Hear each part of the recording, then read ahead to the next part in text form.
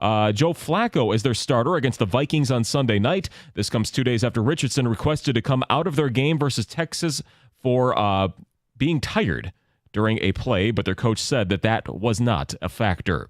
From the Corewell Health Sports Desk, I'm Chris Villar. For more, go to 97.1 The Ticket and Odyssey.com.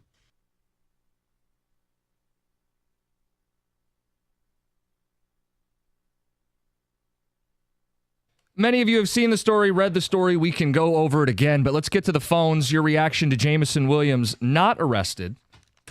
People want to stress that, not arrested, but the police are being investigated as to why they didn't arrest Jamo. It appears he broke the law. And you can hear him on audio saying, I play for the Lions, bro. I play for the Lions. And then the officers on the scene said, we don't care. But once the sergeant and lieutenant got involved in the game, the telephone ran all the way up to the tippy top. Mysteriously, someone was a hero. That was the phrase used. You're a bleeping hero. And they were allowed to go home. We're not sure who that hero is. Right. Well, the lieutenant is who we think, but we don't know what he said and why the decision was made. Lieutenant Dan. Yeah. So when you guys get pulled over, you can say, I'm Batman. Right. I'm Batman. Right. Yeah. I can say I'm a spicy garlic guy. Yeah. Yeah. What's John's? Let it play out. Let this play out, officer. Yeah, honestly, as much as it's about Jamo, Let's just see what happens. As much as it's about Jamo, it's about the police department. Yeah. And they're the ones investigating whether or not this was conducted properly. It's more so about the police department and now the DA's office in regards to what do they do moving forward. Because trust me, Jameson Williams, going to be a black eye. Police department, going to be a black eye. How far do they go with this? Because there's no evidence. And you could, yes, there is body camera footage, there's audio, but when they let Jameson Williams and his brother go, there went the evidence. Sure. And so it's how do you convict someone with no evidence? That's a good point. Let's get to Jackson and Warren. You're on 97.1. Hey, so my opinion on this whole take is like this, okay? His brother clearly has a concealed pistols license permit, right? Allows him to conceal a pistol in his vehicle. Jameson answered the question the officer asked him, whose gun is it? Well, it's mine. Okay, my brother has the right to conceal it. I don't see how Jameson is in any which way, shape, or form, responsible for being in trouble. Because as soon as he says it's his and it's under his seat, it's not covered by his brother's CPO. And as I understand and it. the officers on the site agree with that, by the way. The officers on the site thought it was an issue. Well, of course, but the captain who let him go clearly did not. I mean, now was he a extremely biased Lions fan? We don't know. But regardless, the CPL doesn't just, what if J-Mo lied and it's not his gun? Now that's bad on the police department for not further investigating. Right. I mean, it could have played out a couple of ways. If J-Mo doesn't say that's my gun, his brother, I believe, tried to say they're both his. If they don't feel both. Right, sure. and Sure. It sounds like they were very cooperative at the beginning. So yes. if that Absolutely. cooperation continues, I don't know if do they run the serial numbers on the guns to find out that it is actually J-Mo's? Now you got a bigger issue. But if they're cooperating, maybe they don't even go that far. Right. Sure. And they were cooperating. I mean, this was not a hostile scene. Right. Yeah. It was, midnight, but it wasn't like there was any animosity or any nobody was on edge. It actually felt pretty, I think cooperative was the word used by J-Mo's lawyer. But it was cooperative. I mean, it all goes back to decision-making, personal responsibility. It's an 8-hour class to get your CPO. And in the offseason, you got plenty of time to do it. You had time to buy the gun. And if because of where you live or because of who you are, you feel you need to carry some personal protection, I'll 100% support that. But go through the process. This is not a constitutional carry state. I know he's coming from Missouri, which is, but that Constitution ends at state line, and shouldn't, but it does. You do, but if you have a concealed carry, there are other states that you can carry in because of reciprocity. But the fact of the matter is, he felt he needed to carry the gun. That's your decision, and it's your right. Absolutely. All you have to do is take an 8-hour class, pass the class, you get your CPL, and this is not an issue. Right. You've been in Michigan playing professionally. This is now your third season. If you And want to it's- have a firearm for your protection, that is protected in this state. Yeah. You're allowed to have a firearm. There are just certain things you have to do if you're going to have it with you in a vehicle. For instance, if you don't want a CPL, and John, you can correct me on this, I'm not as well versed in it. If you don't want to have a CPL, but you do have a licensed firearm, you have to transport it differently in the car. Yeah, it has to be out of your reach, and it can't be easily accessible. So if you're going to do that, Follow the rule. Put it in the trunk. Yeah. Lock it up. Put it on. If you're in a truck, But if you're and gonna you have don't want it- to put it in the bed, then you lock it up and you put it under the back seat. And again, just because we're going to get people who go, "Hey, this shouldn't be the way this is the way it is in Michigan. Yeah. And you live here as a gun owner in the state, you have to know the laws and you have to follow the laws. Guns are serious. And it's a serious responsibility to have one. And Jameson Williams, in this moment, did not follow the law. Now, does that mean his life is going to end? No. And everybody thinks when we bring this up that we're trying to run him out of town or put him in jail. I don't think the Lions are going to suspend him over this because there isn't an arrest. No. But I think the Lions should be looking at this seriously going, hey, dude, we want you on the field with none of this stuff. Right. None of these distractions, none of these headaches. We're trying to win a Super Bowl. And this happened before the PED. Right. So I'm sure that only frustrated them further. Yes. Okay. Let's get Rick in a truck. Rick, you're on 97.1. Hey, John, Jim, happy hump day. Hey, good morning. what's going How on, you Rick? doing? Yeah, I doing good. I have to really disagree with you, John. How many times are we going to biopsy this kid? He's a grown man. He's a cancer. You got to get him. I'm willing to package him with James Houston, J-Mo, and a couple first-round picks for Max Crosby. Guys like him really would fit in with a Raiders team. I mean, you talk about his numbers and his play. Well, the kid, he hasn't played. He doesn't have numbers. Are you going to keep making excuses to let him get those numbers? And what is that going to do to the team if he never does get those numbers? So I just my have question, a bad feeling about the guy. my question, Rick, is I know you say you disagree with me. What do you disagree with? What did I say that you disagree with? Well, keeping him around, basically, giving the kid, let his numbers outplay the bad things he's been doing. What I said was, he's- if his level of play is better than the level of distraction, then yes, they will keep him. If that level of distraction raises above his production and what he is offering the team, then yeah, you move him on. Right, I totally agree with that, but how many distractions have we had with him already? And it's his, third year? I guess where I'm at with it is he's not a free agent. He's under contract this year and next year. I suppose all players are available via trade. I'm not trading him unless it's an offer I can't refuse, right? But the idea that I have is he should play this season when he's reinstated, post-suspension, and if he plays well, we look into fifth-year options. But if this continues to be a pattern, then I do think the Lions have the option to not pick up the fifth year, roll him back for year number 4, and they could still extend him beyond that. My point is I'm going to keep giving him chances because these aren't, we have to scale the level of what he's doing. Like, can he outperform it? That's what he has to do. He has to go out and perform, Right. and he has to stop having this stuff happen. And just because this is a conversation that's going on Twitch as well, Michigan is an open carry state. He could carry that anywhere. Well, not anywhere, but he could carry it walking down the street. He could be riding his bicycle and have it on his hip as long as you could see it. As soon as it's in the car, and it doesn't matter if if you could see it through the window, it is classified as concealed. So the way that's supposed to work is, and it seems impractical, right? The way it's supposed to work then is he can show it walking around, get in his car, and then he has to put it in the trunk or lock it up, or it can't be accessible. And people would say, well, what's the point of having your firearm on you if you can't access it? You want to have it. Then get a Then get a CPL. CPL. Exactly. That's where I was walking It's very it into. easy in the state of Michigan. And you could argue, this is not about arguing, should there be should you have to get a CPL or should it be constitutional carry? The law is you have to have a CPL if it's going to be concealed. When it's in the car, it's concealed. And in this case, people were pointing out his brother was driving and maybe that could have shielded him in this situation. I'd imagine his brother doesn't drive him everywhere.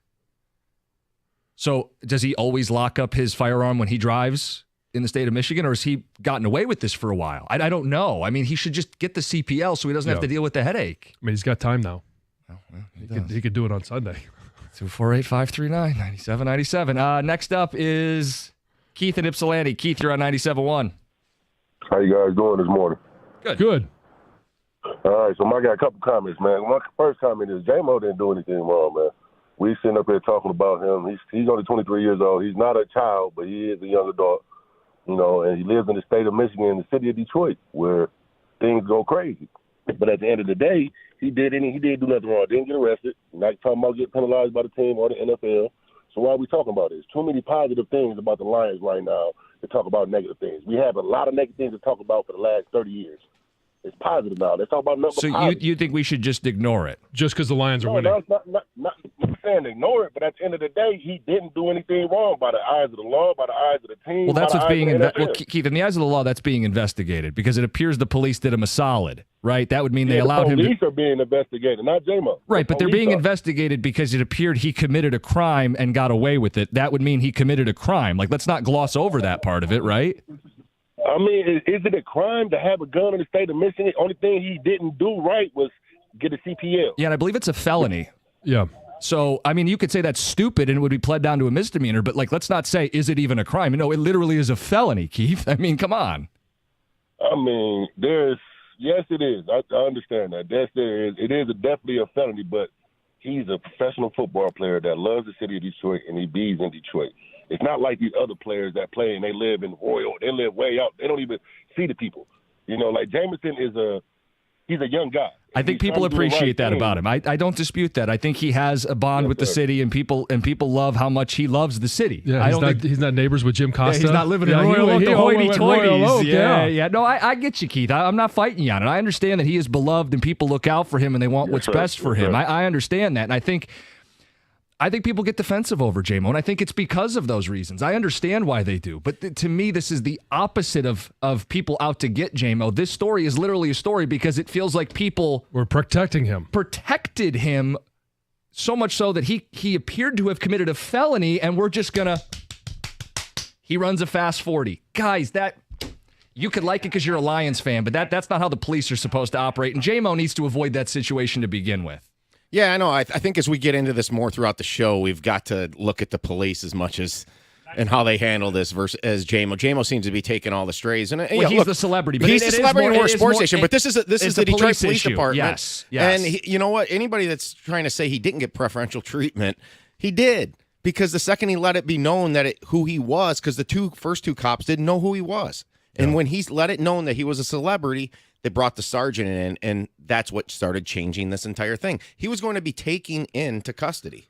He wasn't, because he let it be known he was a celebrity. Sergeant comes, and then this whole thing it runs snowballs. Yeah, exactly.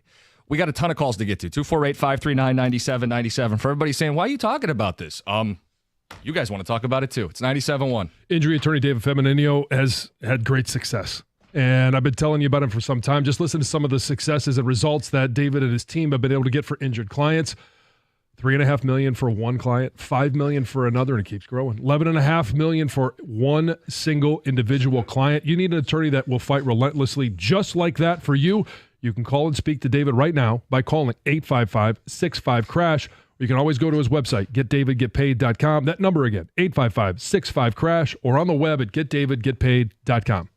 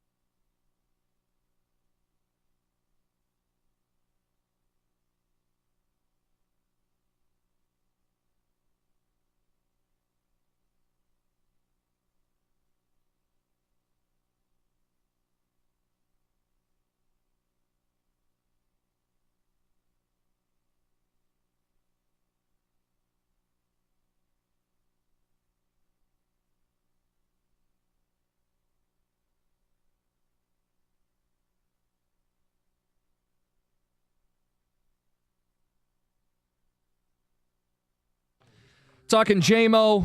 We'll get your thoughts. We'll go to the phones. Emmett and Taylor, you're on 97.1.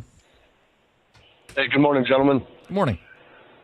I just wanted to clear up a little bit of the law. John actually cleared it up pretty good, but if you have a CPL, you can carry it anywhere in the state. You don't have to hide it or whatever. If you don't, as soon as you have that, what they call open carry, you can have it on the outside of your belt loop.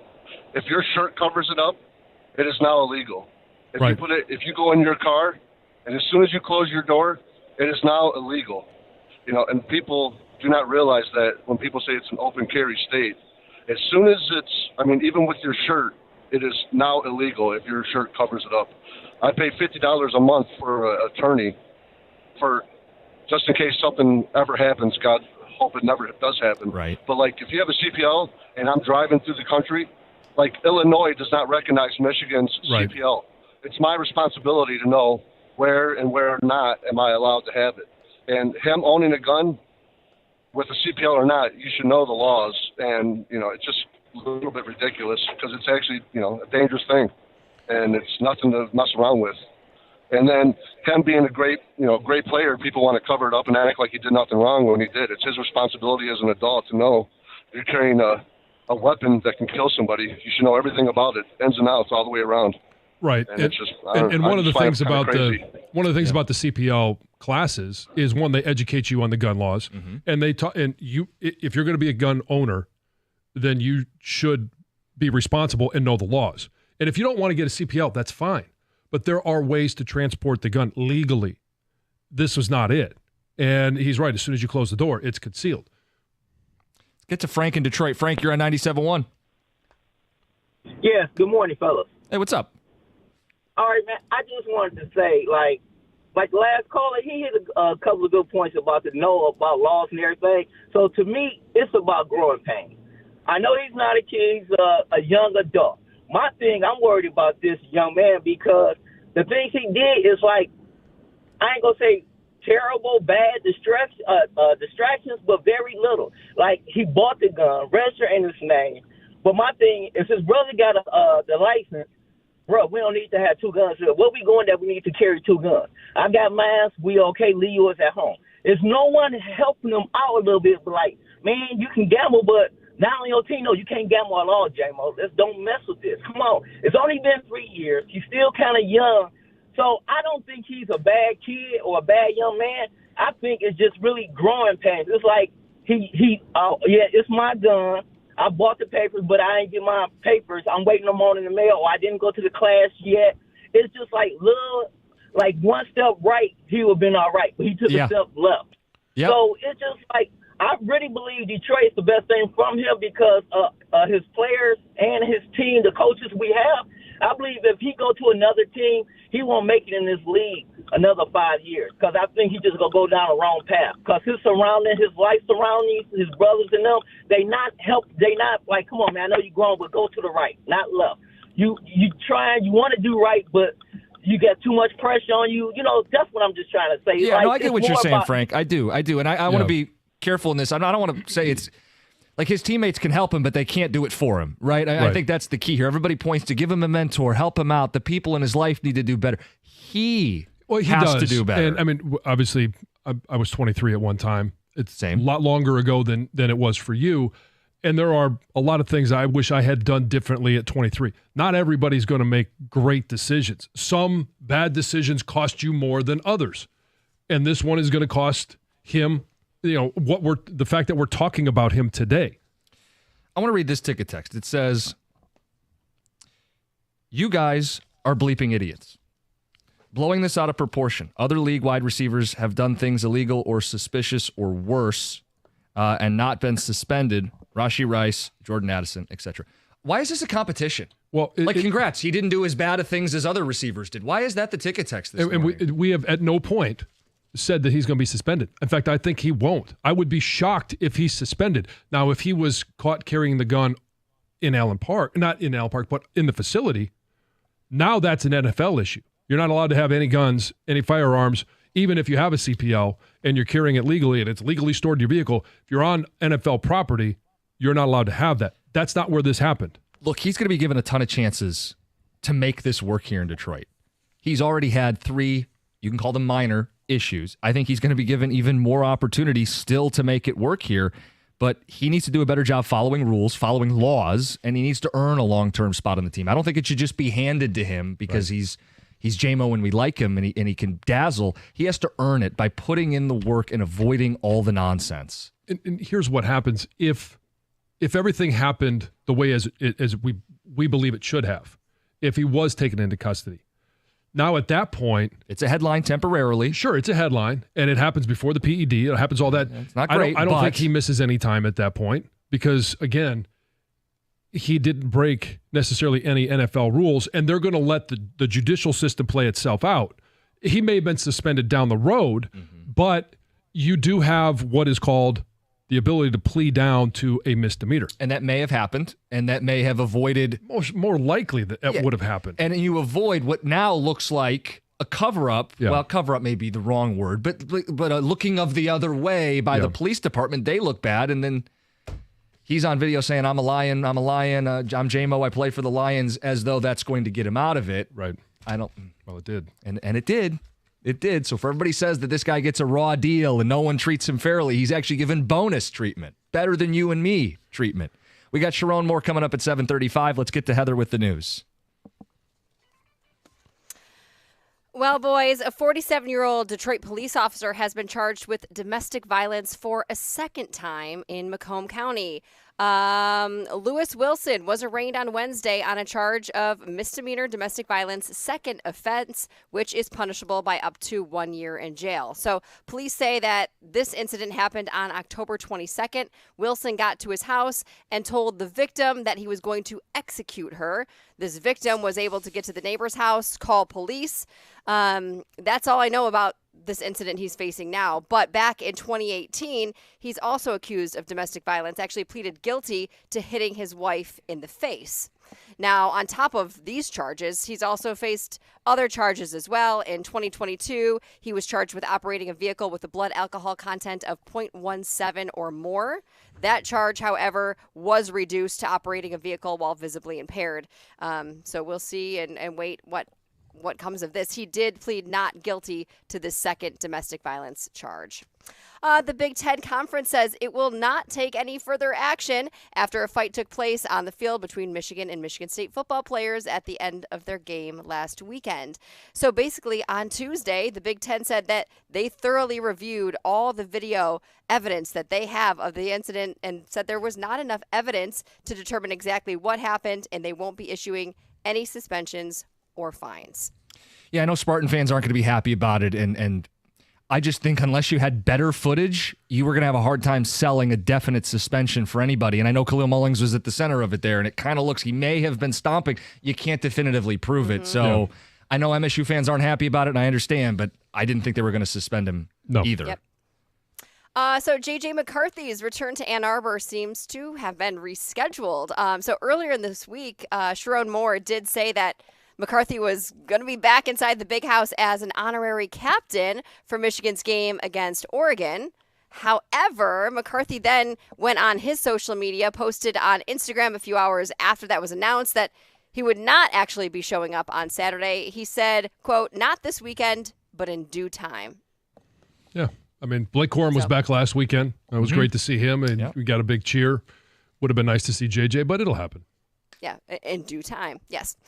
2 New York Yankees fans were ejected from Game 4 of the World Series after ripping a ball out of the glove of Mookie Betts. It's a crazy scene to rewatch it. Midway through the bottom of the first inning, Betts, attempted to catch this foul ball, kind of leapt up at the wall, and did appear to catch the ball, right? But then there's these 2 fans sitting right there in the first row. One of the fans just pries the glove open, rips the ball out. The other guy, friends, was there, grabbed Betts' other hand.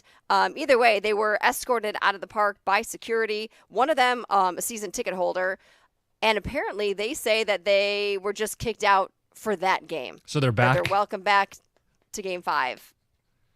That seems crazy to me, but... hey, the Yankees got a game to win. If they can steal a ball... Yes, any means necessary. I guess so. Hey, when you're down 3-0 and now 3-1, it's still a wild wild scene watching them I reach know. over. Oh my and grab gosh! it. Yeah, and It's just very aggressive. to pry his glove open. You see it in slow mo, and that Yes. dude was aggressive. Yep. Uh-huh. That's Heather with the news. Coming up next, Sharon Moore, Michigan head football coach. It's 97.1.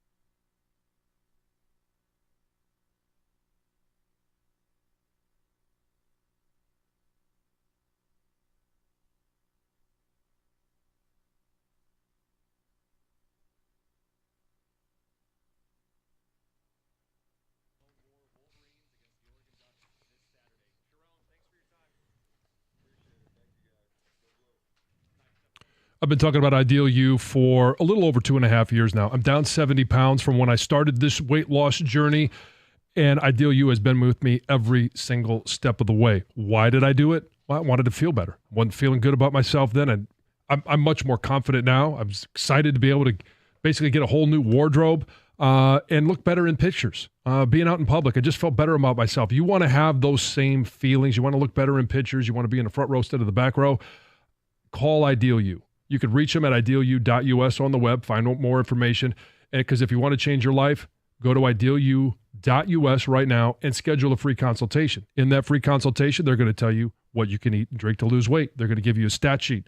What's your body weight? What's your fat percentage? Water weight, bone mass, all of that stuff. You could be 20, 30, or even 40 pounds lighter in just 40 days, and they're going to stick with you. They want you to achieve your goals. They want you to keep that weight off when you do. Ideal You has helped thousands of people, and they can help you as well. If you want to weigh less, go to idealu.us.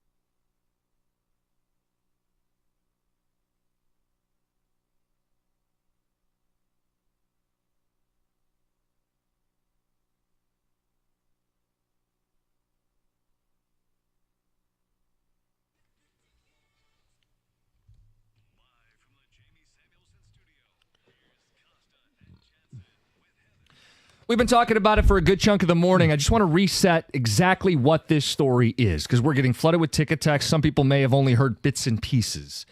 Jameson Williams was pulled over. Well, his brother was pulled over, but he was in the car. And he avoided arrest after guns were found in the car. Detroit police are being investigated for what happened. Guns weren't found. They were disclosed. So let me just go through. This is from Channel 7, so we don't get any of the facts twisted. This is from Channel 7. 2 weeks before he was suspended for violating the NFL's performance-enhancing drug policy, Lions wide receiver Jameson Williams was nearly arrested by Detroit police over a gun found in a vehicle. Now, as a result of questions by Channel 7 News in Detroit, the department is investigating why Williams was released from custody after officers had previously planned to take him to jail. The star wide receiver came into contact with police after midnight on October 8th. So this is not yesterday or last week. This is October 8th.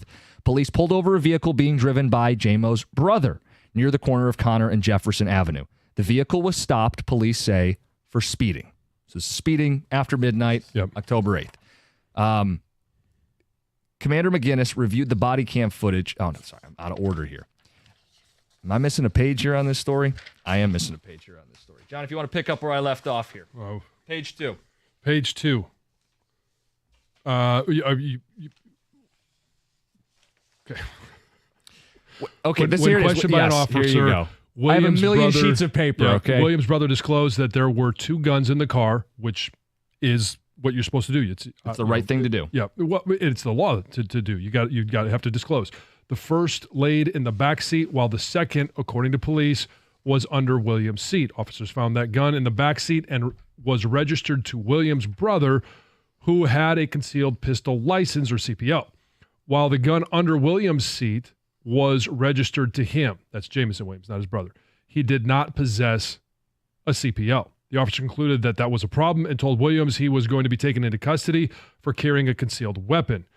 It is clear from body cam footage that the officer does not know who Williams is, but repeatedly the wide receiver would remind him, I play for the Lions, bro. I'm Jameson Williams. Minutes later, he said, bro, I play for the Detroit Lions. Minutes after that, he said once more, bro, I play for the Lions. The officer told Williams that his position did not influence whether he would be arrested. At one point during the stop, Williams' brother told police that the gun belongs to him, but later on, Williams would admit that the gun was his. And that is a huge sticking point in all of this. Yep. Because if both guns are his brother's, who has a CPL, there's nothing to see here.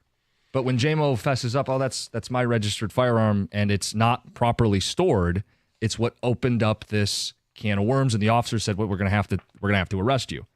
Until things changed. Yeah. Why don't you pick up from here?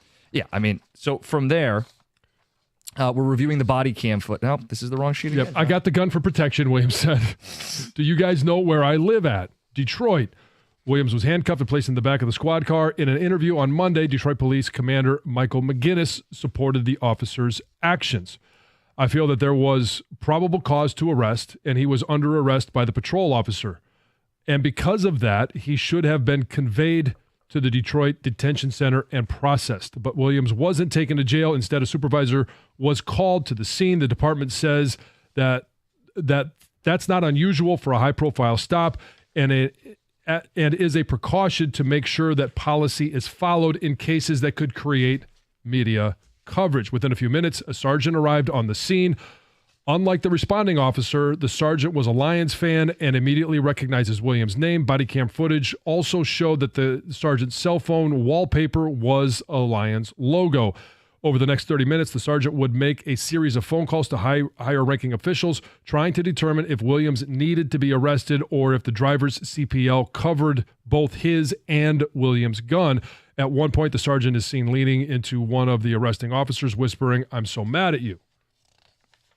Commander McGinnis, who reviewed the body cam footage, said he believed the sergeant was referring to both arresting officers in a jovial way. After conferring with multiple supervisors, the sergeant makes 2 more phone calls, and it appears Williams is about to be taken to jail. Be advised, he's coming in. You might want to make special accommodations, the sergeant says in one phone call. He's gonna be going for carrying a concealed weapon, he says in another. But minutes later, everything seemingly changed. The sergeant spoke to a lieutenant who said Williams should be released from custody. The lieutenant's side of the conversation cannot be heard. Okay, beautiful. I'm good to let him go. The sergeant asked before hanging up, "You're a expletive hero. Thank you so much." So as we read through that, and as I interpret that, and you guys have your own interpretations, you can call in. We've got pages of Ticket Text 248-539-9797. It would appear that a guardian angel stepped in high up within the police department and said, "He plays for the Lions. I know who he is. Let's not cause too much trouble. Nothing to see here." That's why this is a story. It's JMO which creates the headline, but it's the police department that has their own investigation into, did they let someone off who was committing a crime? Right. That someone is JMO, and that's why this is something we're talking about on a sports station. What I don't understand is, like this Ticket Text we just got. John, we're reading excerpts from Channel 7. Texter says, Channel 7 out here making trouble, sabotaging our Super Bowl run. This is infuriating. The media need to focus on the important stuff. Well, I think abuse of power is important. I think if police aren't going to hold everyone to the same laws, that's an issue. I think Channel 7 has no issue with the story. If you have an issue with the story, you have an issue with the conduct of the people involved, the police and JMO. I don't know why it's the news outlet's fault for telling you what happened. You don't have to like it. I don't like that this is the story today, John. I don't like that JMO continues to be involved in things where he doesn't follow rules and laws. Yeah, and when you sent me, I was oblivious to what was going on yesterday. A lot of running around. You sent me this, news article, me and Tom, later in the day, and it's an instant eye roll. What now? Yeah.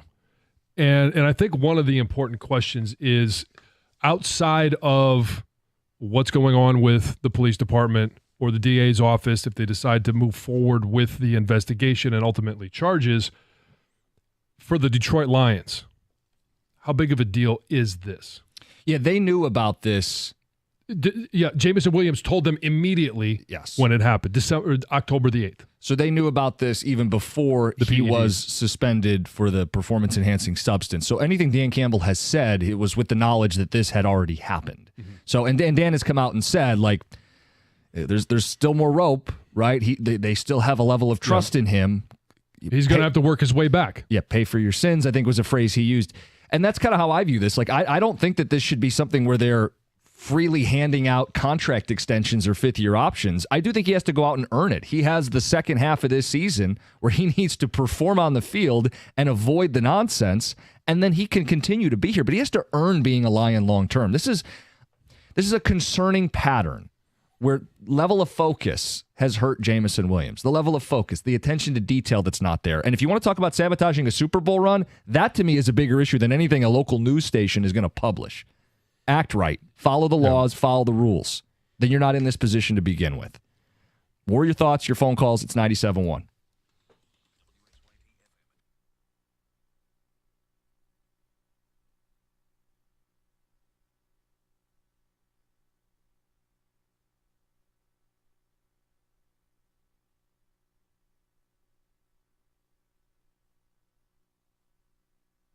Brought to you by 24 Seconds Bar and Grill. The Lions did release a statement saying that they have been aware of the legal incident between Jameson Williams and Detroit police over a firearm in a vehicle. The team says he told them about it immediately and was without citation. Warrants requested are being reviewed, questioning why Williams was released instead of processed by a supervisor. There will be no punishment by the Big Ten in the fight between Michigan and Michigan State this past weekend. The conference claimed there's insufficient video evidence to hand out sanctions to individuals over the incident. MSU Athletic Director Alan Haller had called for an investigation under the sportsmanship policy. Spartans basketball pulling away from Ferris State in their East Lansing exhibition, eventually an 85-67 final at the Breslin Center. Tom Izzo said that he wanted to see how players reacted and who would step up during the preseason game, judging their grit.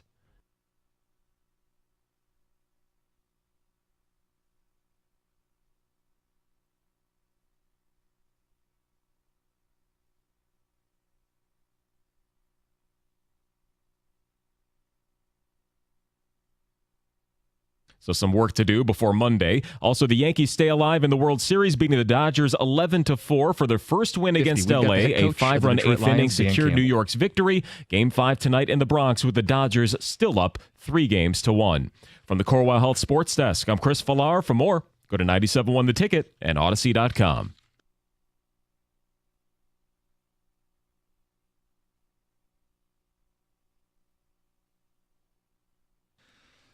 All right, open phone lines, 248-539-9797. You want some football talk?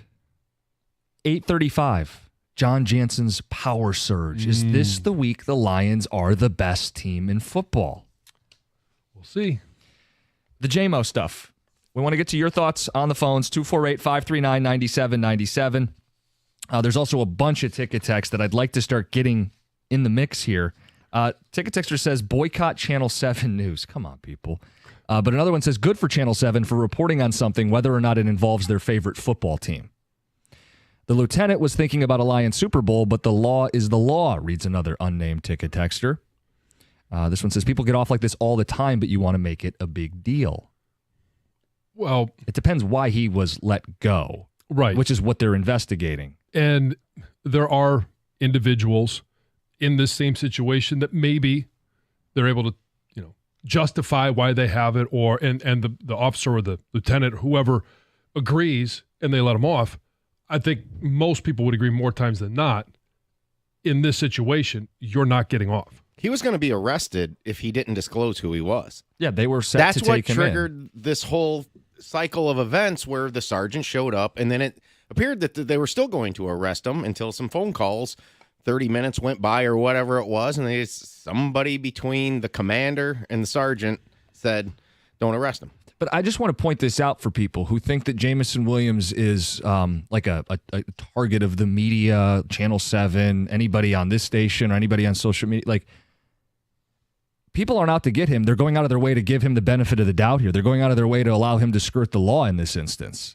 Like, it's the opposite narrative of what you're seeing on your social media. Everybody's out to get J-Mo. He's just a good kid. We've heard people refer to him as a kid on the station. He's a grown man. He's a millionaire. He's got responsibilities. He has an obligation as a gun owner, a legal gun owner, to properly travel with a firearm. And it's not something he was doing. And I wonder how often he has been traveling safely with that firearm. Like, he is an adult, and he has been given a lot of grace, and he's been given second and third and probably fourth and fifth chances, because he's a football player. So let's stop this narrative that like everybody's trying to tear J-Mo down. J-Mo's trying to tear J-Mo down, and everybody else is propping him up and trying to tell him, stop screwing up.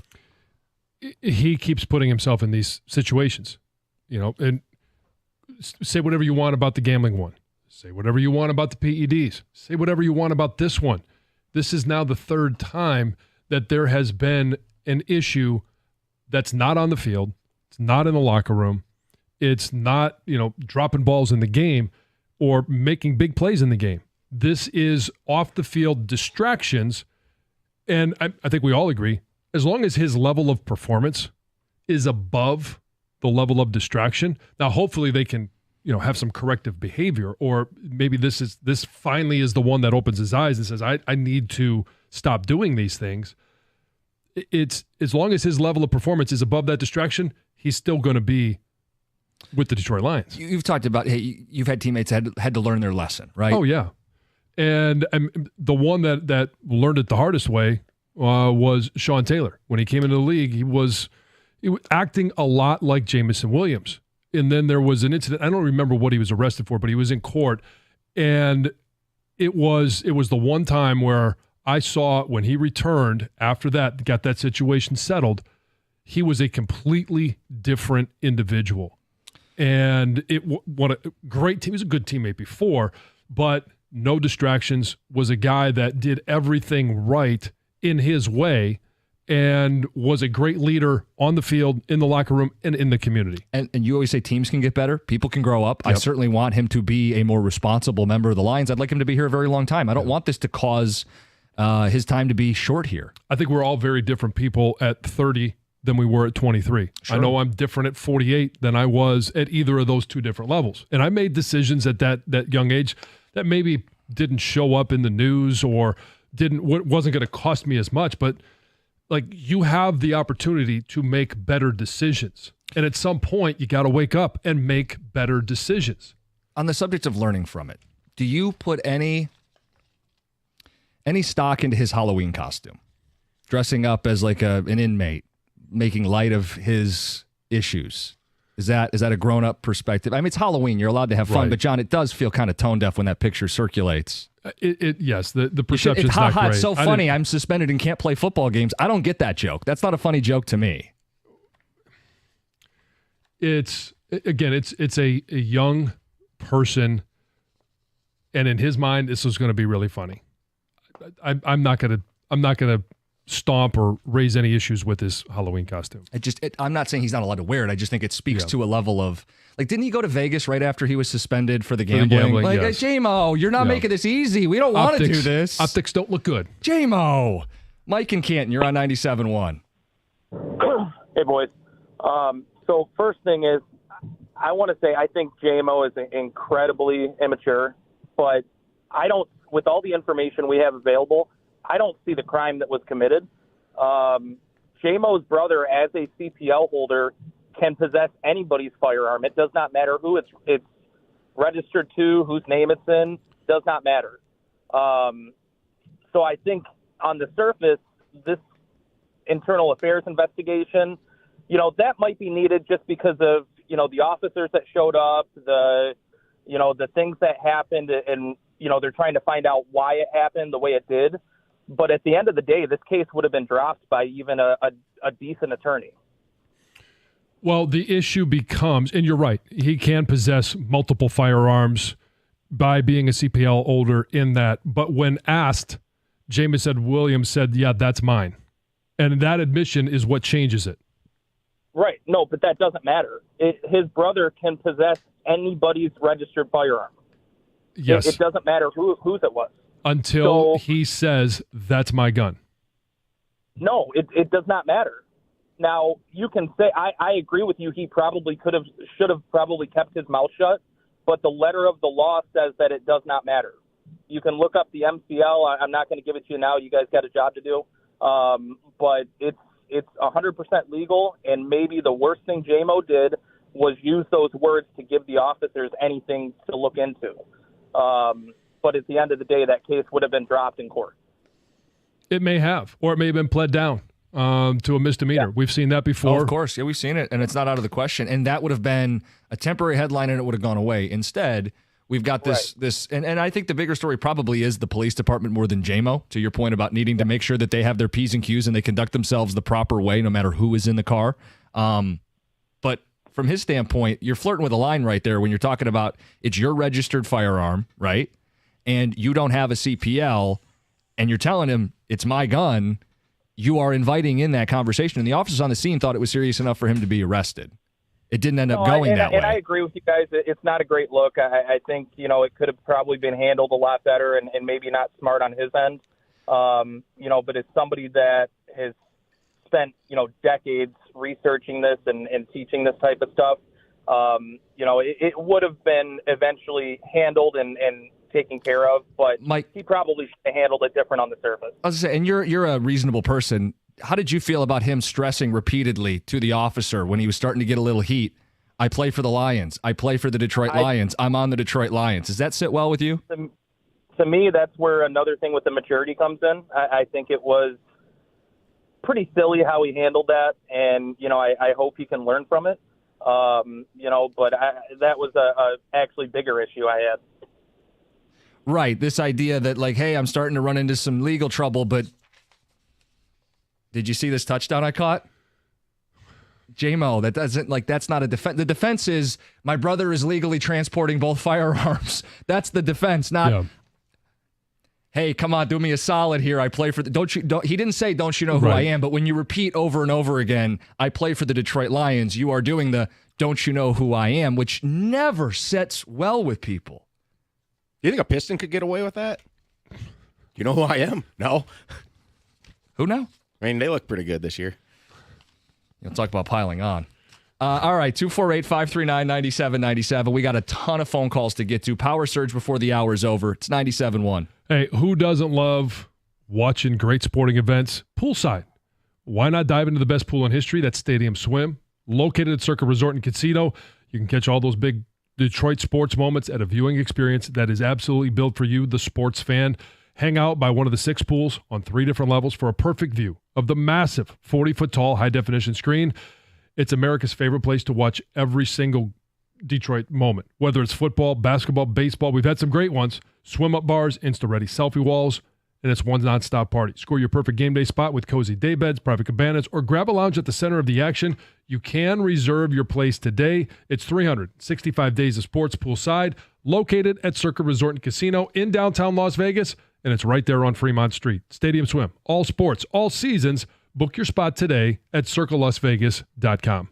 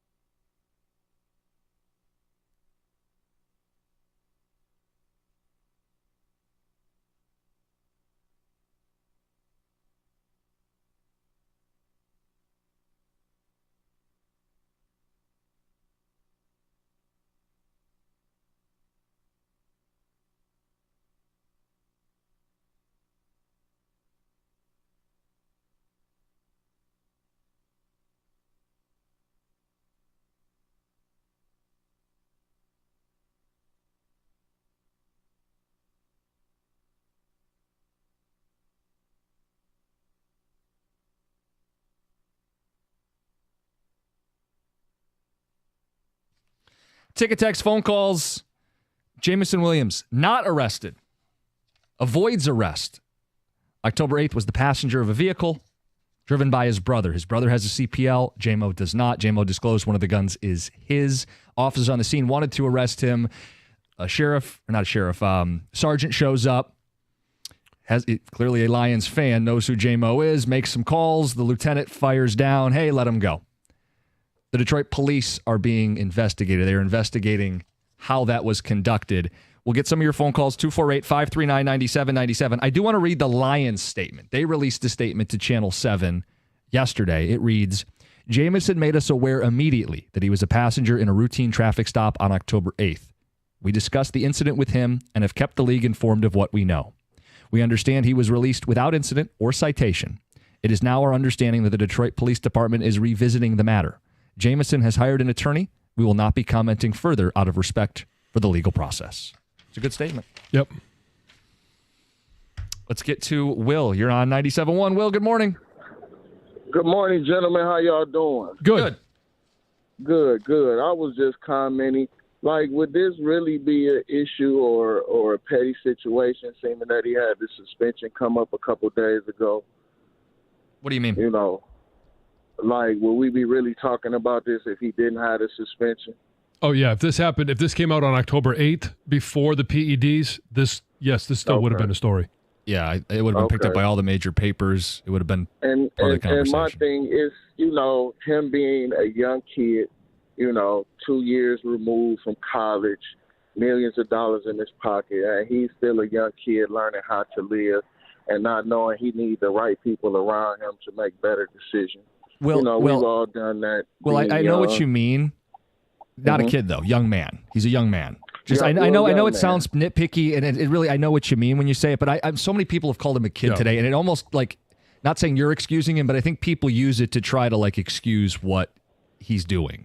No, and that's just a sense of mentality and maturism. Yeah.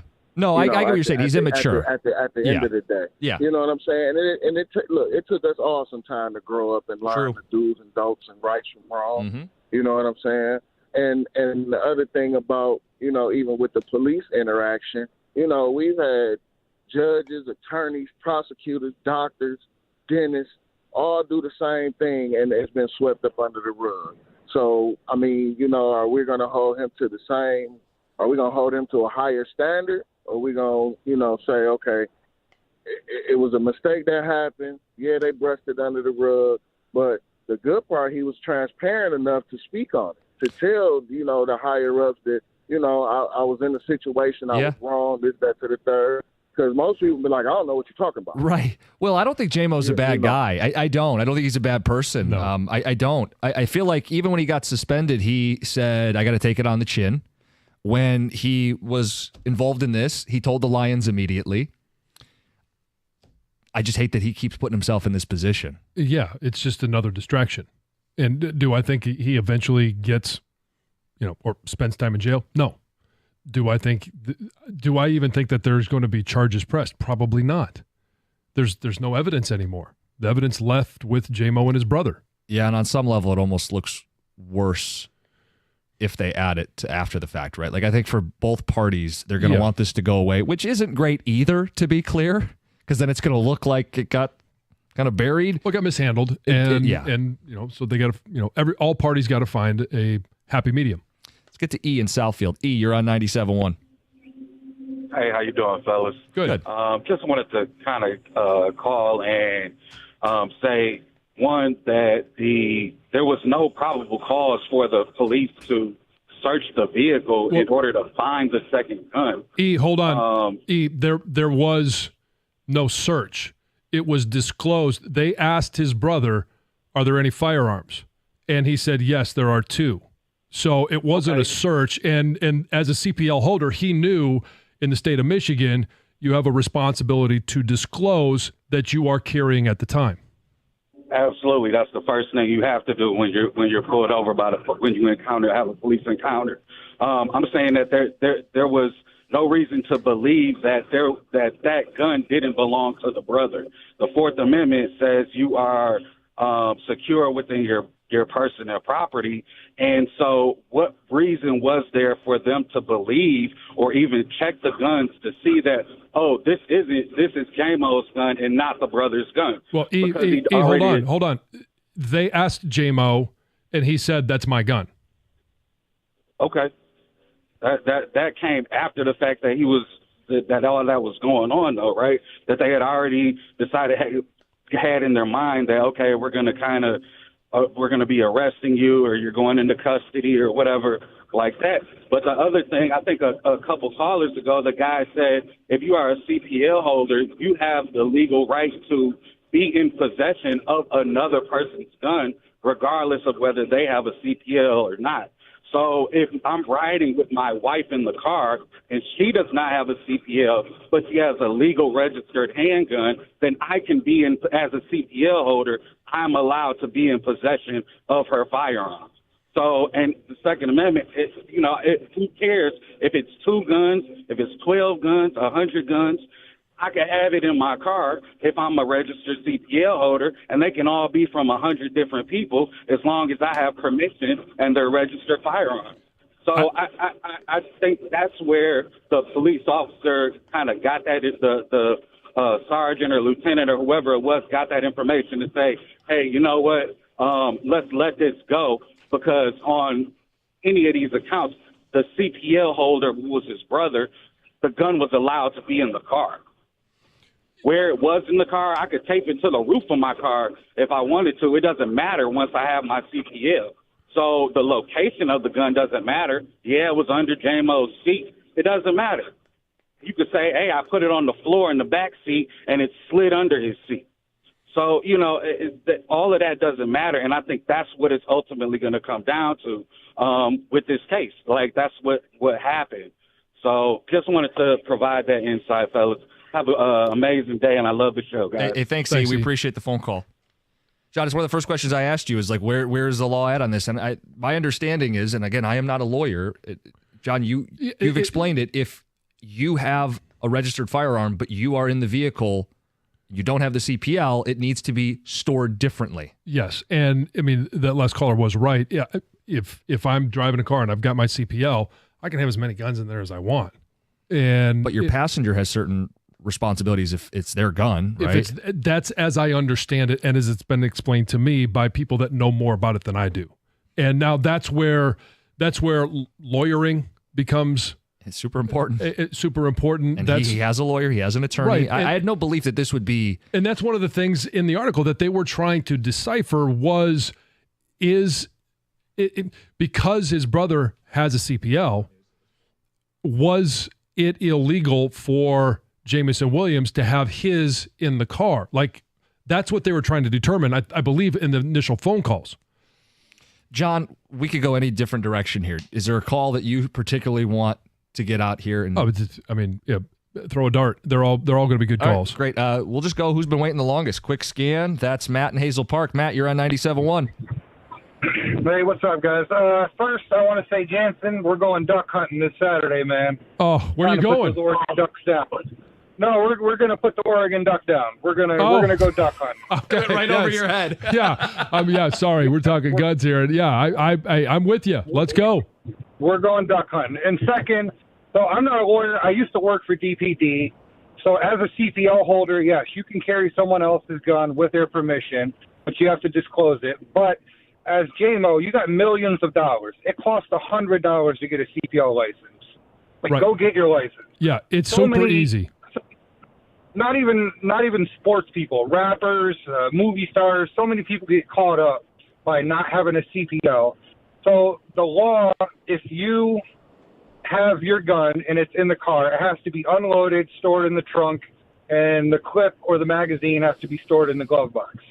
But with him not having it, if it was anyone else, a regular citizen, it'd be 2 years minimum for a gun charge. Because it's a felony, right? That's what the law says. Yeah, it's a felony. Yeah. It's called felony firearm case. Yeah, and you do 2 years minimum.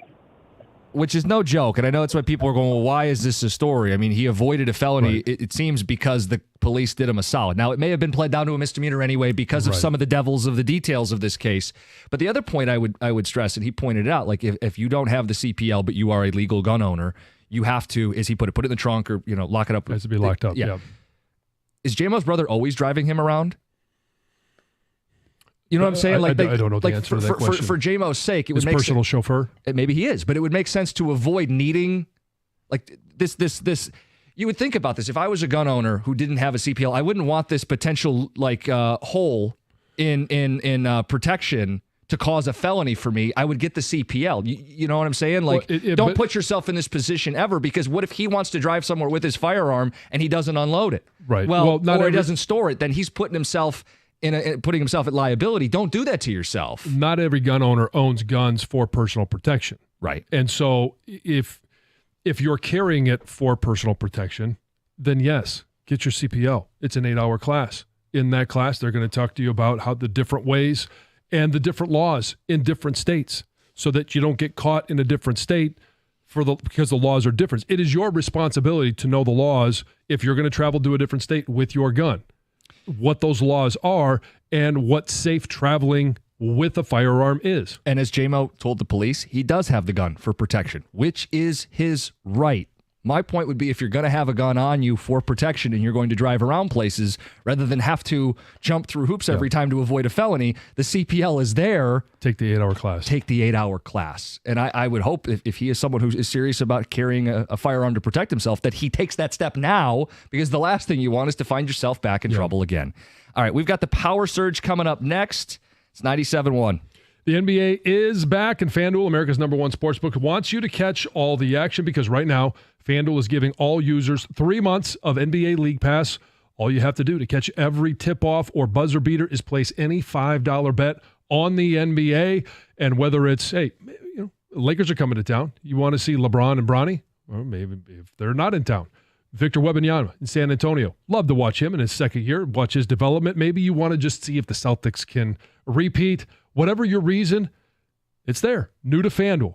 Just visit FanDuel.com/Jansen to get 3 months of NBA League Pass, courtesy of FanDuel, and make every moment more with FanDuel, official sportsbook partner of the NBA. You must be 21 or over and present in Michigan. After 3-month trial, the full price of League Pass will automatically be charged monthly. You can cancel anytime. No refunds. Terms, restrictions, and embargoes apply. Limit 1 pass per customer. See terms at sportsbook.fanduel.com. If you have a gambling problem, call 1-800-GAMBLER.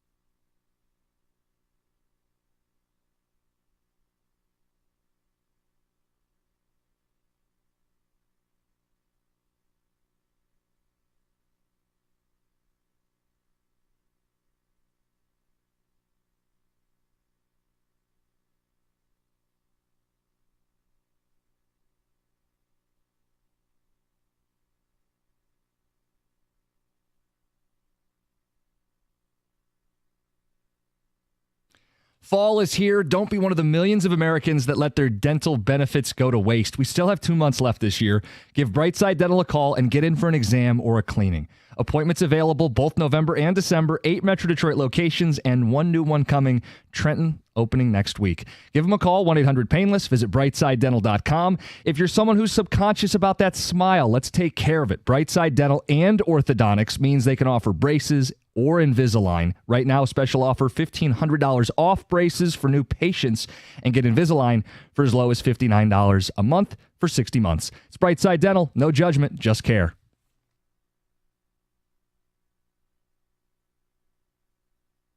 50. We've got the head coach of the Detroit Lions, Dan Campbell.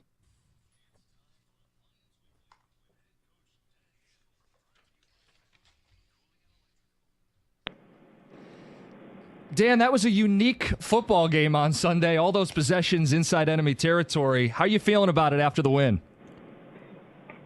Yeah, feel good. I mean, it feels good to win, you know, and it always feels good to win in a different way. You know, that means your team's pretty healthy and that we're running on all cylinders. And so, you know, special teams has been a big part of what we do here.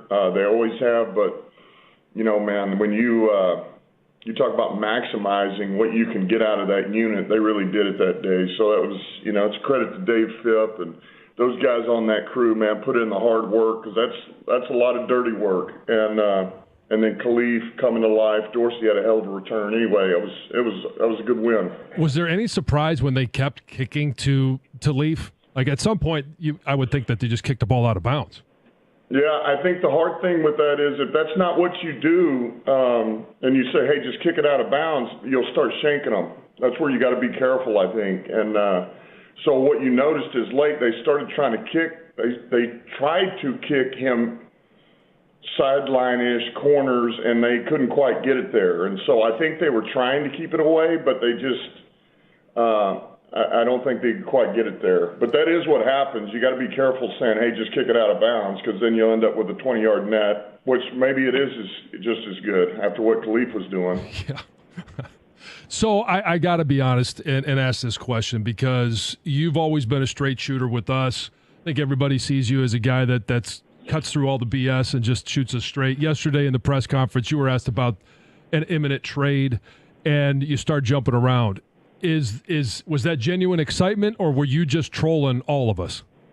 Yeah, well, no. Dave asked me a question, and I answered it, and then he wouldn't take that answer, so I just jumped up and down with the same answer. That's literally all that was. So we shouldn't read into the jumping up and down? We've been spending hours trying to decode. What does it mean? Tell Dave to do better. Yeah, you guys are wasting energy. All right. That's not the answer I wanted. That's fair enough. The belief that you guys will trade for someone in the next week here before the deadline, what would you say to that? Yeah, honestly, we're still looking into it. I mean, it's not like this is stopped. I mean, you know, don't forget some of these really good players or players that you think can help. If they're good, most teams won't let them go. You know, and so we're working through all that. Brad's doing a great job, and this continues. And look, maybe it happens, maybe it doesn't.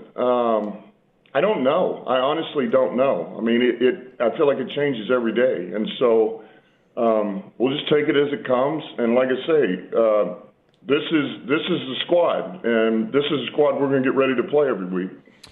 So there's a lot of good that we could talk about on Sunday. There's also, you know, some areas where maybe some concern. Any concern on your end with the 4 sacks and the pressure that Jared Goff took, especially early in the game? Yeah, we got to be better than that. That's, you know, we are better than that. We need to be better. I mean, to have the amount of plays that we did or lack thereof, and you know, for him to take those, we know we have to clean that stuff up, and we will.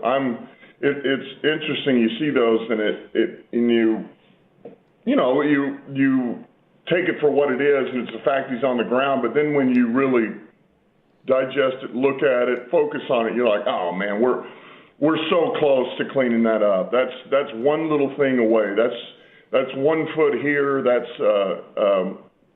There's just little small things between fundamentals and then guys working together that make a huge difference, you know. And it literally is not one guy. It's everybody on that unit doing their job. So I'm not concerned about it, no. Talking to Lions head coach Dan Campbell, unique spot to where you can pull starters 2 of the last 3 games. Just as you're coaching that game, I can't imagine it's in your nature to pull back, but what goes through your head when you make that decision, hey, we're going to get some key starters out of the game?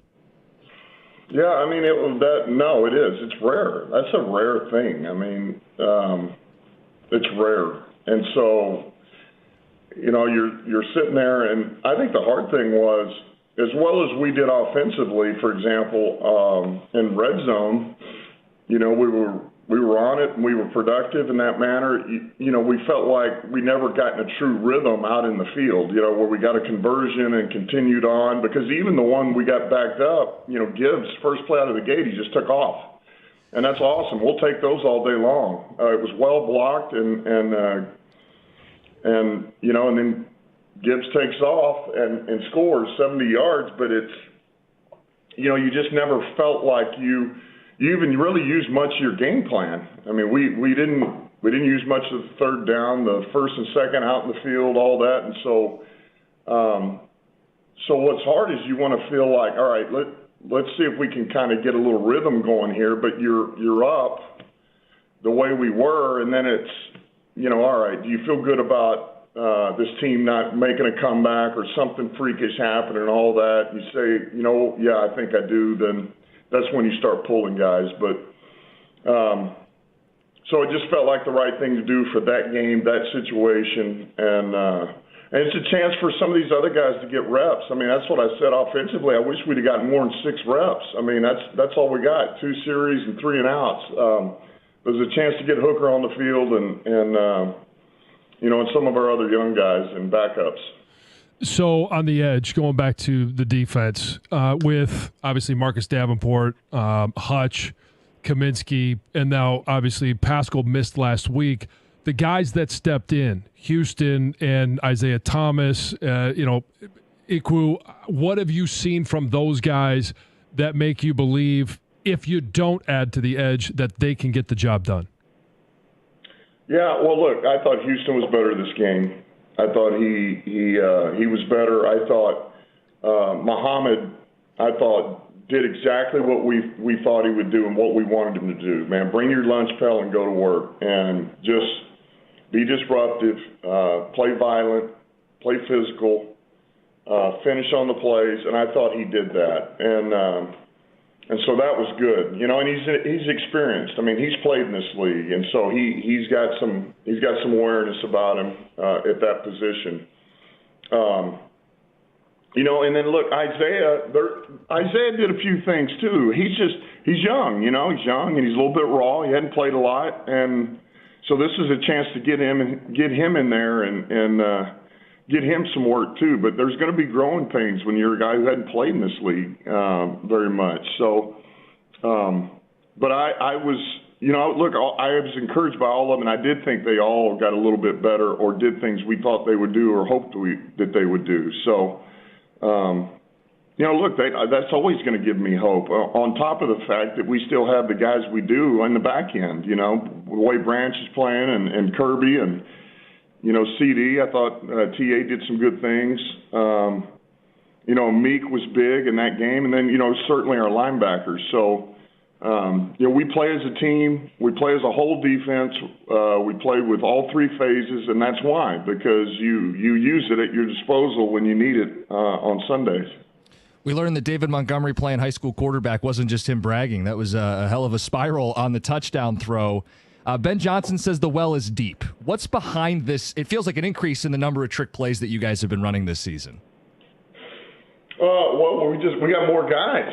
I mean, all these guys come up, they claim they can throw, they can catch, they can do this, and so we got to see if they can, and then we got to find more plays. So that's why the well's deep. You better have them. I mean, these guys keep coming up to us with stuff. By the way, David, he's been able to throw, and he's done a good job in practice. That was the best throw I've seen. I mean, that was better than any practice rep we had. And I thought practice was pretty good, so that was a heck of a throw. Who's on you the most? No, look, we're always looking. Ben's always looking for ideas, and anytime we've got something we think it makes sense, we'll start cooking it, and if we like it, we'll use it at some point, and if we don't, we don't. We don't do it anymore. Which player is on you the most for doing something outside what their position skill set would normally say? Man, that's hard to say which one is the most. They're pretty equal in that manner, I would say. You know, they're all quarterbacks. They're all runners. They can all catch. Yep. They can all catch. I mean, so Founders Brewing Company has been making high-quality beers right here in the great state of Michigan for over 25 years. With a focus on using the highest quality ingredients, you can always count on Founders to deliver extraordinary quality in everything they release. With that focus on quality, they set out to create a beer that lets you have it all.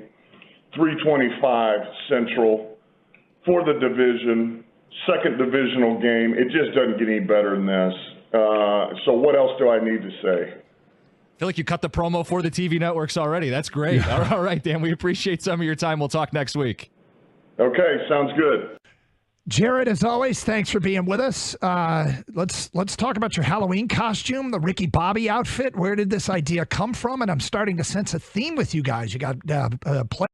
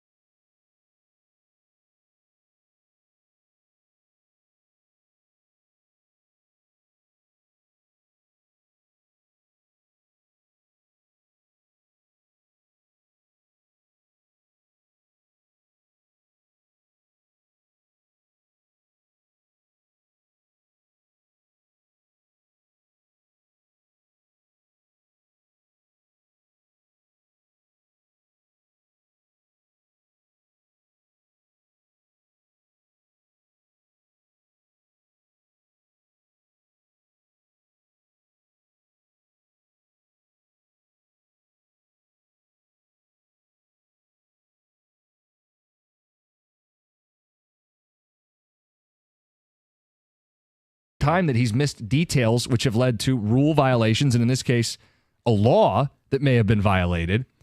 And for him, I've said it before, I don't think they should be committed to a long-term deal with this guy right now. I'd be non-committal on a 5th year. Go out and earn your place in Detroit long-term. We can't have you on the sidelines in street clothes because you're suspended, because you're arrested, because of this, because of that. Enough. Grow up.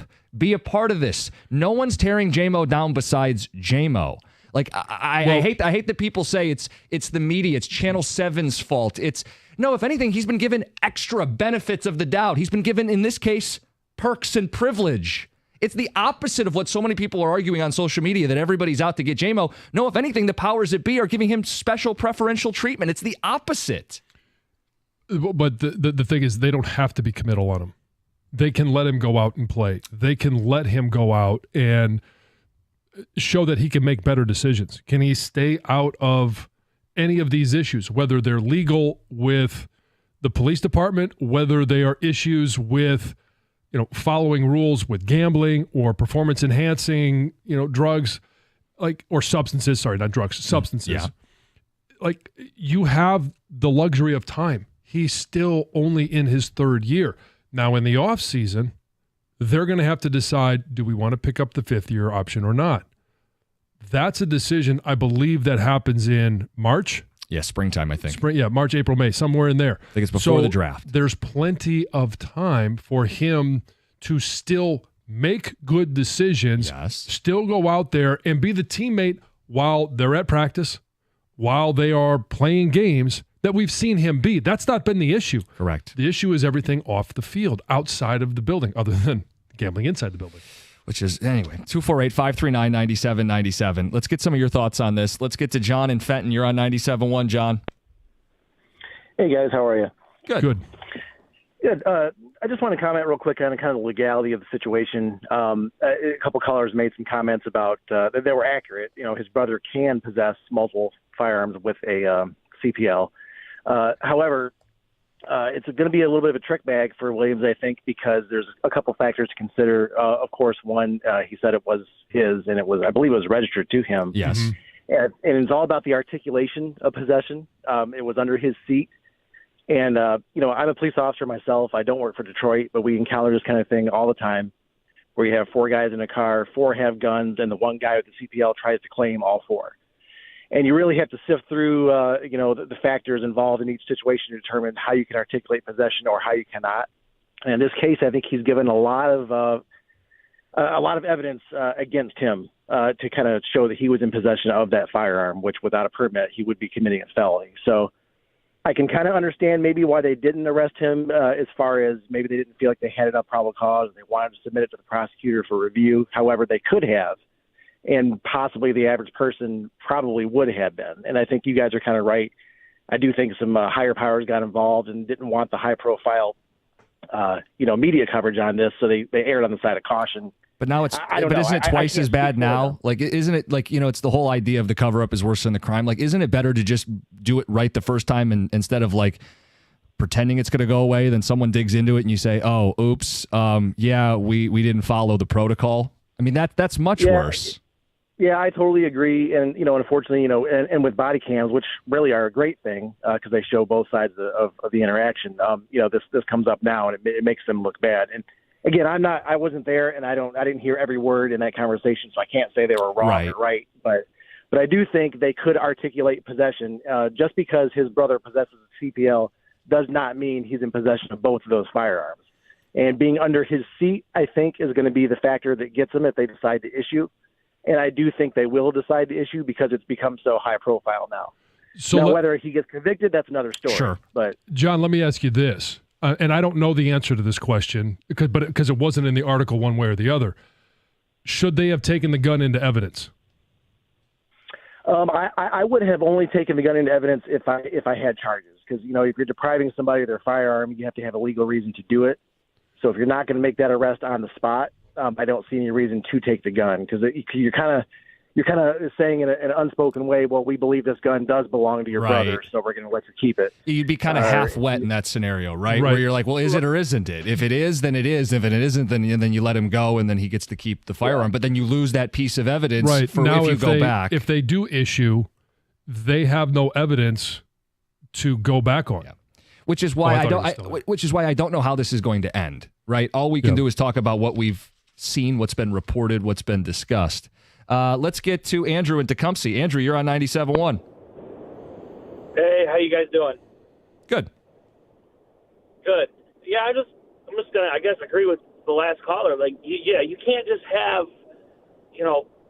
firearms willy-nilly throughout the car. If it's under the seat of the passenger and the passenger doesn't have a CPL, and it's the passenger's gun, that's their gun, and you can't just claim it. And the brother can't, as a CPL holder, your responsibility, you need to make sure you secure your firearm, number one. And so you can't just have it, like I can't put mine in the glove box and have my son sitting in that spot, because if that's the case, well, that's a problem. That goes against the law. So, Andrew, is it because, and my understanding, it's because it was easily accessible for JMO, right? That's going to be the distinction here, is that it's his and it was easily accessible. Yeah. Right, yeah. Your primary accessibility is by the passenger, not the driver. The driver, as a CPL holder, if I'm driving and I've got my firearm on me, it has to be primarily accessible by me. I can't have it sitting over here in the passenger seat or on the roof, as one caller said, right, which is completely bonkers.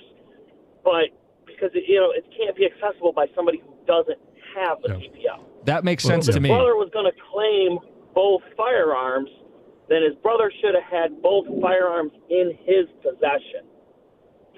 Right. So put it in your door, or whatever. But yeah, it's people calling it, just because you have a CPL does not mean you can just have guns all over the car. It's completely bonkers and not the way that works. Right. I mean, that makes sense to me, the way you put it.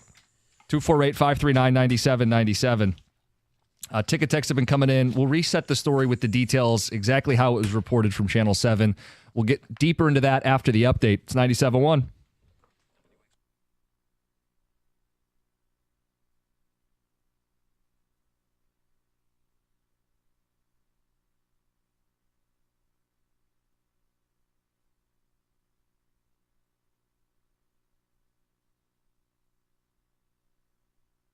Well, Jared Goff acknowledges that another huge game is coming up, but with no more added pressure than any other one they've had so far.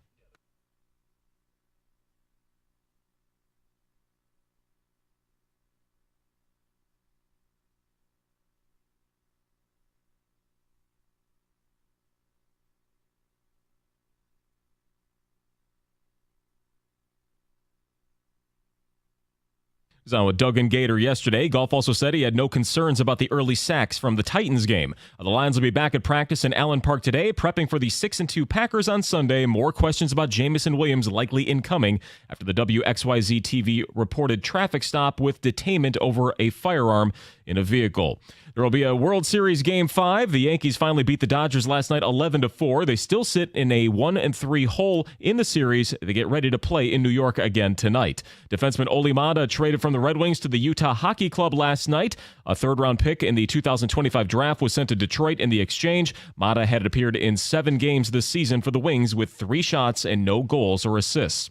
And with the Pistons looking for their first win of the year, they're still 0-4. Their opponent tonight will be shorthanded as stars Joel Embiid and Paul George will both continue to be out for their game in Philly. Neither have yet to see the floor for the 1-2 Sixers, though Tyrese Maxey still putting up more than 31 a game. Detroit will tip off against Philadelphia at 7 o'clock. From the Corewell Health Sports Desk, I'm Chris Villar. For more, go to 97.1 The Ticket and Odyssey.com.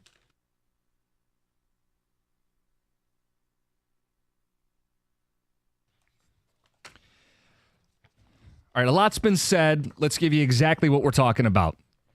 Channel 7 story. 2 weeks before he was suspended for violating the NFL's performance-enhancing substance policy, Lions wide receiver Jameson Williams was not arrested, by Detroit police over a gun found in a vehicle.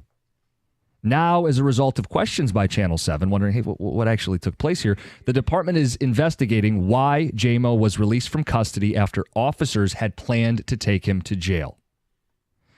The receiver came into contact with police after midnight on October 8th when the police pulled over a vehicle being driven by J-Mo's brother near the corner of Connor and Jefferson Avenue. The vehicle was stopped for speeding, according to the police.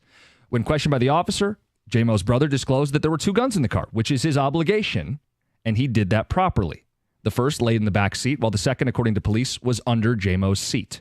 Officers found the gun in the back seat was registered to the brother, who had a CPL.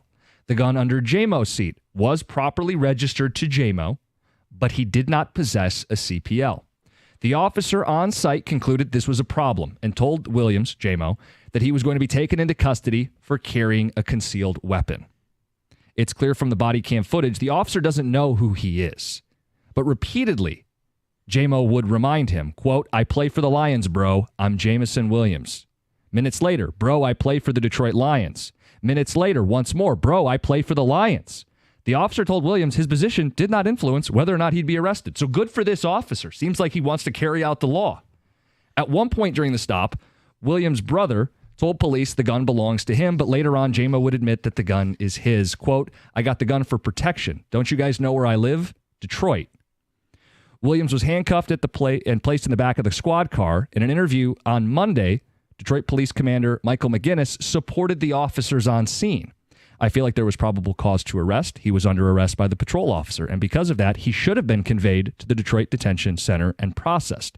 But J-Mo wasn't taken to jail. Instead, a supervisor was called to the scene.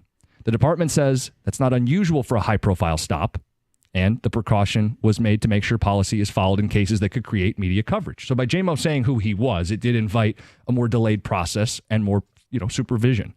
Within a few minutes, the sergeant arrived on the scene. Unlike the responding officers, the sergeant was a Lions fan, immediately recognized J-Mo by name. Body cam footage shows that he had cell phone wallpaper of a Lions logo. So this guy, big Lions fan. Over the next 30 minutes, the sergeant would make a series of phone calls to higher-ranking officials trying to determine if Williams needed to be arrested or if the CPL covered both. At one point, the sergeant is seen leaning into the arresting officer saying, "I'm so mad at you." Commander McGinnis, who reviewed the footage, said that was in a jovial way. He wasn't like reprimanding them. Right. After conferring with multiple supervisors, the sergeant makes 2 more phone calls, and it appears J-Mo is going to be taken to jail. "Be advised he's coming in," quote, "You might want to make special accommodations," the sergeant says in a phone call. "He's going to be there for carrying a concealed weapon," he says in another. So even this sergeant, who is a Lions fan, goes, "Hey, the facts are what they are. I've tried to make a million calls. It's been a half hour.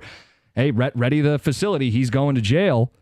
Minutes later, things changed. The sergeant spoke to a lieutenant who said Williams should be released from custody. The lieutenant side of the conversation cannot be heard. The sergeant says, "Oh, okay, beautiful. I'll let him go. You're a bleeping hero. Thank you so much." Williams would be taken out of handcuffs, gun returned. Police report was not written. No warrant request was submitted. Prompted by questions from Channel 7, like, wait, that doesn't add up. Detroit police have launched an internal affairs investigation into the stop and the decision not to arrest him. Chief James White was very unhappy about the totality of the circumstances here, even go as far as to say he was pissed off, Commander McGinnis said. Last week, DPD submitted a warrant request to the Wayne County Prosecutor's Office. Williams is facing a charge of carrying a concealed weapon in a motor vehicle. For the sake of Williams, his attorney, Todd Flood, released a statement. On October 8th, my clients were pulled over for an alleged traffic violation. During the course of the stop, my clients were both cooperative and respectful with police officers. With the 2 pistols that were found in the vehicle, they were both properly registered, and the driver in the vehicle had the proper credentials to carry them. We have cooperated with law enforcement and will continue to do so, end quote. That's where we're at today. Yeah. It looks like that lieutenant pulled some strings and got J-Mo out of a sticky situation that both the officers and even Lions fan sergeant thought was a crime. Having the firearm legally but without the CPL in that case is a felony. Maybe it gets pled down to a misdemeanor. Maybe they can sort it out and try to argue that they're both being claimed by his brother. Either way, none of that happened because the police just wanted to make it go away, which is a problem. I know people are going, well, he's a celebrity. This happens. It's not supposed to work that way. The laws are supposed to be applied equally to all of us. If the police aren't going to apply the laws equally to all of us, that's a huge story that one of our local news stations should be digging into. It happens to involve the Lions, so some fans are going, you're trying to tear down J-Mo. J-Mo's actions are at the center of this. J-Mo is doing this to J-Mo, period. How it's being discussed is only because of what he did. No one is creating a story. Right. It already existed and is now being shared and told. And even if he's arrested, doesn't mean he is either ultimately charged or is charged with a felony. You're saying moving forward? Yeah, moving forward. I mean, it could have been pled down to Of course, it still misdemeanor. could. Yeah. And still could, and probably likely will be. So it's, when you look at all the facts that are there, did he get preferential treatment? Sure seems like it. Sure looks like it, yeah. And will he get that moving forward? TBD. And I don't know. And what's the NFL's role in this moving forward, John? Like, what do you think how they view this? If ultimately he's not charged with anything, goes away. There's not much that they can do. Yeah. And if this had happened on NFL ground, in an NFL facility, now the NFL has jurisdiction. They really don't have jurisdiction until it would have happened or he violates the personal conduct policy. I was going to ask you, if he does end up getting like arrested and charged and facing, would the NFL then step in as a conduct issue? I think they will wait to see if he is what's is the he sentencing? guilty? Yeah, And, is he guilty? What is he guilty of? What does he Right. plead to? Sure. Then the NFL will make their decision. So the chances that he gets suspended for this incident, slim to none. Okay. I think the Lions, I don't think they've done anything wrong in this instance. No. They did not have a player who was arrested. Now, the Lions may have breathed a sigh of relief in this that they don't lose the player, right? I mean, it's not their job to police the city of Detroit. So I don't know that the Lions necessarily did something wrong here, John. No, Lions didn't do anything wrong. No. And they're just going to deal with the cards that are dealt to them. Right. And now it's a matter of how do they handle Jameson Williams? What is that relationship like? And what is it like between Jameson Williams and Antoine Randall, the wide receiver coach, between him and Dan Campbell, Brad Holmes, ultimately, Sheila? Like how annoyed are they? And what does that a level of annoyance raise to? Because if he still continues to produce and his production on the field outweighs the distractions, he'll still be a Lion. Yeah, if you're not suspended, you can play and outperform nonsense. If you get suspended, and he's been suspended 2 different times, then you can't outplay the nonsense. And Dan Campbell and the Lions knew that this had happened before they addressed the media with the performance-enhancing substance. So any frustration that you had heard from them probably factored this in too. And they have also said that they will have his back, that they're going to give him every chance, that he's... And they have. And they have. And I think he's talented. They certainly want to give him every chance, but the way I put it is I don't know how long he'll be in Detroit unless he can shape up. Well, and we talked about this last week when it was the PEDs.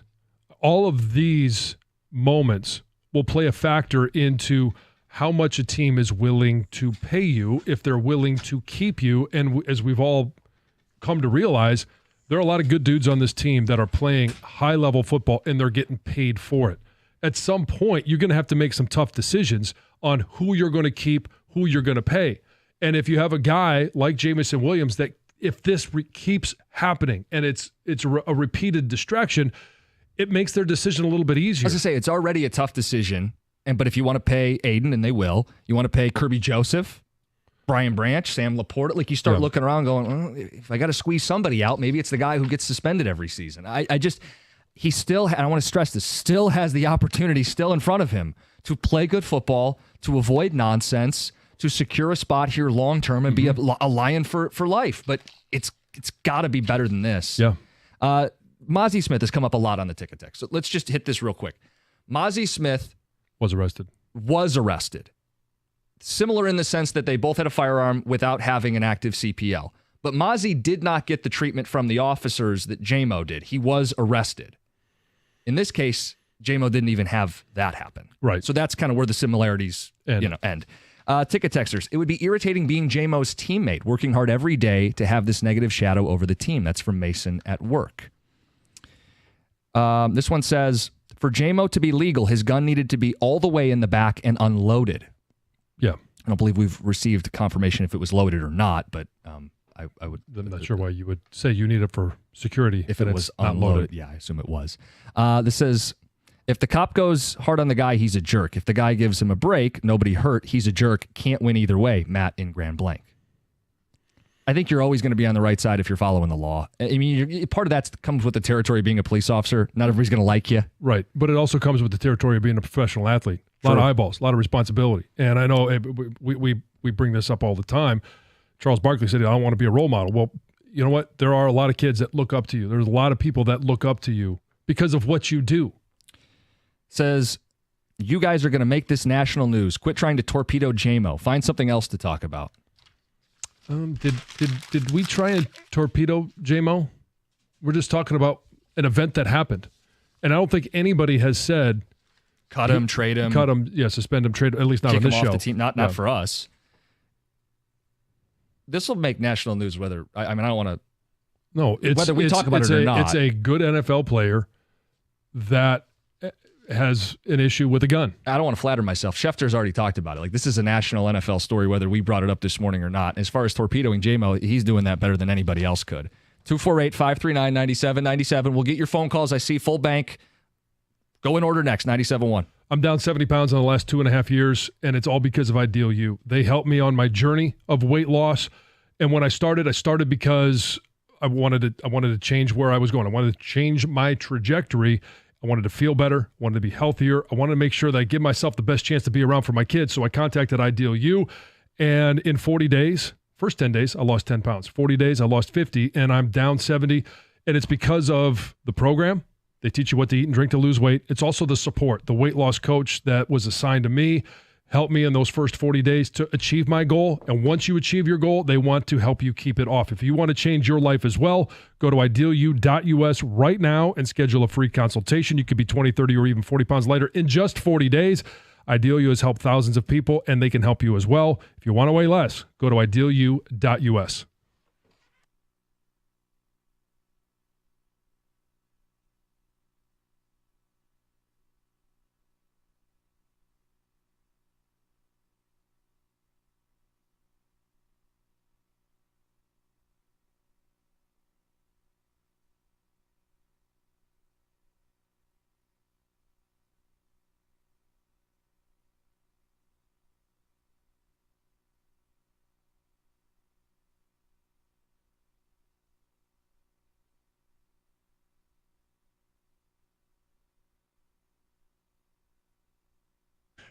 Jared, as always, thanks for being with us. Let's talk about your Halloween costume, the Ricky Bobby outfit. Where did this idea come from? And I'm starting to sense a theme with you guys. You got plays named after lines from that movie, and now you got the Ricky Bobby Halloween costume. Where'd the idea come from? Yeah, that wasn't my idea. That was Kristen, my wife's idea, and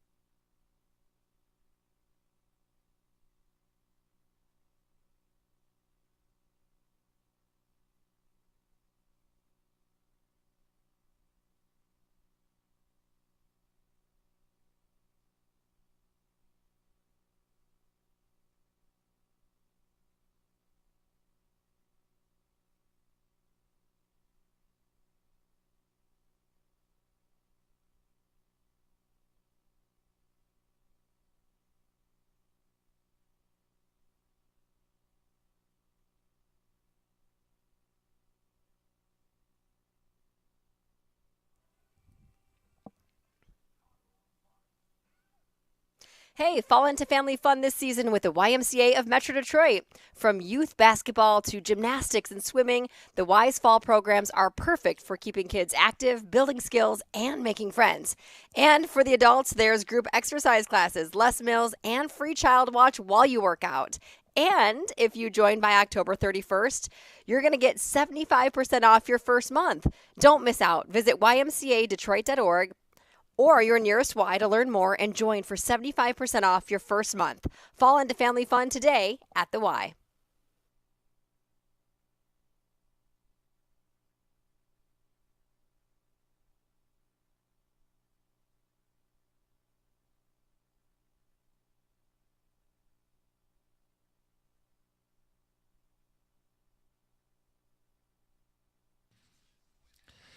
We'll get to Heather's news, everything else going on today. Sharon Moore, 935. JMO phone calls. Chris in Ypsilanti, you're on 97.1. Hey, Jim. Hey, John. How's it going? Good, what's up? I'm calling because, good morning. I'm an attorney, and I'm calling because I'm going to run to JMO's aid here. I think we should all ask ourselves, are we expecting JMO to be an attorney himself? I mean, let's kind of put his run-ins into context.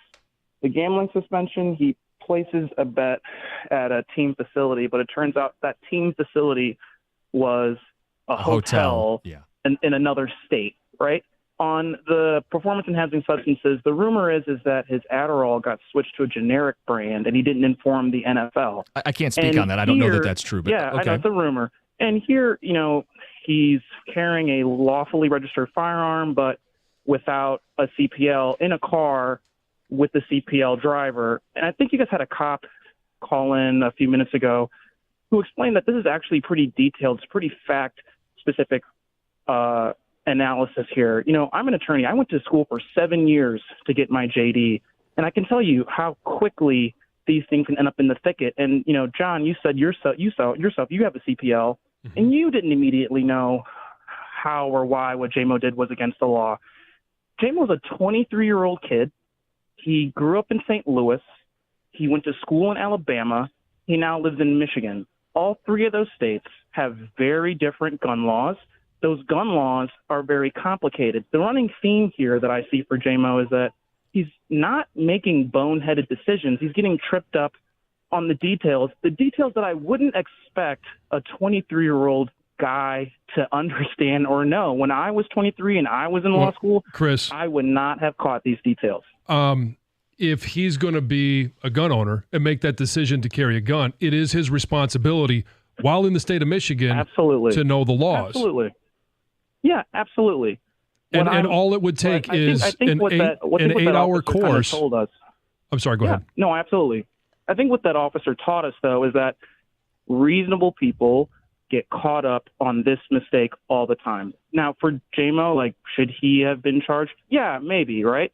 I mean, the officer also could have used discretion and said, hey, this gun needs to be over here. I'll show you how to do this so you don't have a problem. The officer has discretion, but is he within his right to charge and bring the – absolutely, right? This will probably get negotiated down. My point here is that for the people saying, JMO's a distraction or JMO's a bad teammate, let's just slow down, all right? Well, and I don't think that we have said, to be fair, now John and I are, and that doesn't mean we haven't had calls or ticket texts say it, but John and I have not said he's a bad teammate in the sense that we've watched him put in the work, doing the little things on a football field. His teammates have only said good things about him. So I guess, Chris, reasonable people make these kinds of mistakes all the time. But this mistake is a felony on surface. But Chris, this is a felony on surface. Like me have a job. Exactly, Chris. And I would just say, you can't put yourself in positions to commit a felony.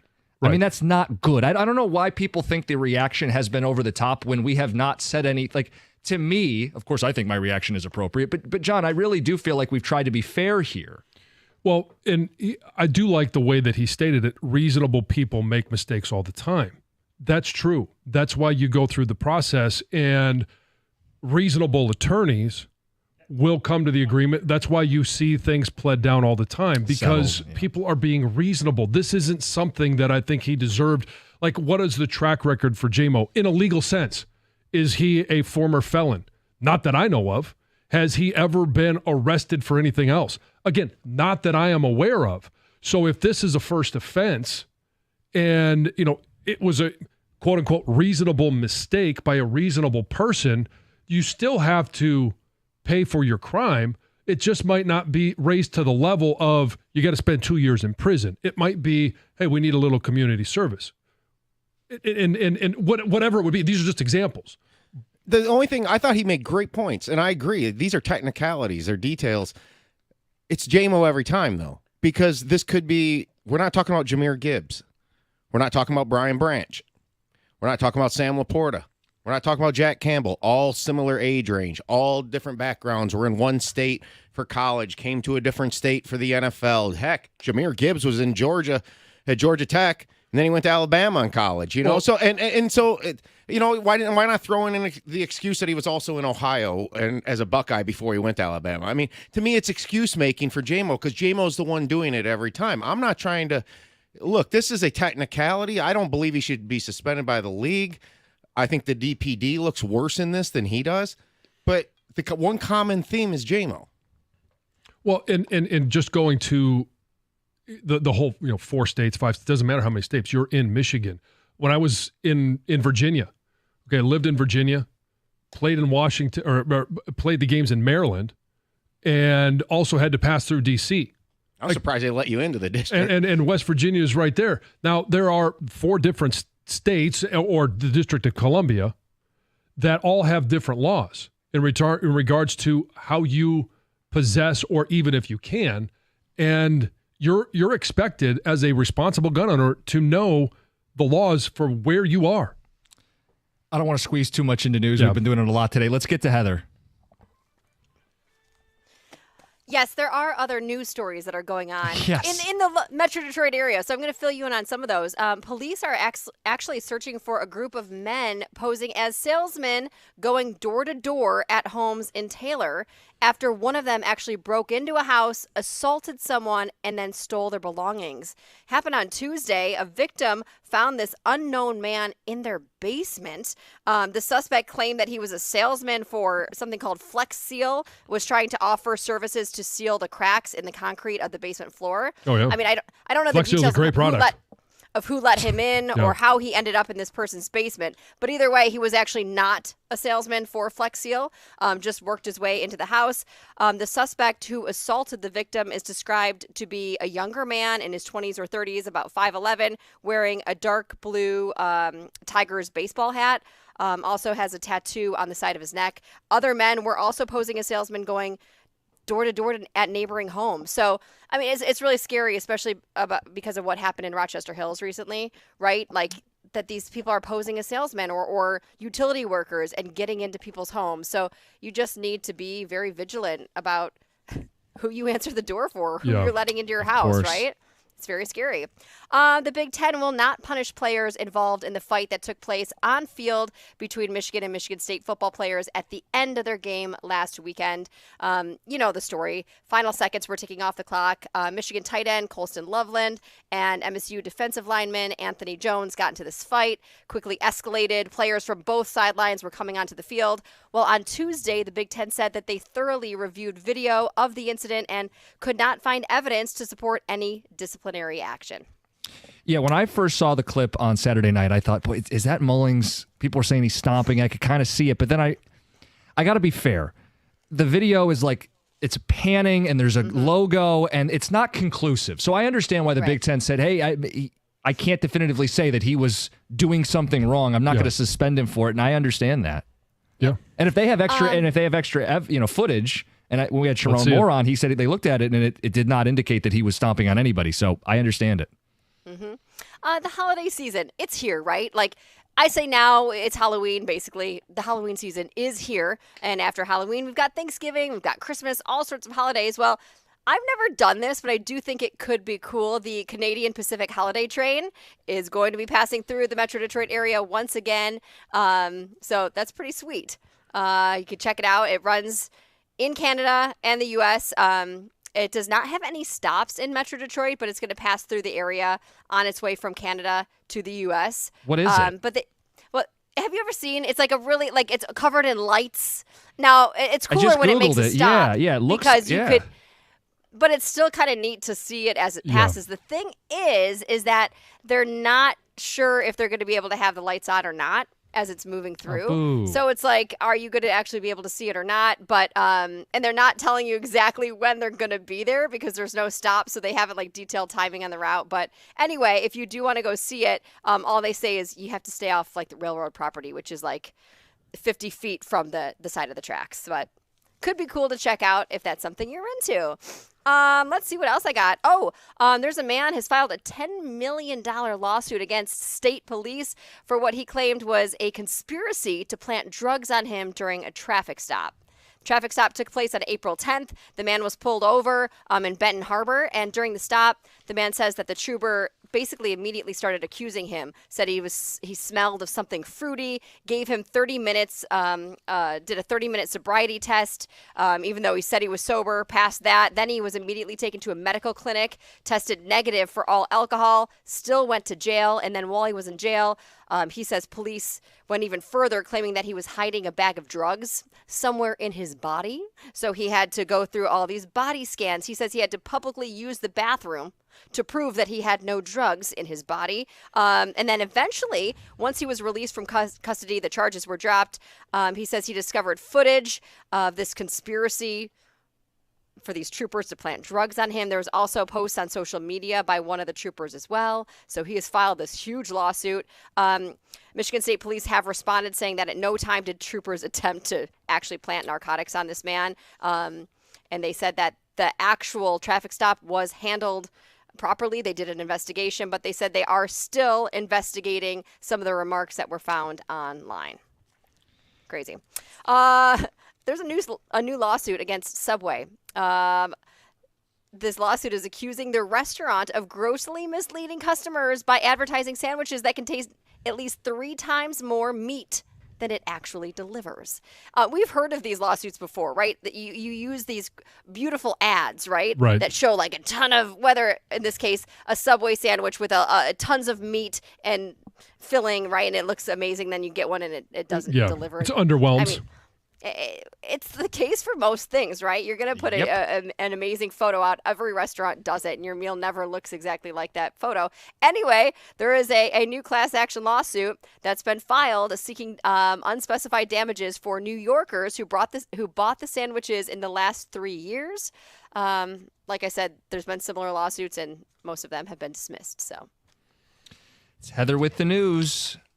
97.1. Dive into the best pool in history. It's Stadium Swim, located at Circa Resort and Casino, where you can catch the biggest games at a viewing experience that's built for us. It's built for the sports fan. 6 pools, 3 different levels, always a perfect view of a massive 40-foot tall high-definition screen.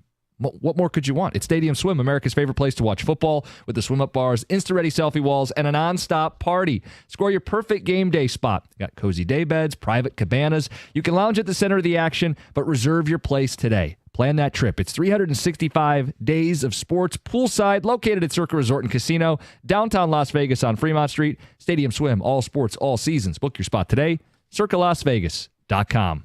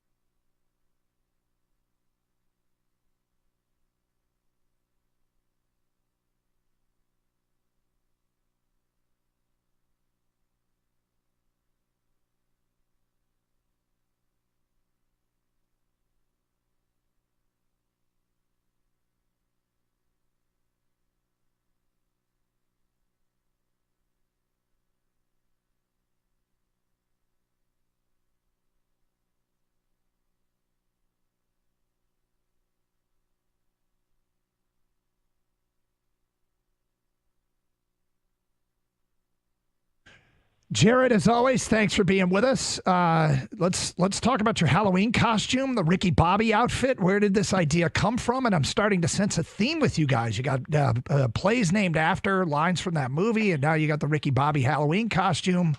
Where'd the idea come from? Yeah, that wasn't my idea. That was Kristen, my wife's idea, and she kind of just set it all up. I just showed up yesterday and put the jumpsuit on and went and hung out for a little bit. How was it received? It was good. Yeah, it was good. It was a good, not super original. You've seen it before, but we loved it. We had some fun with it. We were saying the lines, and she had fun with it, and so did I. I was going to say, I'm sure once you don the apparel, you have to start talking like Ricky Bobby and firing up the lines. What's your favorite quote from the movie that you've been using? Yeah, it was only a few hours where I was in character, but, obviously, if you're not first, you're last, and you wake up and piss excellence, all that stuff, you got to say all that. Are you driving faster now, too? No, staying within the speed limits, of course. There you go. Law-abiding citizen. Yes. There you go. Ankle okay? Health-wise, you good? Yeah, I'll be all right. Yeah, it's a little sore, but I'll be fine. Okay. All right, so look, in watching your team play, I sometimes feel like the Lions are just showing off because you can do so much. And then Bill Belichick, I don't know if that was last night you talked to him or when it was, but he said to your face, you guys are unstoppable. So my question for you is, are you unstoppable? No, not at all. Bill was being nice and maybe, pumping us up a little bit, but no, not at all. I mean, we've got plenty of things to work on still, and I think what he was referring to is it's hard with the amount of weapons we have. It's just there is some instances where they have to pick their poison on who they want to stop, and they're going to leave somebody else open. And we've known that to be the case for the whole season now, with just the multitude of guys we have available to throw it to run it with, and obviously our O-line, the way they're playing, it makes it all go. So yeah, obviously a nice compliment from him, but by no means are we. They got more stuff to work on. We're still working. So when you have a game go the way that it goes, and obviously it's tied at 14, and then you guys just take off, they can't stop you. Your defense is getting all these turnovers. You have the ball it felt like every possession's inside the 25-yard line, and when it wasn't, Jahmyr Gibbs goes for 70, or you get a punt return for a touchdown. All right back to the phones we go. JMO, the big story today. We've reset it. You guys have probably read about it, heard about it. Rhythm, or were you just fine being in the rhythm? Obviously, let's you guys start scored with in the red zone, but Ryan and Clarkston. Ryan, you're on 97.1. Is it tough?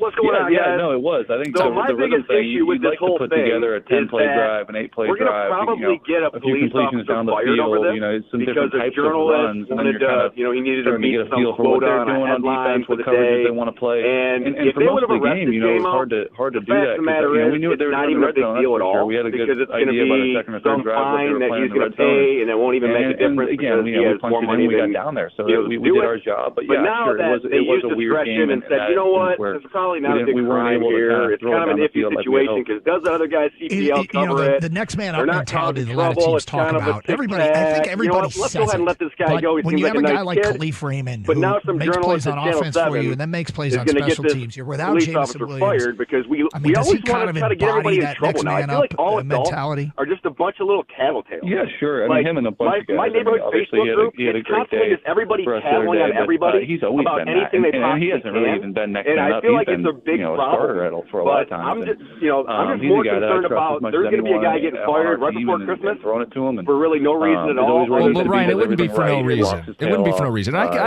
can meet you halfway. I do think we have more Karens collectively in society than ever before. I also don't know that there's maybe there's a reprimand, maybe there's I don't know a demotion, but I don't know that this is going to be something that fires somebody's fired. All three phases, but there's so much season to be played. Someone's going to get fired over because it's a felony, right? Is it possible to bottle this? Like, how do you try to make sure that this is a potential felony? December, because we're so far away from the playoffs. You guys look like firearm clearly a strong Super in that Bowl spot contender without a right CPL now. is a felony. Is there Anything you've potential learned from the felony. past is how do you make You know sure. what I'm saying? Okay, Like, but I you just got to be careful level, with which it is because there wasn't so a victim. Like if good someone right gets pulled over for drunk driving, technically there Yeah, wasn't you a just keep victim. It's a working quote and trying to victimless crime. maintain It's still a what we're very doing, serious absolutely. thing. But I mean, we won't- firearms are at serious some point business. We face have some laws for a adversity. reason, whether you Yeah, agree of with them course, or not. you hope it's smooth sailing. And if until- J-Mo was until, flying you know, around with whenever a gun in it's his over, hand, then that would be kind of the it probably equivalent won't to like be, you know, drinking and we're driving, you know. But Again, I'm not trying to equate the two. My point was just on we have it victimless smooth crimes. I don't think sailing that in and of and itself is. overcome it. So, And Ryan, I think you're a we've been reasonable doing person. that. It hasn't been Where I smooth just sailing, disagree but with you is like this guy, he's going to get a ton of flack in Channel 7. His job is to look into stuff. If the police aren't following protocols, if they're not,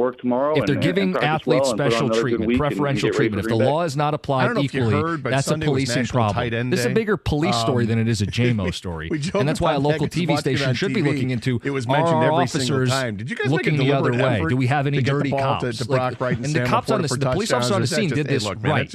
But how far up the chain did someone step in and try to look the other way? I think that's the very definition of what local news is supposed to look into.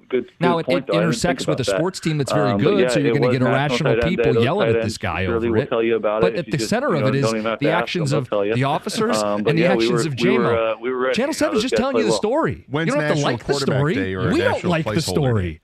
But it still happened. I don't know if they have those. We get enough attention as it is. Those placeholders, though, we can get David in Detroit, you're on 97.1. I think we should National Punter Day. National Jack Fox Day would be good. Good. Great. I want you to give your professional criticism and analysis of David Montgomery's past. When I got my gun charge.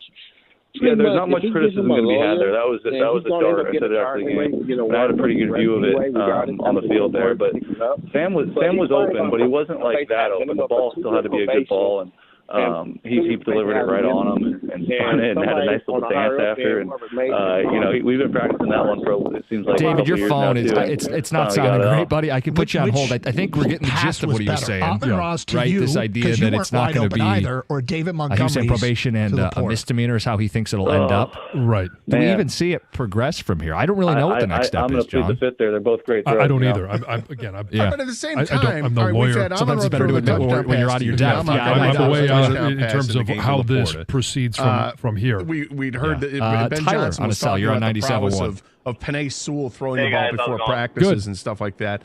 At some point, you got to be like, dude, stay in your lane. I'm the quarterback. Sergeant told his traffic I kind of the other day, we had a good day, right? We scored 52 points, but I'm like, I'll take another one. But David was the one who got it there. You pulled over one of his favorite players, throw that in there, or the fact that your department is now going to be under a ton of scrutiny for this. Yeah.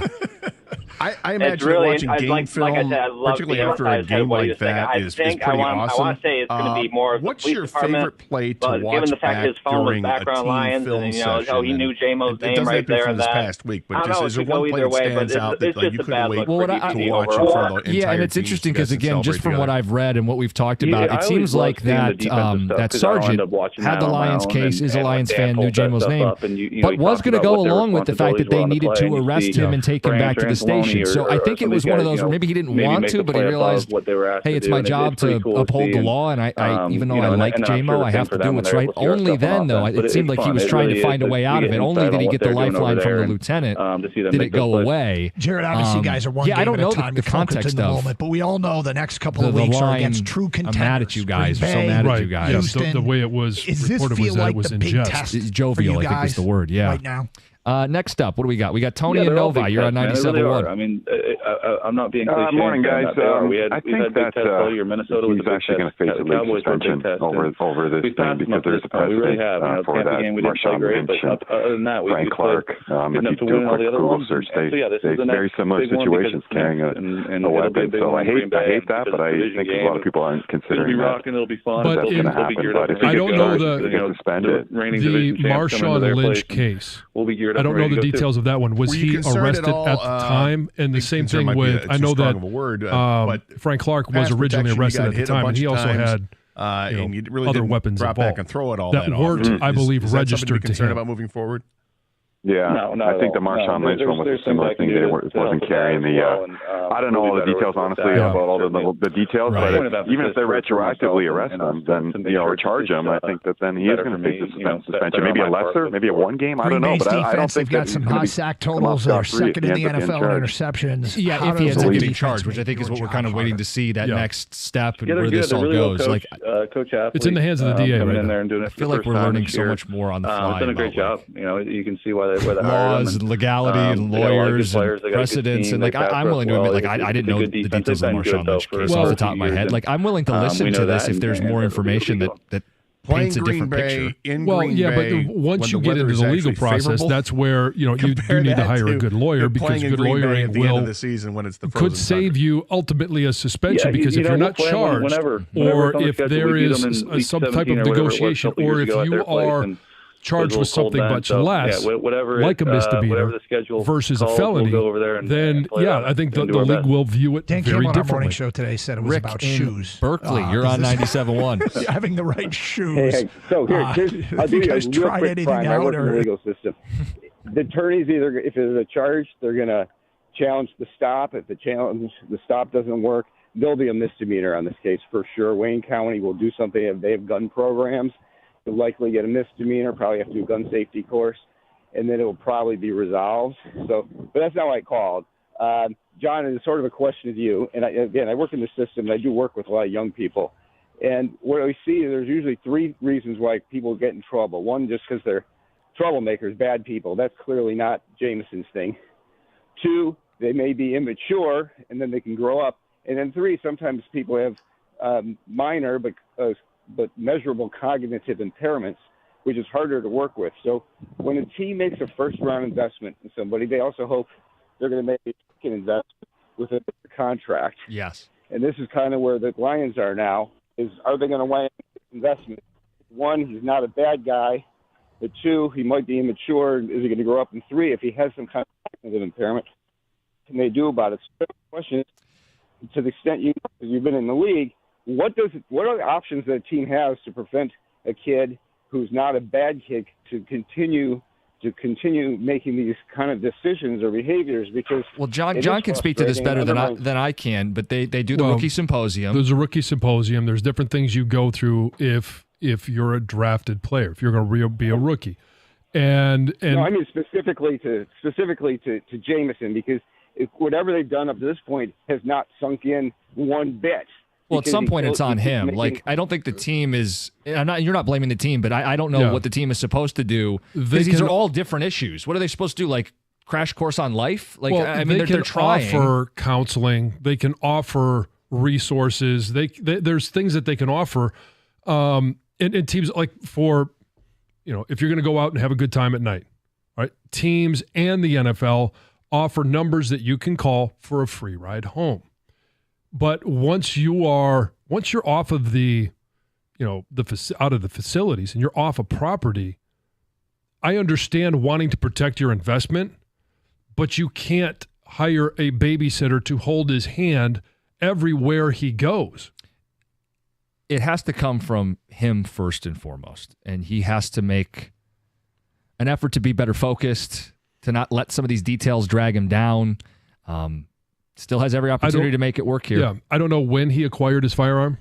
I don't know how long he's had it. It was stated, one of the facts of the case is that it's legally registered to him, which is good, and he can own a gun. Yep. If he's had this one for 2 years, if he got it this off season, there is plenty of time for in the off season, even during the season. You have Tuesday day off. You can schedule, and a lot of them now you can even take over Zoom, the CPL courses. You obviously, part of the 8 hours that you are required to go through is at the range. So that is in person. Mm-hmm. But a lot of it you can do even from the comfort of your home. And so it doesn't take long. It's not a huge imposition. Why not just go through, if you feel like you need this for protection? And I understand that. That's fine. I agree with it. But you got to go through you got to understand the laws of the state that you live in, and you got to follow the laws. And don't put yourself in a bad position. You have every right to own a firearm. It's not hard to do. Yeah. 248-539-9797. You know, it's crazy. People go, why are you spending so much time on this? Because the engagement on this topic, you guys all have something to say. So we'll knock out a few more phone calls. If you'd like, we can preview the hockey game tonight instead. You going? I am going. We'll talk a little more, Jamo. So Wrap they up get the a win show. in front of you. Please. It's 97.1. If you're in need of a midweek boost, FanDuel, America's #1 sportsbook, has got you covered with Hump Day Parlays Reward Stack. Now, every Wednesday, you can get a parlay profit boosts on everything from spreads to over and unders, even player props. So don't let the weekend have all the fun. Take advantage of the Hump Day Parlays Reward Stack. Who knows? It might just become your favorite day of the week. Look for the Hump Day Parlays Reward Stack in the FanDuel app to find your profit boost. And if you're new to FanDuel, visit FanDuel.com/Jansen. That's FanDuel.com/Jansen and make every moment more with FanDuel, an official sportsbook partner of the NBA. Must be 21 or over and present in Michigan. Opt-in required. Max wager amount applies. Bonus issued as non-withdrawable profit boost tokens. Restrictions apply, including token expiration. See terms for both offers at sportsbook.fanduel.com. Gambling problem? Call 1-800-GAMBLER.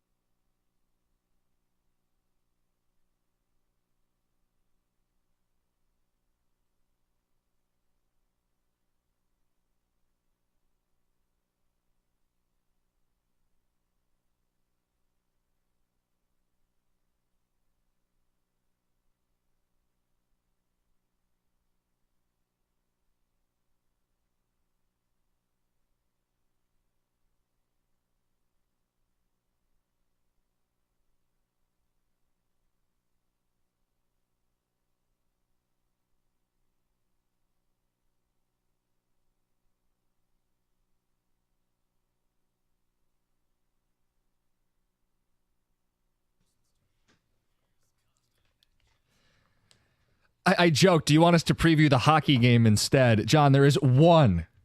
Oh, we got one? Solo ticket text. What do you guys think of the lack of shots on goal for the Red Wings early in the season? That's disappointing. Yeah. All right, back to JMO. I'll be at the game tonight. I really want to see a win. You buy season tickets. I don't want to go to a bunch of losses. I want you to see a win. Thank you. I really do. I don't want it to be the first win is the one that we go to together in December. It'd be a pretty painful start to the season. Yes. John, before we get these phone calls, we've talked about this a lot, but just what do you want to hammer home or just reiterate as we wrap the show today about this JMO thing? It was 100% preventable. It shouldn't even be an issue.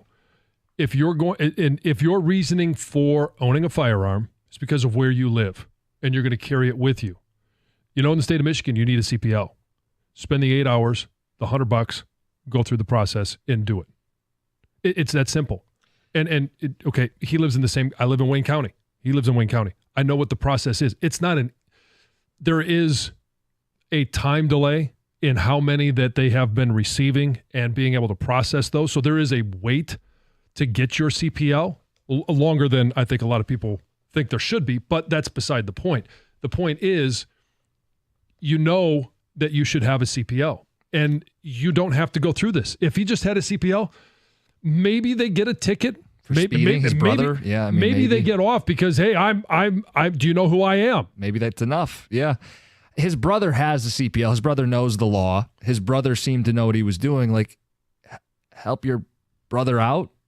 Walk him through this. Educate him a little bit so you don't end up with this lapse in liability because he's allowed to have a firearm. It's registered to him. But, John, do I believe it'd be a huge pain in the ass? You have to, in theory, lock it in the trunk every time JMO gets in the car and takes it somewhere. Which defeats the whole purpose. So then just get the CPL, and then you're protected. You want it for your protection. You're protected. You're following the law. You're not going to get yourself in trouble. You're not going to have issues with the police. And everyone says he's a kid. He's not a kid. He's immature. He does need to grow up, and he's going to be given, because he's really fast and plays for the Detroit Lions, more rope than most. And in this case, he was given more rope than most, and it's being investigated. That's what I would like to hammer home is everybody thinks we're out to get this guy. The opposite is true. He's given more chances because of who he is. He's not being torn down because of who he is. He's actually given perks. He's actually given extra opportunities. Yeah. Make the most of it. Don't squander it. That's all we want to see. Yeah, and that's the only thing that really upsets me is this is now the third off-the-field incident. Yeah. And JMO has so much talent, so much opportunity. I don't want him to waste it. Yeah, Gator, you can guess what we've been talking about today. Yeah, the Oyamata trade. Third pick, that's it. Third round pick. It's a pretty sharp deal, I think, right? Third pair of defensemen, you get a third for him. A salary dump? I think it's a roster dump. I think it's both. Maybe Johansson gets a little more ice time now. Would they clear $3 million? Should. I mean, that's what I'm saying. Reason, yeah. Question is, okay, they cleared $3 million. What do they do with the extra money? Connor McDavid. There you go. I knew it. Thank you. What is your reaction when you see the JMO headline? Is it like, really, we're going to have to do a whole show on this? It's, see the movie Spaceballs? Yes. Yes. There's a scene late in the movie where they go to the diner and it's kind of a funny takeoff of the movie Alien and that ends up bursting out of the guy's chest or whatever, and then the alien does a song and a dance thing with the little cane. Well, the actor who does it is the same actor from the movie Alien who it happened to. And he goes, "Oh no, not again." That's how I feel. Oh no, not again. I love JMO. I think he's a great kid. I think he's got this awesome enthusiasm for the game. And I don't give up on the guy. It's not necessarily bad decisions that he makes. It's not following through with the responsibility with the things you're doing. Like right. you can gamble, but you have to know what the rules are, right? You can take supplements and vitamins, but you have to know which ones are acceptable. Mm-hmm. You can have a gun, but you have to know what the rules are to carry the gun. It's the not following through part that's frustrating to me. He's having a problem with adulting. Yes. And at what point? Because Doug, I've heard you talk about this. I've talked about it. At 23, I didn't always make great decisions. No. Now it's harder to hide from some of those decisions that maybe we made at that time because of phones, because of cameras, because of a lot going on. But at what point do you say, okay, enough? Like you need to eventually be an adult. Now? Yeah, it's time. It's getting in the way, and this may lead to a conduct. Well, we'll get into it. I mean, obviously, there's a lot to talk about here. Be prepared for all the legal scholars in Metro Detroit. I hear it. Well, there's that, but I'm more concerned about the football. Yeah, like the legal stuff and the gun ownership and all that. That stuff works itself. Yeah, that's on one. That's over here, but the stuff that I care about is the football, and we'll discuss that right out of the gate. All right, Carson Anderson next, 97.1.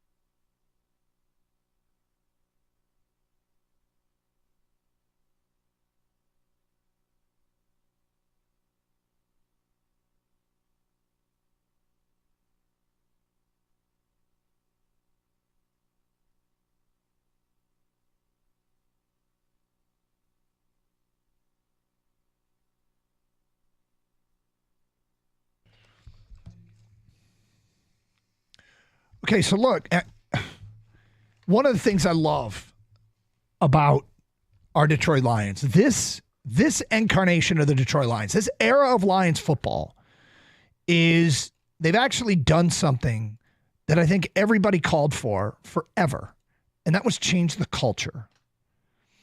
There was a losing culture that when the Lions' laundry list of problems historically came up, and there was a lot of stuff that went wrong here collectively forever. And, we discuss the culture all the time. You would bring up the culture with us. It was a losing culture. And what is a losing culture? Well, it's when you walk into a locker room, and in the locker room, it's not all about winning. Decisions aren't. The people in the locker room are making, for the most part, decisions that are good for the professional organization. Teams with good cultures. The Pittsburgh Steelers have a great culture. And it's set by the man at the top. And they've had great people at the top, like Bill Cowher and Mike Tomlin and Chuck Noll. And that's it. Yeah. And that's like the last 60 years. But those people set the tone. And when a new player walks into that locker room and is looking around trying to figure things out, they realize, oh, this is how it's done here. I do the extra weightlifting. I do go home early. I don't do this. I don't do that. I'm not doing things that don't help us win for the most part. Okay? And that's sometimes it's just about the football. In fact, most of the time, my guess is it's about the football. We pay attention in meetings here. We show up early for meetings. We show up early for practice. We do the extra weightlifting. We do all these things that help us be special. And the Lions weren't doing that. Okay? I've heard stories from former players where they talked about player was late or missed practice, played on Sunday. That's a bad culture. And this group comes in and they start vetting right away. And it goes down to who's here and who they're bringing in. They've done enough of it that they've changed the culture. I call it nonsense. And this gun thing with JMO, the whole legal debate,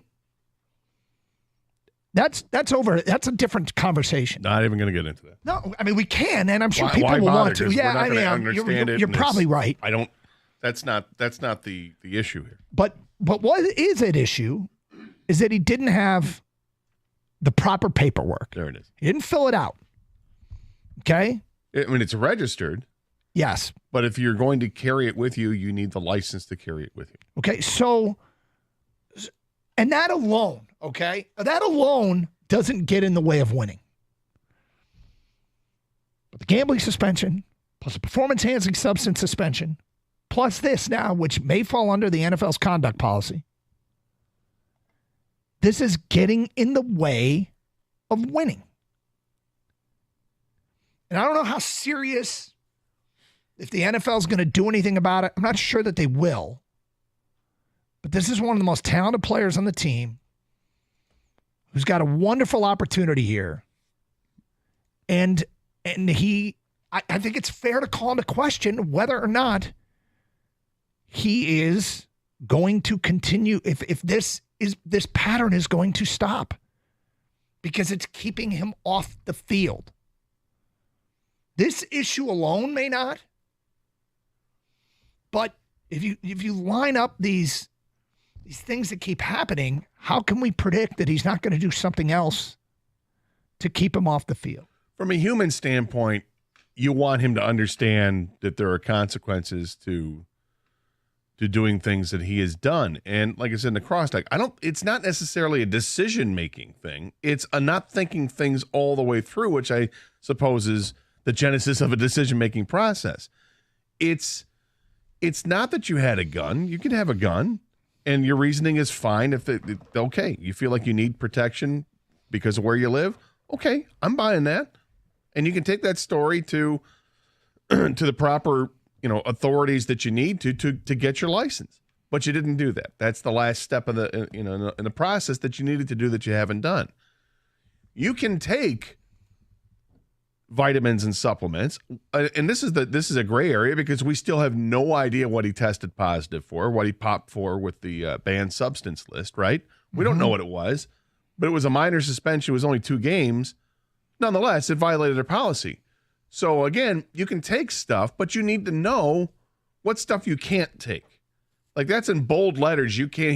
Here's the list of substances you can't take, and you need to be aware of that. And you can gamble. But the league has very specific rules and guidelines for what you are allowed to do when it comes to gambling in the apps and where you're allowed to gamble and what you can gamble on and what you can't. You need to know what those are and specifically where you can and where you can't do things. And that's the frustrating part is because it's from a human standpoint. He's a great guy. Seems like a great kid. Really, really like his enthusiasm. I think he loves playing for this team. I think he loves playing for the city. He has a real joy about it, and that's fun to watch, and obviously he's incredibly gifted. But it's these things that have happened that are like, it's just another misstep. Like you're walking, okay, you're going on the path, that's fine. But you can't keep jogging to the left and then taking a step back and, let me see what this berries. No berries. No berries to look at along the road there with the bushes. Keep going straight on this path. You have to finish this. You can't stop and veer off and think you're done. You've got to understand everything that goes with it. And that's very frustrating because he clearly hasn't figured that part out yet. And you're asking yourself, okay, what else doesn't he know? Or what else is he doing? Not done. Yeah, or what is he going to do that, again, is heading down the right path until you're not? You know, it has to be, you know, really ingrained in him that you need to complete processes. And maybe it's just you put it in football leagues and say, like when you catch a football, you have to complete the process. If you're going to have a gun, you have to complete the process. If you're going to gamble, you need to know what everything is so you can complete the process. If you're going to take a supplement, you need to know what it is to complete the process so that you're not getting yourself in constant trouble. 248-539-9797. It's, you know, can you have one guy in the locker room that keeps getting in trouble? And none of these things seem like a big deal, isolated. But when you start stacking them up, is when you go, okay, a whole bunch of little things is getting in the way. But you asked about the football aspect, right? Yeah. And how does this act? Okay, so, you know, from a football standpoint, if you're the Lions, you have to ask yourself, is this something that we want to deal with beyond the next year? Right? Because he's under contract for the next year, and then they have to make a decision because he's a first-round pick. Do they want to extend him for the 5th year? And that's where the football part comes in. Yeah, I mean, and I don't even, you know what? That's a tough decision for Brad Holmes to make. Me, I'm a fan, and I trust what Brad Holmes is going to do. I love watching this kid play on Sundays. I think he's awesome. And, you know, if hopefully you can learn from this, but it's another situation that you say after it happens, hopefully he can learn from this. Yeah. And is the NFL going to come down and punish him further? I think that they probably will at this point. They were made aware of the situation right away because J-Mo told Dan Campbell, told the Lions. The Lions then made the NFL aware. The NFL knows. And I suppose that they weren't going to do anything about it. But now that it's gone public, because the police is revisiting this because of protocols, and was he not handled the way it should have been handled, I think the NFL is probably like, okay, if this is going to come down and now he's going to get charges, now we have to act and do something. And it's going to be unfortunate. Well, we'll see. And because if that's the case, then he's keeping himself off the football field. Yes, and that's he's making mistakes. We can compartmentalize the football part and the legal part. And you know, focusing on the football part, that's an issue. Okay, but so from a football standpoint, now what? I don't know, man. You know, I'm not quite sure where I am. I gotta let us settle in here because we've talked about with coaches, like when a coach is late in their regime, they're 3-4 years in and they're not winning and they're not winning and they're not winning. And then you're halfway through a year and you realize this isn't going to work. Mm-hmm. I will make the comment at the time, and I've done this before on the air. You're in a fired position right now. You got the rest of the year to get unfired. And I'm not saying J-Mo's in a fired position, but he's working his way well behind an 8 ball. If this keeps him off the field, if this is another thing that keeps him off the field, which it could be, then you got to work yourself out of that. You got to fly straight and narrow. This can't keep happening because it's getting in the way of the football. Right. But when you say it can't keep happening, or what? Or I'm not extending him. Then that's moving what on. It is. Yeah. Because right now, you ask me, is this the end of it? I can't say. Well, there's no reason to think it's going to be. I mean, 3 totally different situations that end up with suspendable consequences. We will get to your phone calls coming up at 10:30. We got the college football blitz thingy. The NBA season. This NBA season, you can make every play, pass, and point mean more with FanDuel, America's #1 sportsbook. Check out the newer bets, like the number of dunks, assists, 3-pointers in the next 3 minutes. It doesn't matter if you tap into FanDuel before the game starts or after it has already tipped off. Just make sure you don't do it at a team's practice facility. All right, so what do I like about FanDuel? The same-game parlay insurance. It's one thing I like because if you make a same-game parlay and you miss on it, you get your money back in bonus bets to do whatever you want. And you also can take advantage of the profit boost, which means you can take a favorite on the money line and then feel like you get decent value. Check it out, FanDuel.com/Doug for your chance to score $300 in bonus bets with FanDuel, official sportsbook partner of the NBA. Must be 21 or over and present in Michigan. First online real money wager. Only $5 first deposit required. Bonus issued as non-withdrawable bonus bets, which expire 7 days after receipt. Restrictions apply. See terms at sportsbook.fanduel.com. Gambling problem? Call 1-800-GAMBLER.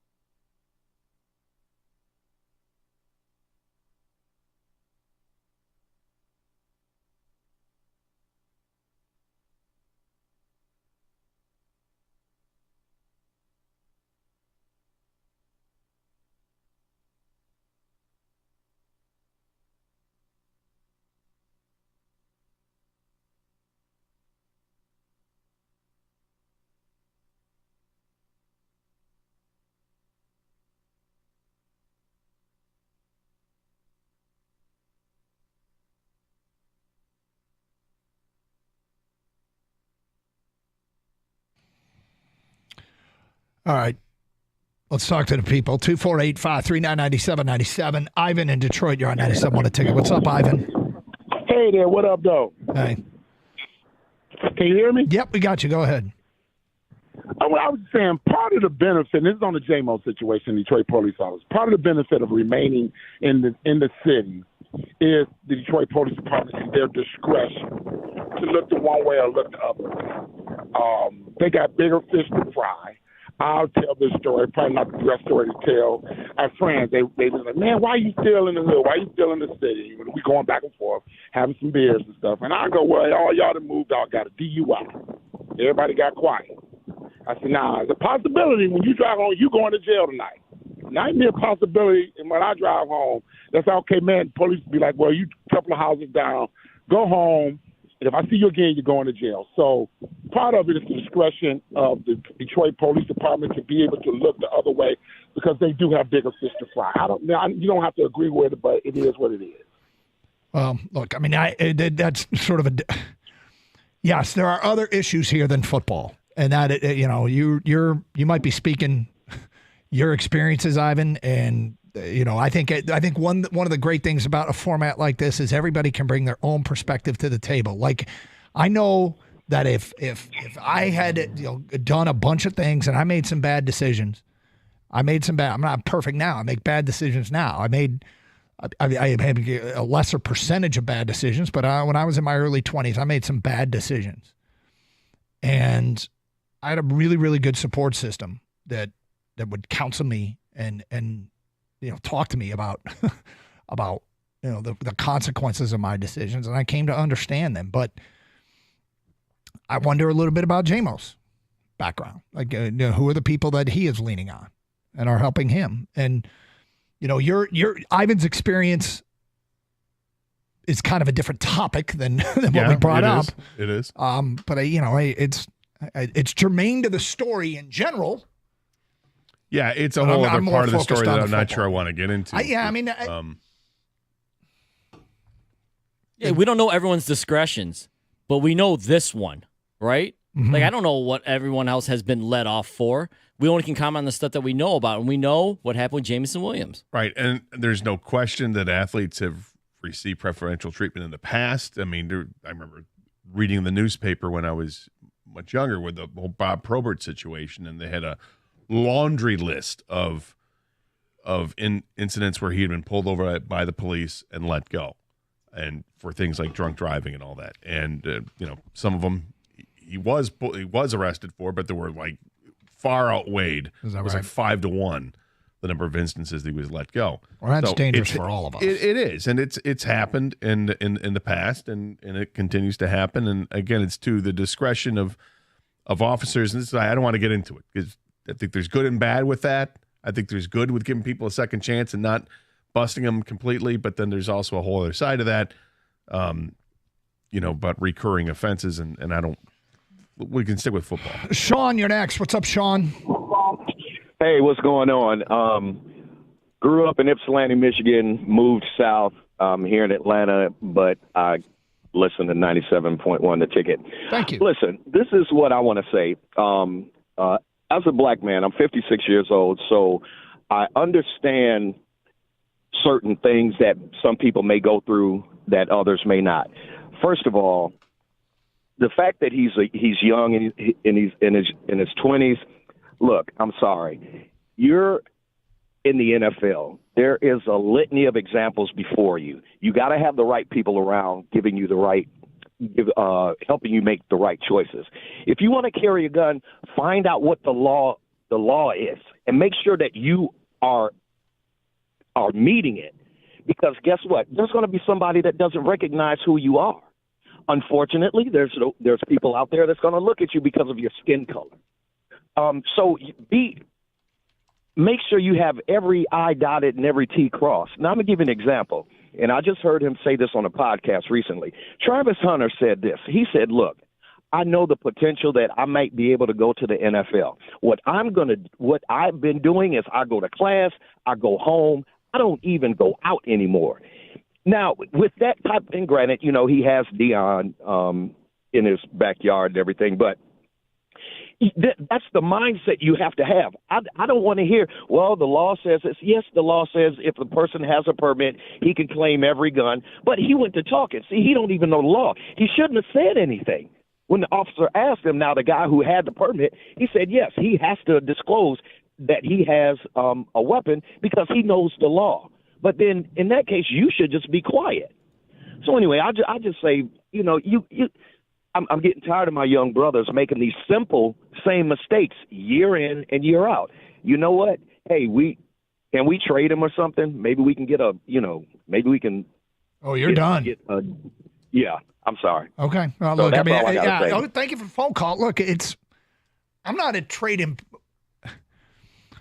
I'm not there yet, okay? But they do have a decision to make, and this all feeds into that decision. And maybe he won't care. Maybe he's like, I'll just keep playing somewhere else if the Lions don't pick up his option or do pick it up and then let him go after 5 years. Maybe he won't care, but feels like this is something you want to be a part of. And eventually this can cost you more than just a game here and a game there. Repeated patterns of bad decisions. Yeah, it can if it gets to be spiral out of control and get out of hand. But I mean, these so far, that's not what this is. It's lack of following through on his behalf, and it's frustrating. It's almost like you want to hire somebody, or you want him to hire somebody that he runs past his ideas through. Hey, I'm going to buy a gun. Okay, understand. I want to hear your reasons. Hear the reasons I have. Okay, sounds good. Understand. That's cool. Now, here's what you need to do in order to make that happen. Yep. It's not just go to the gun store, buy a gun, and wait 5 days or whatever, and then take it home. There's a lot more to it, specifically for what you want to do. Now, if you want to have the gun and that's fine, then you don't have to get the CPL. But here's what you can't do: you can't take it with you, in this situation. So it's like, can you hire somebody to help run your ideas past? But that seems like you're a child. I mean, yeah, exactly. What do you hire a babysitter? You're hiring a manager. You don't. You're hiring a manager. But this is the point where it's kind of like hiring a personal assistant or a manager that says, okay, here's what. But of course, yes, take care of all the paperwork. Isn't this at the core of this a paperwork issue? He didn't do the paperwork? Well, with paperwork and then take the class, because it's not just filing paperwork. You still have to take the class. But here's the thing. Like, he has a manager, he has an agent, he has an older brother, right? He has people in his life. But these people right now aren't affecting his life enough in a positive way. I feel like late last week, Gator, when you were a little worried about the game versus the Titans, and then I forget what time it was, 10:45, whatever, all of a sudden you had an epiphany, a moment of clarity where you're like, what am I talking about? They're going to blow out the Titans. Yes. I'm hoping this is a moment of clarity, an epiphany for Jameson Williams at this point. All these little things stop. Now we've come to the point where you were put in handcuffs. You might be suspended even more. I don't know what's going to happen after this all settles and the NFL steps in. But you need to take a look at your life and get the people around you and someone around you. I don't know if it's Teddy Bridgewater, whoever it was, get you on the right track, because you're only 23, man. You got a lot of time left. Well, and the first two things that we brought up, whether it was that got him suspended by the NFL, where it was gambling or if it's a substance, those things aren't illegal, right? That doesn't involve the law. This involves the law. So this is getting a little more serious. And so to your point, King, maybe this is something that jars something loose there, Tiger, and you can understand the gravity of the situation. Yeah, and I hope it wakes up everyone in a circle, too. Yeah. 97 won the ticket.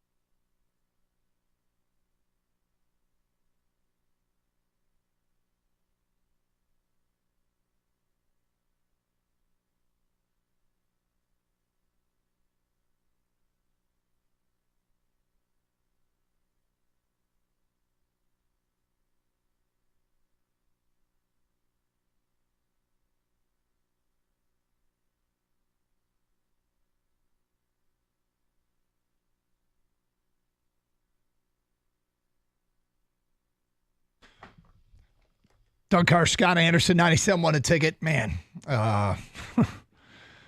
we'll see if it impacts the season. At this point, it could trigger an NFL conduct suspension, but we'll see what happens here if now this case gets revisited and the charges get filed. We'll get back to your phone calls and feedback, but first, every Wednesday we swing around the country.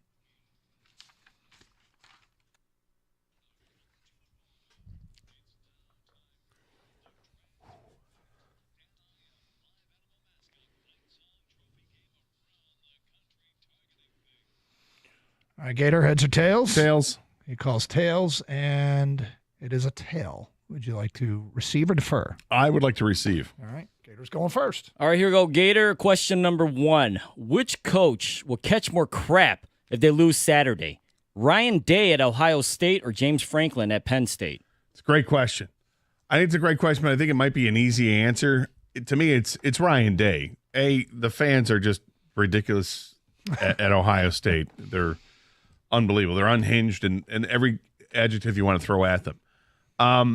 But the real reason is because it would be Ohio State's second loss of the season, and it might prevent them from playing in a college football playoff if that's the case. Because if they don't get to a Big Ten championship game, then they don't have an opportunity to improve the resume like the other teams will. So I think it's Ryan Day at Ohio State. He's going to catch a lot more crap if he loses. Franklin's 1-12 against top 5 teams. Day is 2-7 against top 5 teams.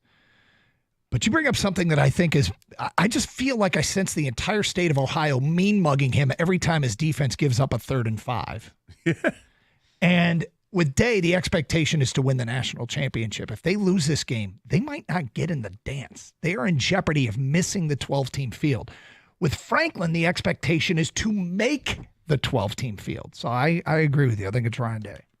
Yeah, make it 3 for 3. I got Ryan Day as well. I mean, the fans are insane in Columbus, and to steal a line from the SEC, it actually does mean more there. To lose 2 games and possibly miss out on the college football playoff, not good for Ryan Day. He already catches crap from the fan base there. James Franklin, he needs to win one of these games for sure, but I just mean between the two, I think Ryan Day would definitely catch more crap. All right, Indiana is undefeated. Penn State is undefeated. Oregon is undefeated. None of these 3 teams will actually play each other, meaning an undefeated Big Ten team could get left out of the conference title game.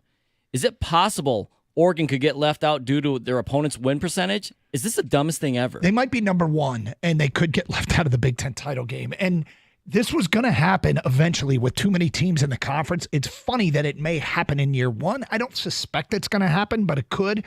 But this was a short-term money grab. Be damned the long-term consequences.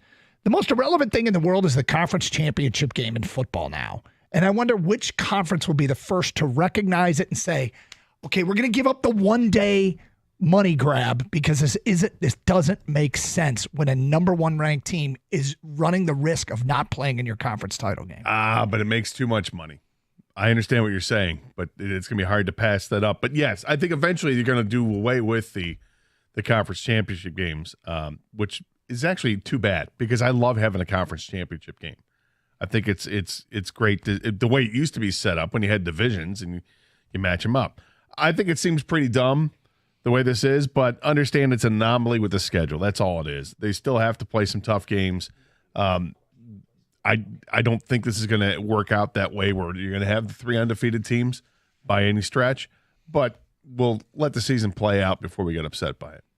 Yeah, I don't think it's going to happen either. But the question is, what if it does happen, Gator? And if this does happen, like it or not, besides money, I think this is another reason college football wants to be more like the NFL to avoid stuff like this. And I think they are going to get rid of the conference title game eventually.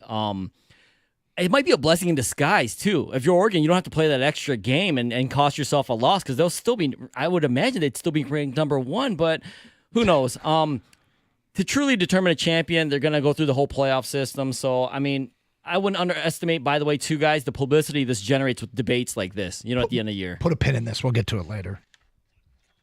All right, only 2 ranked on ranked games this weekend. Give me a sneaky good game Saturday. Only the 2 ranked unranked teams. Sorry, I'm losing my track. I got Wisconsin at Iowa. Love Big Ten, so I'm going to look at this one. Look, it's a classic Big Ten matchup. Neither team is ranked. However, they're like just on the outside of being ranked. So this is a really good game. These are two teams that are kind of modeled after each other, at least the programs used to be. Things are a little bit different now, the way Fickle is running things with Wisconsin. They're throwing the ball more. But with this classic matchup, two teams that are really play well defensively. I think defense is going to shine in this game. But ultimately, offense is going to win it. It's a classic Big Ten West matchup. It really is. I like Minnesota versus Illinois. Both these teams are good. Illinois, they're not going cross-country now, and they weren't going to go cross-country and beat Oregon.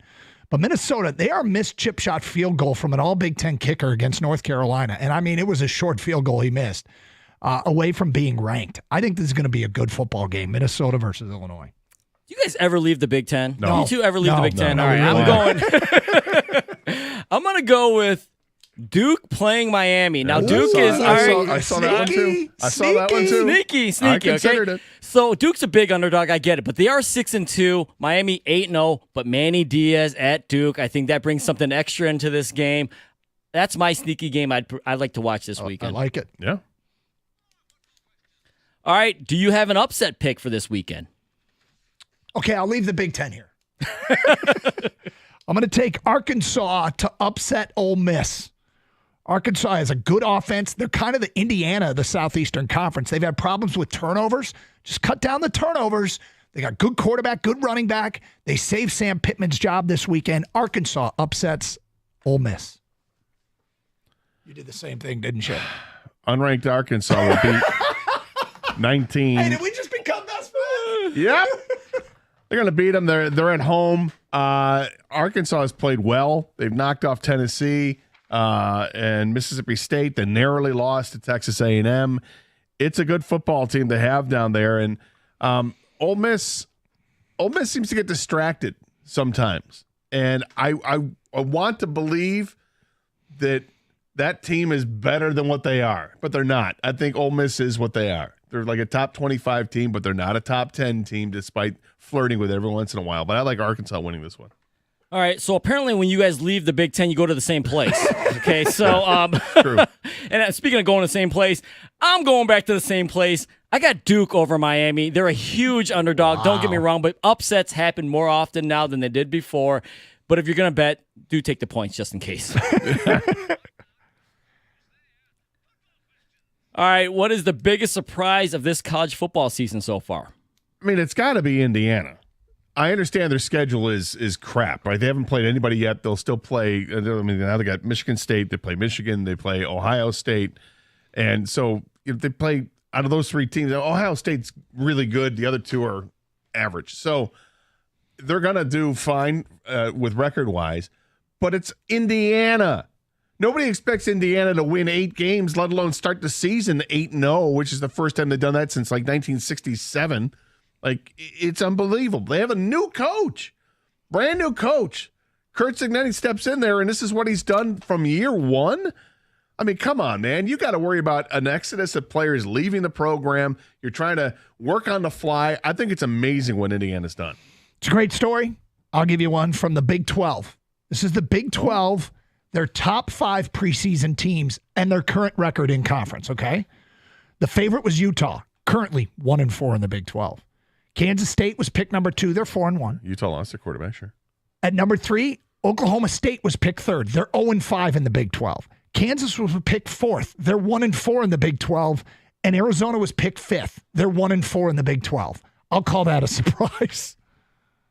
Yeah, mine's not a good surprise either as well, Doug. I got how bad Florida State is. Oh. I mean, this is bad. I mean, to lose, to not, if you're like 3-4 or whatever, they're like 1-6, 1-7 at this point. They thought they were going to, because they thought they had their quarterback. Tour. Yeah, revenge tour. They thought they had a quarterback. Instead, they got DJ. You better get another quarterback. I'm going to use that every time.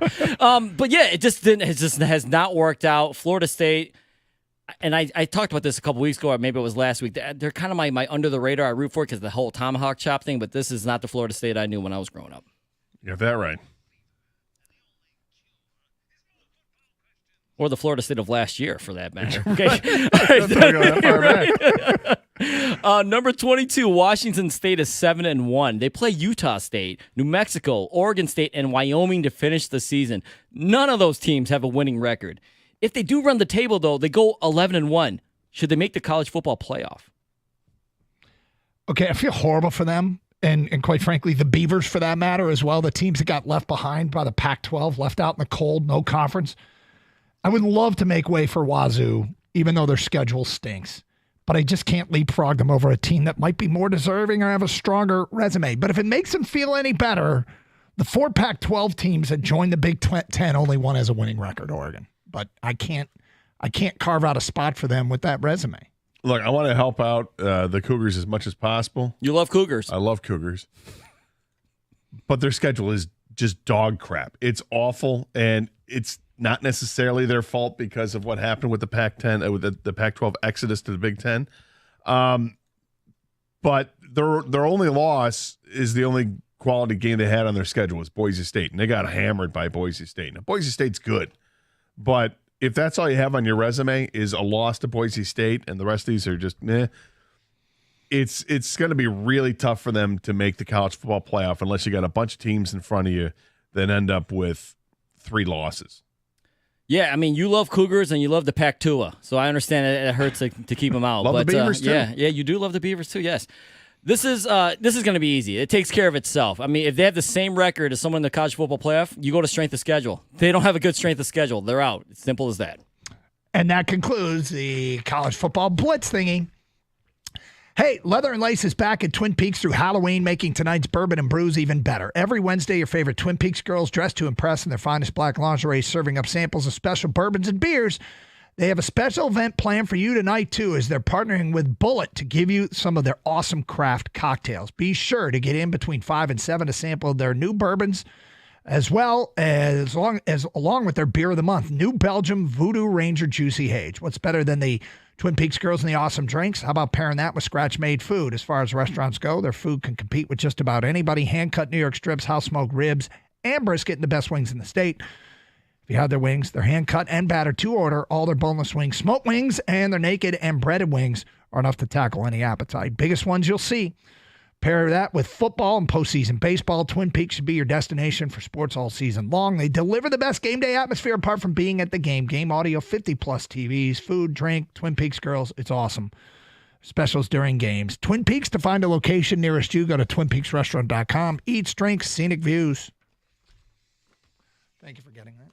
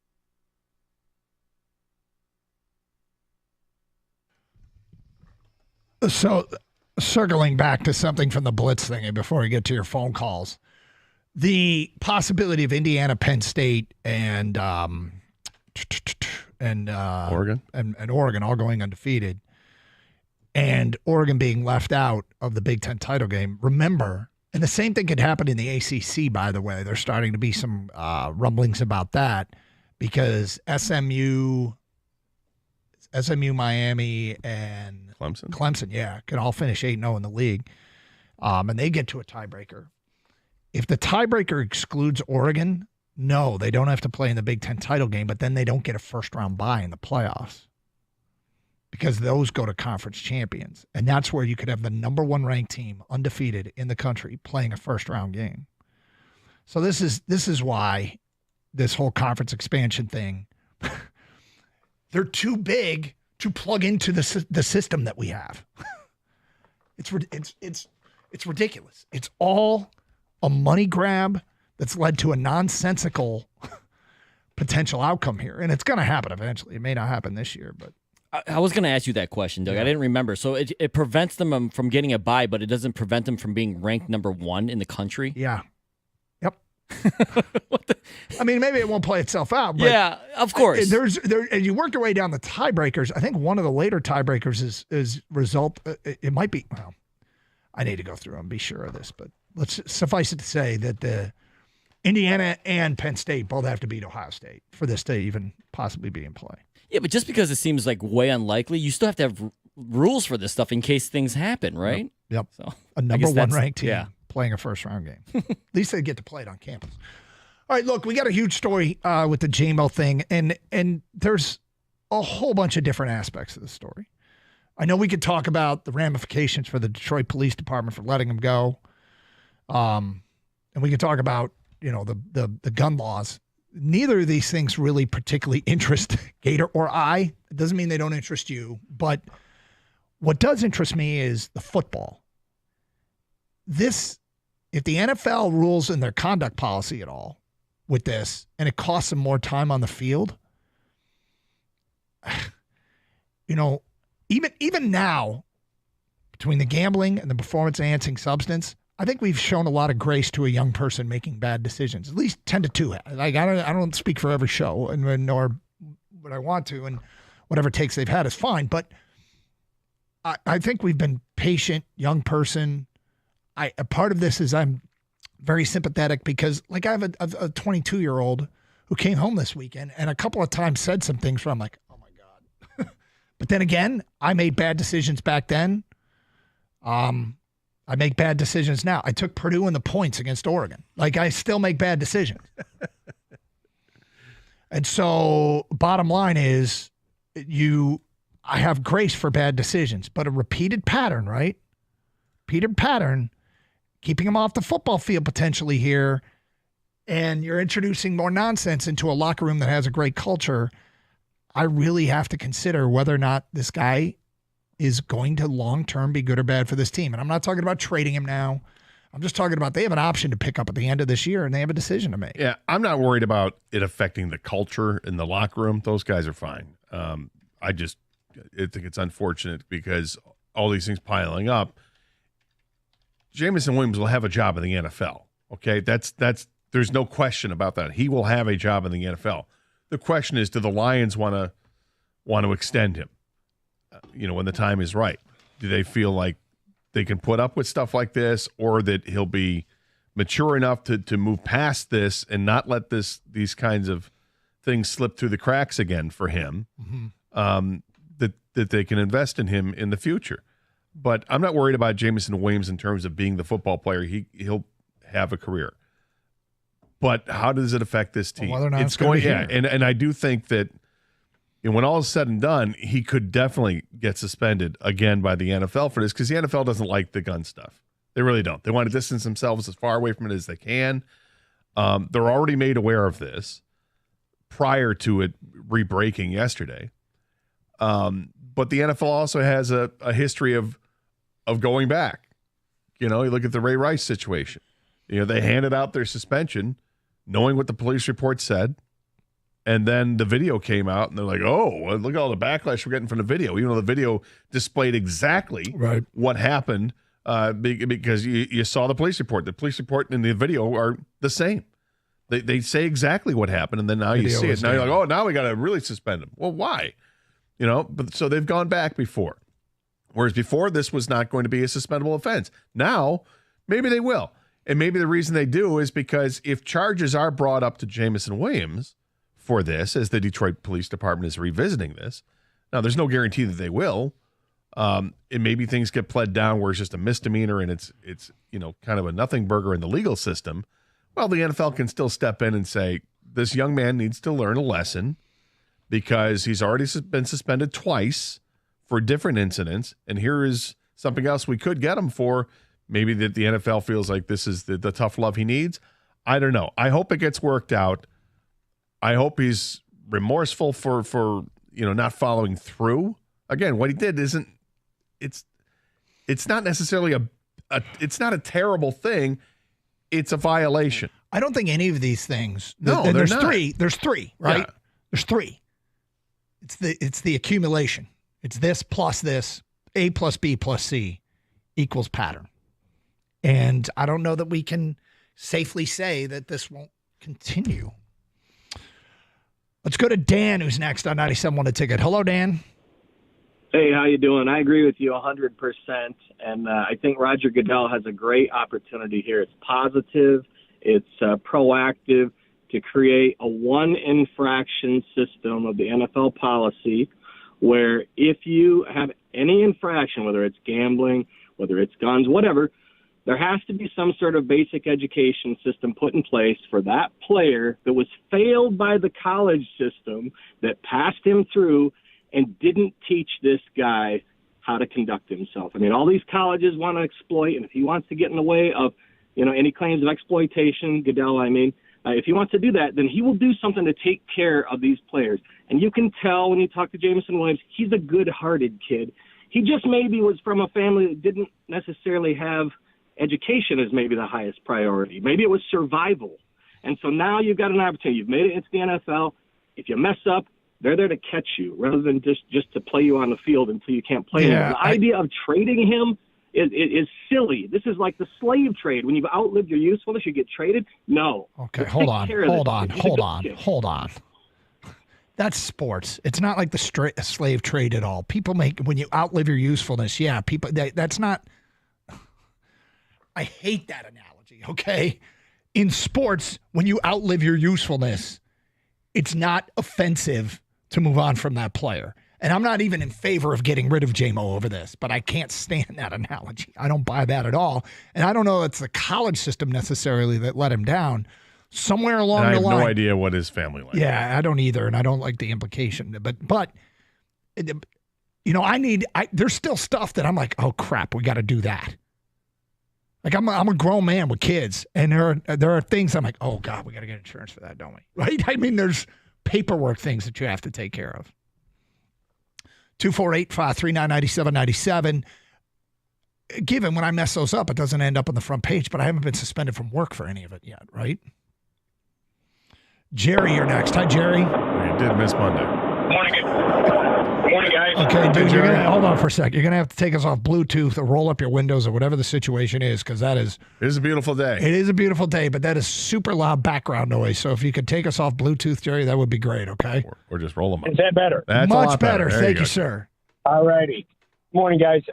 I happen to have a friend who has some contacts in the Detroit Police Department, and the day or 2 days after the suspension was announced, he told me about this incident. We were speculating that this is why he was actually suspended and why the NFL handled it so oddly that you never really heard the NFL come out and suspend him. He accepted the suspension before it was ever formally announced by the NFL, if they ever have. But honestly, listening to the discussion now, I mean, they had to have considered, what if this story gets out? Then we're going to look like idiots for saying we suspend for PED. But I think it's still possible that this is really the suspension, why he was suspended, because it did happen, back on October 8th, and all this became known by the team, and this was really a team suspension. But in my opinion, It's time to move on. I think you can fill his shoes.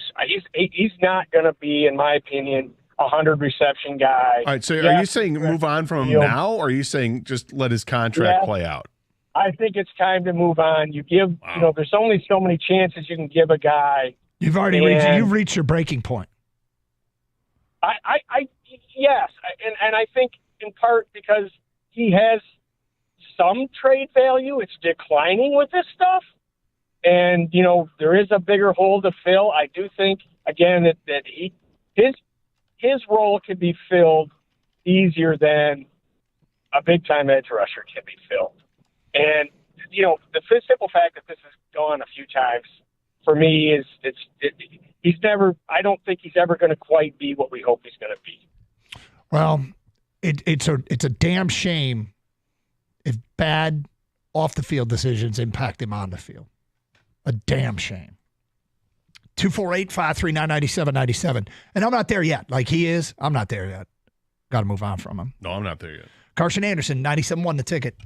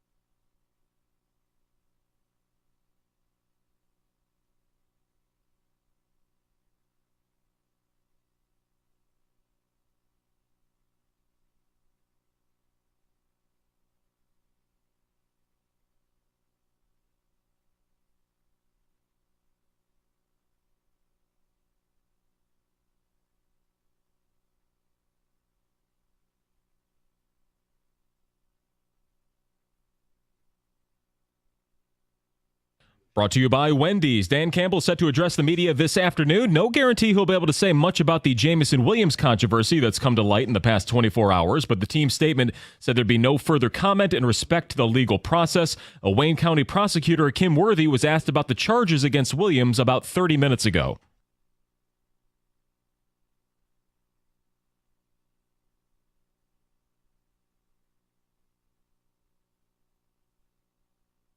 Yeah, she says that because it's an internal affairs case, not to expect a quick response. For now, the Lions will concentrate on a huge division matchup against the Packers, which Detroit is favored by a field goal as of this morning.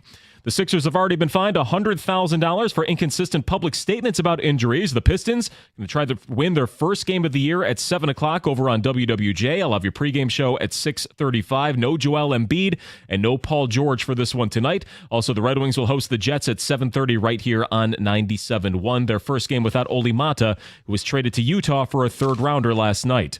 And history says the Yankees only delayed the inevitable with their win last night in New York. Only one team in the past 40 teams that have been down 0-3 have come back to win it, and none have ever done it in the World Series. But Game 5 will play tonight at 8 o'clock as the Dodgers try to finish them off again in the Bronx.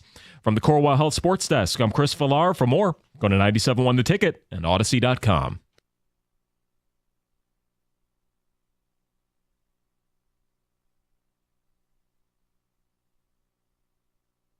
Was that one team, the Red Sox? Did they come back and beat the Yankees in the ALCS? Yes. En route to their World Series? Yes. I don't want that to happen this time. I was kind of rooting for the thing to be over. Yeah, just because of much ballyhooed, two Goliaths of the sports get together and it's going to be a classic clash and then over. Yeah, and it's not. I think that would have made me giggle a little bit. Judge and Ohtani really haven't made an impact in the game. Yep. It's all Freddie Freeman. And if Freddie Freeman, 6 straight World Series games with a home run. I can't remember why E60 did a story on him or one of those ESPN documentaries, 30 for 60 or whatever the hell they're called. Why they have 30 for 30 and E60? They're basically the same thing. Well, but one feels like it's more topical. Like it's stuff that's current events type stuff, and the other one is full on documentary where they hire different directors and all. You know what? This has nothing to do with anything, but perhaps is interesting to a few. Why? Remember the Baylor basketball murder, where a teammate murdered another one? Yeah. How come that? I can't believe that's never been a 30 for 30. Give him some time. Okay. Anyway, they did one on Freddie Freeman, and I remember going, I love this guy. And I can't remember why they did it on Freddie Freeman, but. Remember Tom Rinaldi did a nice piece on Ryan Day, too, so. Yeah, that was tough because I'm like, no, don't make me like him. But I liked him in that story. Ian Rappaport has tweeted this out in regards to the Jameson Williams situation. Yeah. He said, in an instance such as this, the NFL generally monitors developments but takes no action until the matter is resolved in the legal system. Okay. So this might be a while. And I want to go back to the other tweet I saw on this. May have passed over this already, but it was somebody had said, Nicole Auerbach, I think, had tweeted out something to the effect that this is something that could take a while for it to really get through. Well, wasn't that the soundbite too? Yeah. So, well, look, all of the ramifications of this. We could talk about the Detroit Police Department. We could talk about, the gun ownership. But what we really have focused on is the football. And the problem is that JMO is making decisions that's costing him time on the field. And this one right now, in the short term, doesn't appear like it will, as you just pointed out. And as we heard in the soundbite, but when you link those together, but it could. And, there's a decision to be made with this kid coming up. I'm not in favor of trading him, but I am certainly considering the long-term. There's the short-term view. Trade deadline's coming up. This doesn't impact it at all unless he does something else in the next few days. But then again, will teams, if teams were to call about JMO, they're not trading JMO. They're trying to win a Super Bowl. They're not trading JMO. And by the way, because we're getting a ton of texts on it, Doug, about trading JMO. Yeah. His value couldn't be any lower right now. The team come on, for a deal. We're getting text that says, "Well, now you trade him for Max Crosby." Yeah. Now they want JMO yes, for let's Max send him Crosby. to Las Vegas. No. Wait, how fast is he? No, don't even joke about that there. But yeah, now's the time. You're holding on to JMO for this year. The question is, long term, pick up his option, extension, all that stuff. But yeah, JMO's not getting traded. Let's get back to your phone calls. Scott is next on 97.1 The Ticket. Hi, Scott. Hey, I'm ready to trade him. Look, if you do something once, it's an incident. You do it twice, it's a coincidence. If you do it 3 times, it's a pattern. He's nothing but a distraction for the best football team in the NFL. It's time to go. We don't need it. We're the best with or without him. Okay. When you say he's nothing but a distraction, that says that what he's done on the field has accumulated. The accumulation to that has been nothing. I wouldn't say that. You're right. But right now, you're talking about some stupid thing that he did instead of talking about how good the Lions are. Well, the other thing, Scott, is has he been a distraction? Through the locker room, too. Has he been a distraction? Now he is. Is he? Why? Now he is. Has this distracted Lions from doing what they have to do? Yeah, because, him not being there, that is a consequence. But it's not a distraction. Distraction, if Scott, would you say it's a consequence of his decisions? Is him not being there more so than a distraction? Because I actually think the guys in the locker room like him, and I'm going to guess that they go about their business with or without him, but it's costing them. Here's the deal. I think he's both a distraction and a consequence. Because right now, in that locker room, they're talking about J-Mo instead of talking about something else. And they shouldn't have to be doing that. And he is a distraction. I see no reason to keep somebody who keeps doing dumb things. If he was working for you, Doug, cutting your lawn, and he didn't cut it right 3 times in a row, you'd get rid of him. Oh, that's true. But I don't have a long-term $1 million contract with him, and he doesn't do a great job. Like, it'd be the equivalent of not showing up, but when he mows it, he does a hell of a job. It's exactly what it is, yeah. Tim, until it affects the product on the field, I'm not going to call it a distraction. I don't think that's fair. I think this is something that they unfortunately they have to deal with again. But although who knows when they're going to have to deal with this, if they're going to have to deal with this. This is just a story at this point. It could result in no consequences at all. There's that real possibility, by the way. Okay, he's suspended right now because of the performance and the substance, the banned substance. That's what he's suspended for. He's not suspended because he didn't have a CPL license. That's not it. No. That may or may not be even a factor in. suspension. It is something that's on his record for sure, but it's something that may not factor in from the football standpoint. 248-539-9797. Tim's in Farmington Hills, and he is next. Hello, Tim. Thank you for taking the call. Sure. It's interesting. You know, he could be an added trade bait for an edge rusher. I mean, that's just something to think about. But as far as I'm concerned, when his suspension's over, I would use the heck out of him on the field. I would make him suffer, not painfully, but suffer, that we would build up a trade asset. You have no everybody knows how good he is. Potential is there. You're going to It's just all the side effects. Okay, well, first of all, you can't do it for this year because Sunday's the last game before the trade deadline. If you're talking about next year, I mean, or the off season, I mean, every team in the league knows what his history is. Do you think he's got a lot of trade value at this point? Well, no, but he could be a throw-in to get a good edge rusher if that's what they're trying to do. We don't need that right now. So sell low. I'm sorry. I don't even know if we should take any more trade him calls right now, because he's not. They're not going to. What? Do I have a vote? And embargoing that? Yeah. I mean, sure, but Kang's a producer, and I trust his. Look, eventually, like they have to make a decision in whatever it is, 6 months, 5 months, about whether or not to pick up the option. Right? That's probably the first inflection point. That is probably, in all seriousness, that's probably the first time consequence can be felt for this. Because I don't see them throwing him in a trade deal. Okay, let's say they did do that. Okay. Before the deadline? At the deadline, Jameson Williams is included in a package with a draft pick or two to go get an elite edge rusher.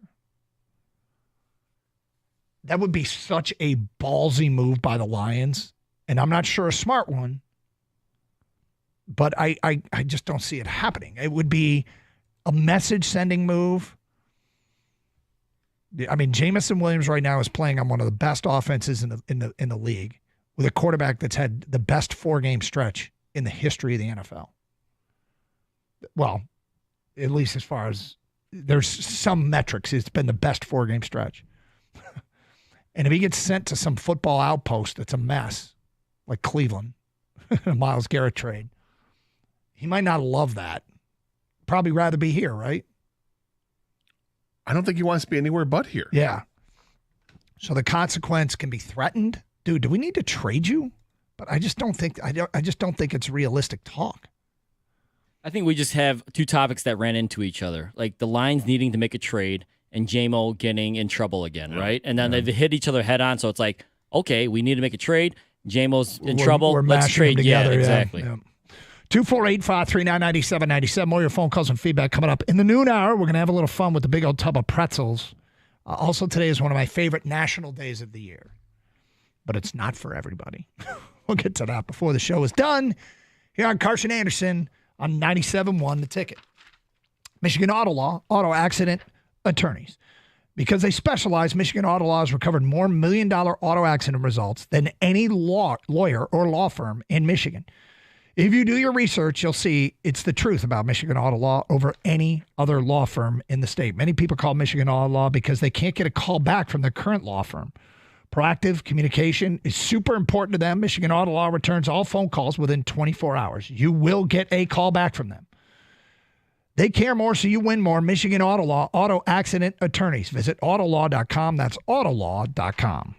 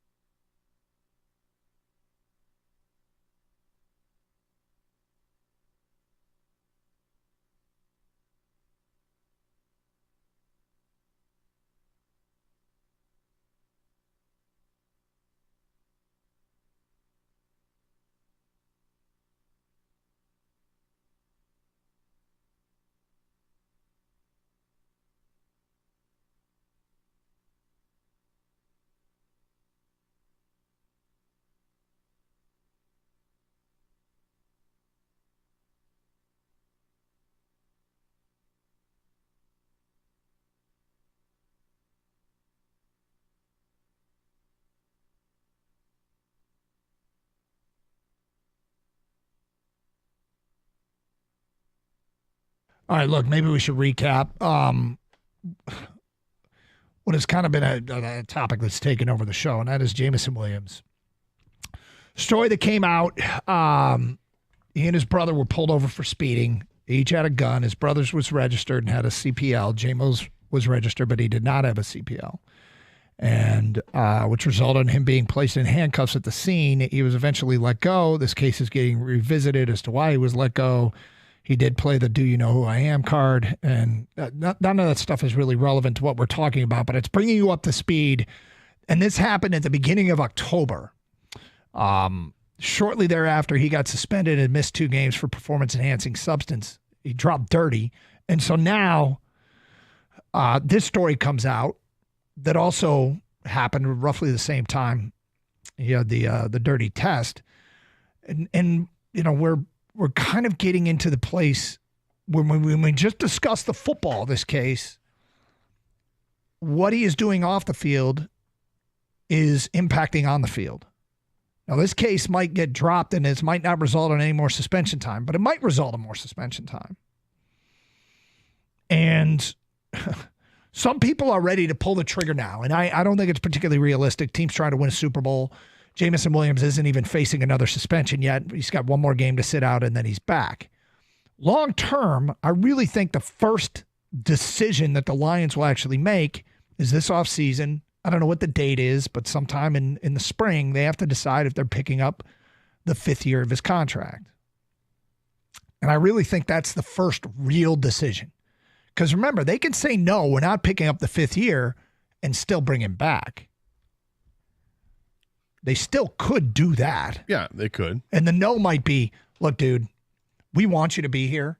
Do you want to be here? Because if you do, we'll reward you with a new contract. But you're under contract for just this year, and you need to keep producing on the field. On the field. And stay on the field. Stay on the field.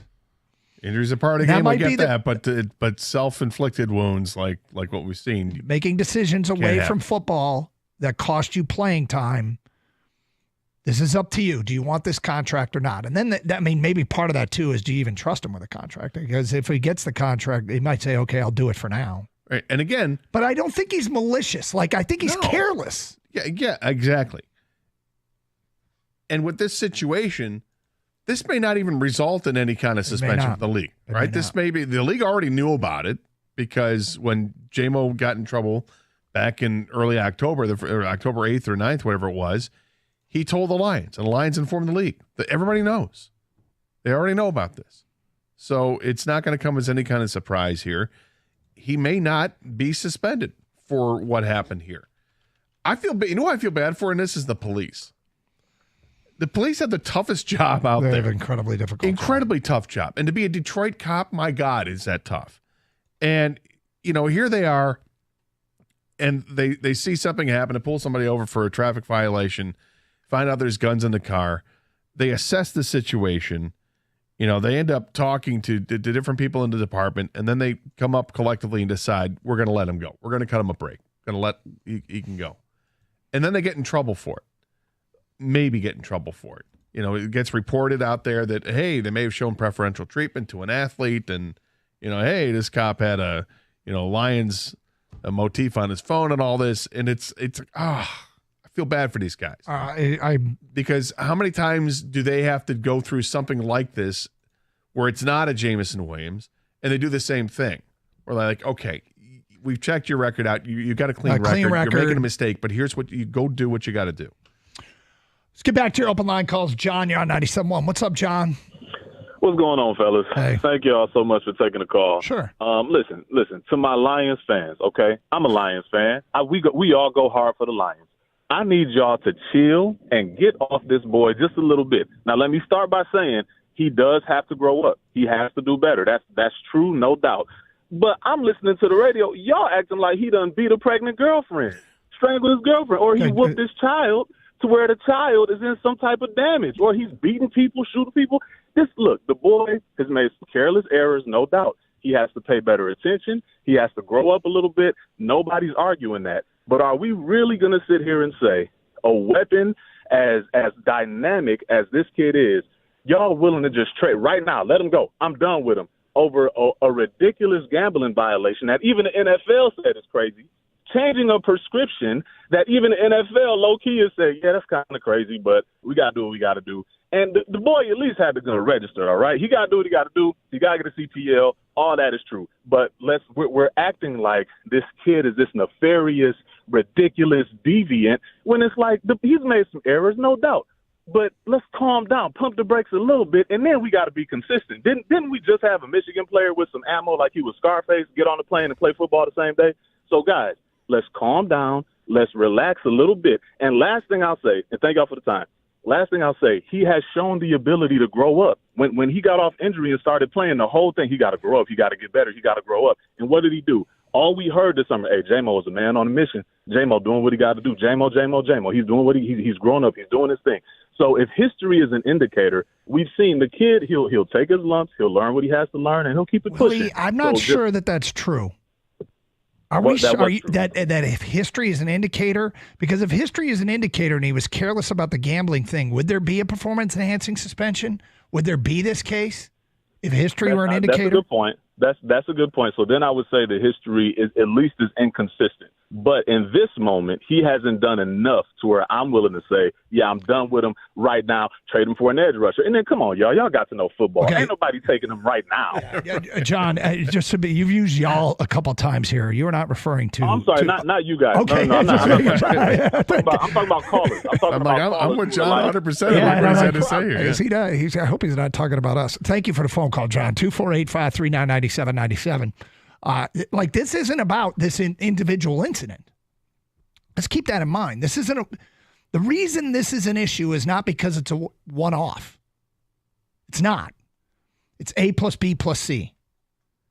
And this one might be serious, the nature of this and whether it costs him playing time. But there is a pattern of carelessness. I almost feel, hey, read everything, J-Mo. Fill out all the paperwork, please. Like, if you start thinking about this, is it probable that he didn't pay attention to the gambling rules? Seems pretty probable. Is it probable he didn't pay attention to the performance-enhancing substance rules? I still don't know what that story is. I don't either. Is it probable, though, that he didn't fill out the paperwork when he purchased a weapon? These are so avoidable. So avoidable. Let's go to Corey next. Hi, Corey. Hey, guys. How you guys doing? What's up? Hey, and I'm going off of your words, Doug. I'm big fans of you guys, so I don't want this to be taken in the wrong way. But you also said at 23 years old that you made a lot of decisions that you were not proud of. Without question. And you had to move forward. Yep. And with the J-Mo situation, I wouldn't say that it's a pattern because the gambling thing, that's one thing. It's a small, bump on the head. Obviously, he got suspended for it. We didn't like it. But a pattern to me would be if this was another gambling situation or if this was his third or second gun charge or something that he was going through. I just feel like we need to pump our brakes a little bit. We got a lot of callers saying we need to trade J-Mo and we just need to give up on him. Like, we have to learn to give people grace in a time where even when everything is going on, sometimes we just got to take a step back and look at the situation in totality. But Corey, you know what it is? It's and I agree with you. It's not a pattern like that, but it is a pattern. The pattern is not following through. The pattern is not understanding your situation. Like, I can gamble, but I didn't know what the rules were. I can take supplements, but I didn't know what was banned. I can have a gun, but I didn't know that I needed a CPL to carry it. That's the problem. Absolutely. But I don't want to move him. I don't want to trade him. I'm still open to having him on this team and giving him a fifth year. I tend to think it's not much ado about nothing. It is something, but it's something that seems like it could be remedied by growing up and maturing. That's it. And I feel like we should just give him time. Well, thank you, Corey. Sorry, I didn't mean to cut it. I thought you were done, but we're up against it anyway. 248-539-9797. More of your phone calls and feedback coming up. 97.1 The Ticket.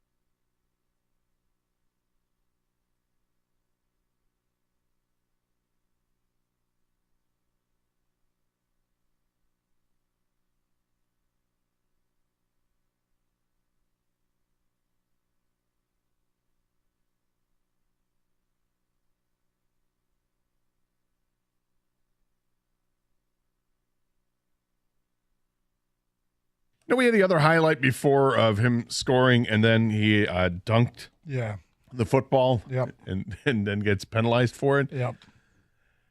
That to me is just, sadly, it's like another sign of the immaturity of him, because the reason he did that was because he was dared. Well, in a way, he was like paying Amon-Ra homage. St. Brown. Yeah, he was paying homage to Calvin Johnson, and I guess that I thought I heard the story that Amon-Ra St. Brown said, "You can't dunk it." So he goes, "Yes, I can," and then goes and does it. In the grand scheme of things, it just moved the extra point back further, and Jake Bates has this, right? But it's just another one of those things where it shows immaturity and that you need to grow from. Yeah, well, which is that's the pattern. That's I don't put that on his record personally, but no, it's not on there. It's just interesting that it's kind of ironic when you hear a highlight of like that. Let's go to Dre in Detroit. You're on 97.1 The Ticket. Hello, Dre. Hey, fellas, how y'all doing today? We're good, thank you. Let's be realistic right now. We cannot trade J-Mo. First of all, we don't know what the legal matters are going to play out to be.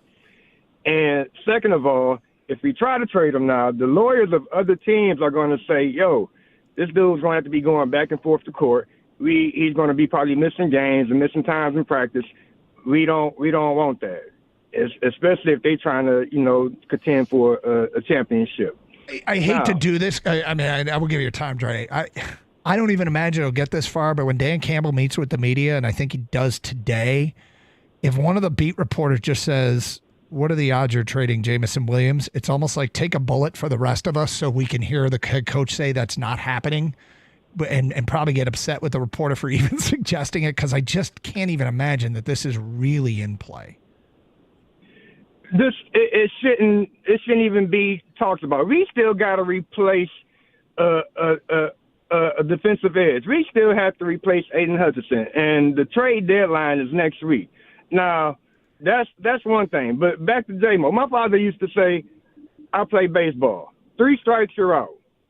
Now, we need to put J-Mo on a zero-tolerance policy, and we'll call the gambling issue a foul ball, since they rescinded the rule and everything. Now, you got this time right now, because he has proven to be one of the most explosive receivers on this team, if not in the NFL, and he still has time to improve and show us what he's really capable of. Now, from this point on, you have to fly straight. You have to adopt Amon St. Brown as your big brother. You have to stay out of trouble, and you have to do this until your rookie contract. We don't pick it up, and at that final year, if you've proven to be a valuable asset to the team, hey, we give you that $150 million contract. You play out the rest of your career in Detroit. Otherwise, we use you as icing on the cake as trade bait to somewhere else. Thank you for the phone call, 248-539-9797. Dave is next on 97.1 The Ticket. Hello, Dave. Hello. How are you guys this morning? All right, Dave. Okay. Good. I just got a little bit of a different take, comparison, if you will. Back in the day when Miggy was screwing up like it was his job, I wanted the Tigers to get rid of him. They didn't. They stuck with him. He corrected his behavior. He rehabbed and went on to have some of his best seasons, and we were the better for it. And at 23 years old, I just don't think it's time to give up on this guy. I think there's I'm 40 all kinds years older than him, and multiple times a week, I ask myself, what the hell are you thinking about any given thing? Yep. So he's 23. He's a man-child, but he's young. He's got so much to lose. I know. And I definitely wouldn't extend him. There's got to be a limit to these things at some point, but would you when they have to make a decision, when they have to make a decision, and I really believe this is the first real decision point is in the spring, of whether or not they pick up the 5th year of his contract. I don't think they're deciding whether or not to trade him right now, but do you pick up the extension the 5th year, or do you say go prove it and then we'll see? I would be in the go prove it crowd. Okay. Yeah. I mean, I can kind of understand that. And then we'll reward you. 248-539-9797. You get rewarded. Yeah. Well, I mean, that's the real question. Of course, you're going to let this play out for the rest of the year. And then at the end of the season, when there's the offseason, I want to say it's sometime in like early May or something like that, is when the Lions have to decide, do we pick up his 5th-year option? Because he's going to be on this team next year, or he's contractually obligated for a 4th year with the Lions. Do you let him play it out and become a free agent at the end of the year, or do you pick up that 5th-year option and, hey, we can still negotiate an extension depending on how that following year goes? Right now, if it's me, the 5th year depends on the next 5 months. It depends on the next 5 months, and I could be tipped either direction. It's based on a lot, which includes, even if he doesn't mess up, it's seeing a commitment to not messing up. Yeah, I'm leaning towards just giving the 5th-year option. It's I think he's so explosive on the field. I think you can help him through the stuff off the field to make better decisions, but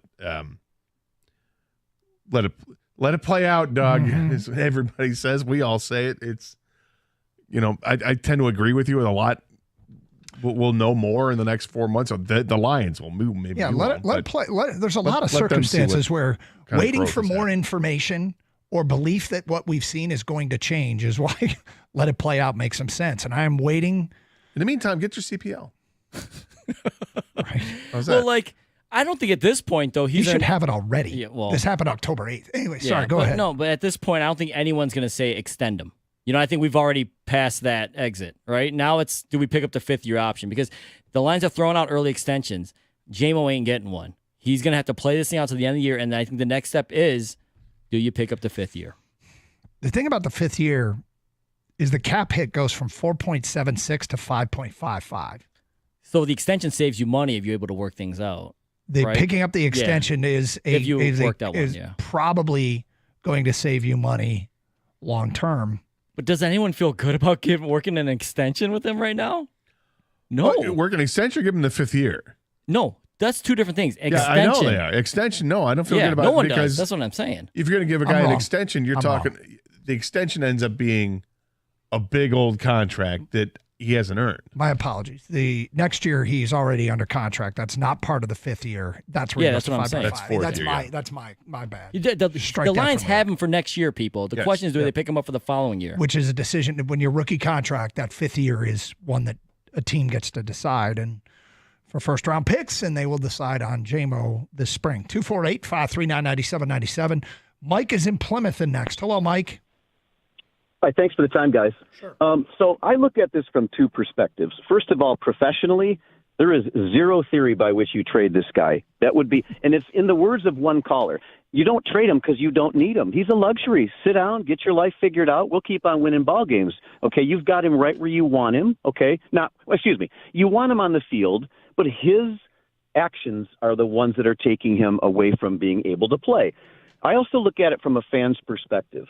Here's why fans are angry. Number one, for the first time, in the words of Bill Belichick, we have an offense that no one is going to stop, and it's because for the first time, we not only have luxuries like him on the field, but we have other players where in the past we've had luxurious players, but it didn't mean anything because you couldn't rush the ball. You'd turn it over 3 times. Now we've got it all, but we also have a guy that's continuing in pattern-like fashion to make decisions that take him off the field. Here's the other reason why fans are mad. There is zero theory by which you or I or anybody could get pulled over. And my thing with J-Mo is this. I'm not worried about consequences, this or that, okay? Here's where I want to know. Where is his head when you get pulled over and allegedly continually say, I play for the Detroit Lions, bro? That's where your head is at. He doesn't think he needs to know rules, regulations, or law. He thinks that that's what's necessary. So, I mean, nobody else could get pulled over for any reason and say, I work for GM, bro. I work for Ford, bro. That's why I work for Walmart. That's why fans are mad. I'm not mad at him, right? I'm not mad at him. He's not mine to be mad at. Professionally, you would fire a GM if you traded him. You don't need him. You don't need him. That's why you don't trade him. You got a luxury. Thank you, Mike. I work for Citgo. You would absolutely say that if you thought it helped your chances of not getting arrested. Yeah. That's why people don't say I work at GM or Citgo or wherever. This is your favorite athlete, celebrity, politician, whoever are going to use and say things to get them off. That's just life. And I'm not saying it's right, and I'm not saying I love that, and that's not a good look, but That's not a good look. But that's what people do. Don't you know who I am? Yeah. If it helps, yeah. I work at Sam's Club. That helps. 11:50. Quick thoughts on the Red Wing trade. More of your phone calls coming up as well. 97.1 The Ticket. Hey, if you're in need of a midweek boost, FanDuel, America's #1 sportsbook, has you covered with the Hump Day Parlays Reward Stack. Now, every Wednesday, you can get parlay profit boosts on everything from spreads to over-unders, even player props. So don't let the weekend have all the fun. Take advantage of the Hump Day Parlay Reward Stack. Who knows? It might become your favorite day. Look for the Hump Day Parlay Reward Stack in the FanDuel app to find your profit boost. New to FanDuel? Visit FanDuel.com/Doug. FanDuel is the official sportsbook partner of the NBA. Must be 21 or over and present in Michigan. Opt-in required. Maximum wager amount applies. Bonus issued as non-withdrawable profit boost tokens. Restrictions apply, including token expiration. See terms for both offers at sportsbook.fanduel.com. Gambling problem? Call 1-800-GAMBLER.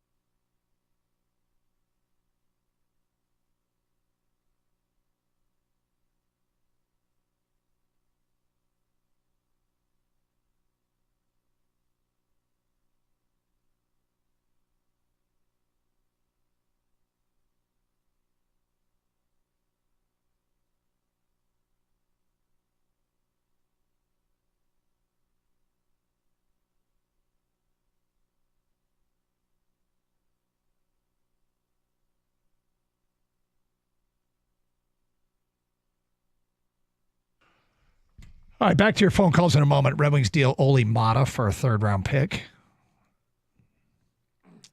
Any thoughts? They're just freeing up roster space to account for the defensemen that they think have more promise. Oli Mata's a veteran player. Robert Johansson. Yeah, Johansson and Gustafsson to make sure those guys have the ice time. Mata is solid player throughout his career, but nothing special. So I don't know. Getting a third-round pick sounds like it's pretty good, and you're freeing up some cash. Yeah. I don't have any strong feelings on it one way or the other. I mean, I want to see the younger players get a chance to play. That's what it is. That's what it's likely doing. So, okay, I'll accept. Back to your phone calls. Marcus is next here on 97.1 The Ticket. Hello, Marcus. Hey, how you doing, fella? We're good, thank you.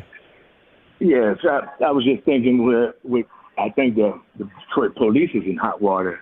They let the guy go. I think a lawyer would tear this up, and they let him go. But I hope the young man learned his lesson and follow the law. Get your license, or they may have took the gun from him. We don't know yet. But we can't give up on young talent because of a couple of errors or mistakes. I'm thinking about Kareem Hunt. Now he's back in Kansas City after they gave up on him, right? But we can appreciate people do make bad decisions, and you just try to use a little. Well, there's a lot more that J-Mo could have made a lot more worse decisions than this. This is not an unforgivable sin. In fact, the accumulation of these events are not an unforgivable sin. They might get to the point where the Lions have to make a judgment on whether or not they can rely on him moving forward. And if the answer is no, I have faith that the Detroit Lions will be able to operate under this regime without Jameson Williams, and they've in fact won some games without him already. So that's true. But if he wants to be a football player here, and I were in his advising team, I would say, dude, you gotta tie up all these loose ends that keep getting in the way of your football career. Yeah.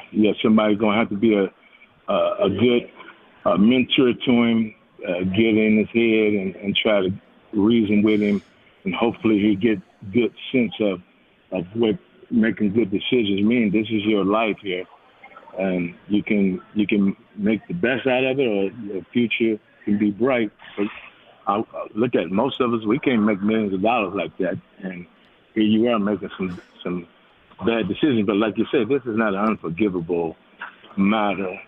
He haven't committed a murder, a crime to the point where he's hurt someone else. And this might just be completely swept away anyway.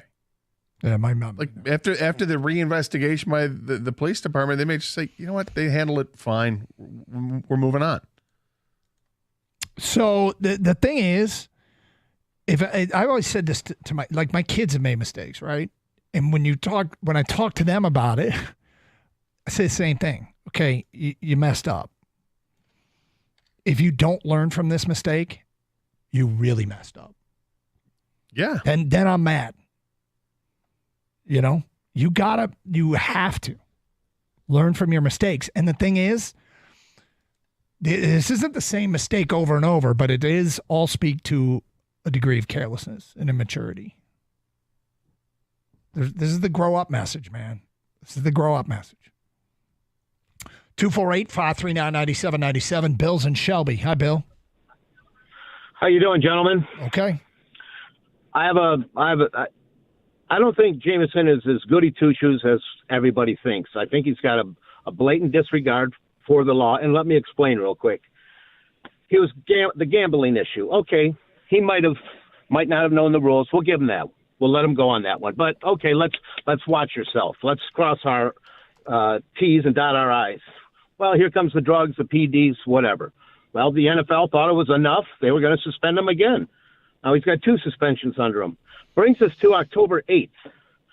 Him and his brother pull over for speeding. Sure, his brother was driving, but they find a loaded pistol concealed in the vehicle. That is a felony, an absolute felony. You and I, well, maybe not you guys, but me or any Tom, Dick, and Harry get pulled over, we are absolutely going to jail 100% that night. And the fact, his blatant disregard, don't you? I'm Jameson Williams, bro. I play for Lions, bro. That just, I'm above the law, is what he was saying. Finally, they go up high enough up the chain to where they have somebody said, okay, just push it aside, let him go, whatever. So instead of him being apologetic or sympathetic towards the police, how does he pay them back?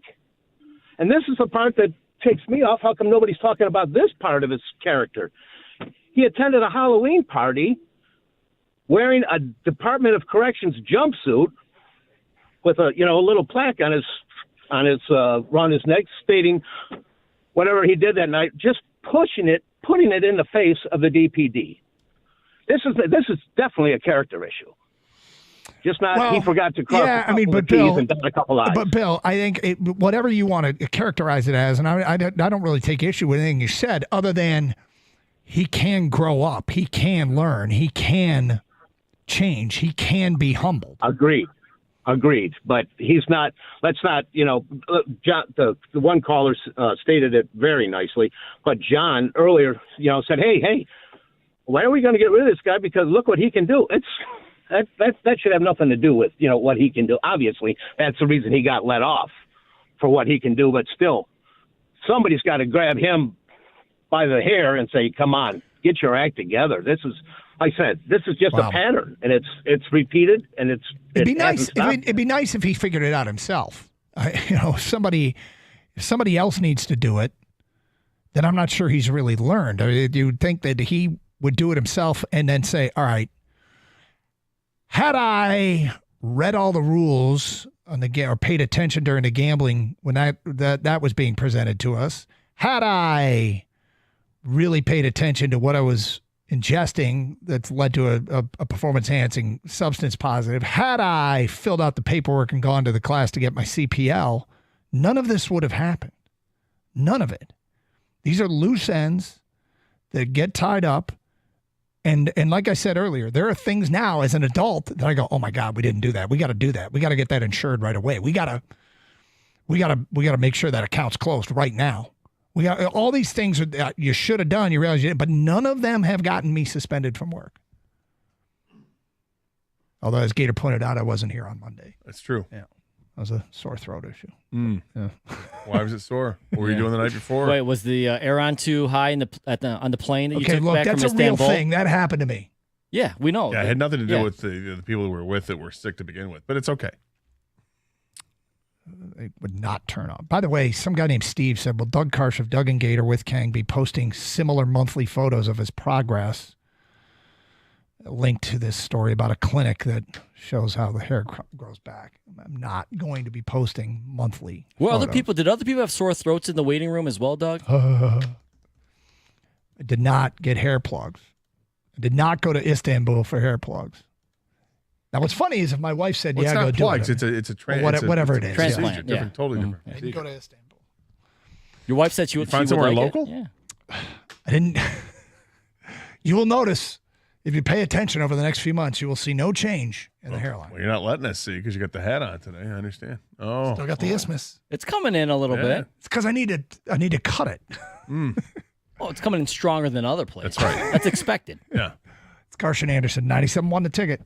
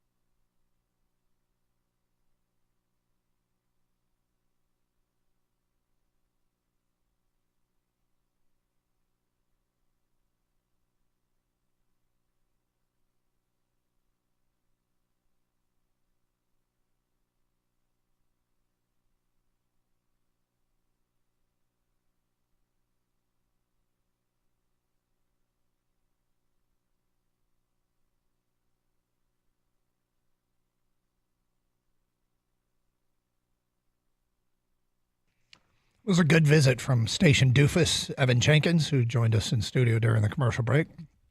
It's been a while since we had Evan on the air doing dumb stuff. Yeah. But we might have to bring back Evan doing dumb stuff. Or the Step Brothers thing we used to do. The 3-2-1. Oh, yeah, 3-2-1 jinx. Yeah. Mm-hmm. That was kind of fun. Evan had a good answer for my tub of pretzel questions I texted you guys last night. We're not doing that. What? Just for the record. We're not doing it? No. Gator. Good question? I mean, it's a great question. Not for on-air purposes. All right, fine. Yeah. See, we're not supposed to do this to people. You could podcast that or something. Is there a way we can give it in code? Yeah, there's absolutely a way you can write, say that in code. Was it just the three of us on the text? Yeah. All right, here we go. So it was a story. It was on Reddit. Yeah. This one kid had a question he wanted the people to help him out with. Yeah. A college student, I believe. He wanted to know where, as a guy, he could do things that guys sometimes do. Women do it. Yeah. Yeah, they do. They do.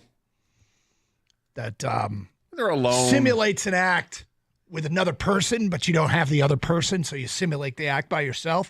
He posted on Reddit, where's one supposed to do this? Because he has a roommate, and this roommate apparently never leaves the dorm, ever. And he even gets his food delivered to him, and he's like, dude, I'm dying over here. Like, I need some alone time. Can't find the alone time. Wanted to know where the best place was to get some alone time. Mm-hmm. So anyway. And mention that is not going to be a big old tub of pretzels question. No, but we are going to the tub of pretzels in like half an hour? Yeah, 12:35. Okay. 248-539-9797. All right, so look, big story today in Detroit, unfortunately, is another incident with Jameson Williams. And look, I don't think any of what he has done individually is something I would say is indicative of a non-professional, somebody with a problem. Yeah, okay, it's understandable if somebody messes up once. Things are complicated with rules, and even though you should follow them and know them, it's like when you get that manual at work and you don't really pay attention, and it comes back to bite you, and you break some rule that you should have known. I think that's what happened with the gambling and the performance-enhancing substance. It was careless, and I can rest assured that the Lions have plenty of people employed whose job it is to make sure that the players know all this stuff. And now he didn't fill out the paperwork and take the class to be legally transporting a gun. Was registered, but he didn't have a CPL. You almost got it. Yeah, the story that broke overnight, there's video, and there's all kinds of layers to this. But this the biggest, happened weeks ago. Yeah, it happened October 8th. The biggest story, I think, as it pertains to us is Jameson Williams, a football player. Now, he has personal things that he needs to sort out, and that's more important to him. But for us, Jameson Williams, a football player, is continuing to make careless decisions or not taking care of business that is costing him time on the field. 2 suspensions. This could be a third. I don't know if it will be, but it could be a third. And at this point, really, there is a decision to be made this coming spring, whether or not to pick up the 5th year of his contract. He's going into the 4th year, the way first-round contracts for first-rounders work. After 3 seasons, your team has to decide, do I want to pick up the 5th year? And if the answer, this I think should impact that decision. Now, should it impact it? I don't know that I know which way I would go. I guess what I would do is I would come in, I'd have a sit down with Jameson Williams. And apparently he told the team what happened. And then shortly thereafter, he got popped for performance-enhancing substances. That's when Dan Campbell went to the podium and said, I trust him. You remember that? So Dan Campbell said that after it's probable, I think connecting dots, if he told the team, Dan Campbell knew about this. Yeah, he knew. When he said, I trust him. I'm not sure I do. I mean, I kind of acquiesce to Dan Campbell here a little bit because I think this guy has done so much to change the culture, but the culture is an important thing in a locker room. And I think we know it better than most because we know what it's like to have a bad culture. where players miss practice and play on Sunday. Whereas when you showed up in the Pittsburgh Steelers locker room, I think new people entering the locker room saw how things were done here and said, oh, I better do the extra lift. And I better be at practice 15 minutes early. And I better not miss a meeting. And I better not be out the night before a game, because that's how it's done here. That's a culture that helps you win. And I have very little doubt that historically the Lions have had a culture that did not help them win, Gator. In fact, I think the culture led to losses. Now we finally got a culture right. And we got one guy who's not crossing the T's and dotting the I's. None of this is an unforgivable sin. The accumulation of it has me wondering what the future holds. And I think it's fair to ask the question at this point.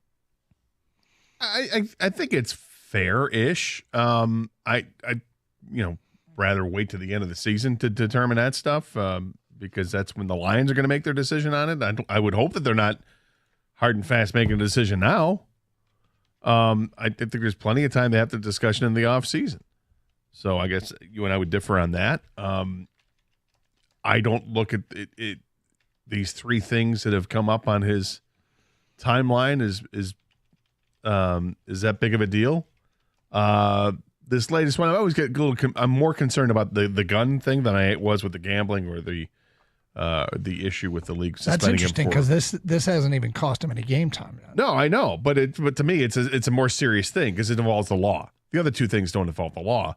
This one does, and this is about, okay, if you're going to be a law-abiding citizen that has a gun, there comes an amazing responsibility that comes with that. And hopefully he understands that. But part of that, if you're going to be carrying it around, is you have to get the proper paperwork and get the license to carry it. And he hasn't done that yet. So that one concerns me more than the other stuff. But I'm not terribly concerned by it, because I think this could just simply be an honest mistake, whether it's a lack of maturity or if he just didn't know. Whatever the case is, it's something that's redeemable for sure. I'm not that concerned by it. Are they starting to stack up on top of each other? This could be a third thing.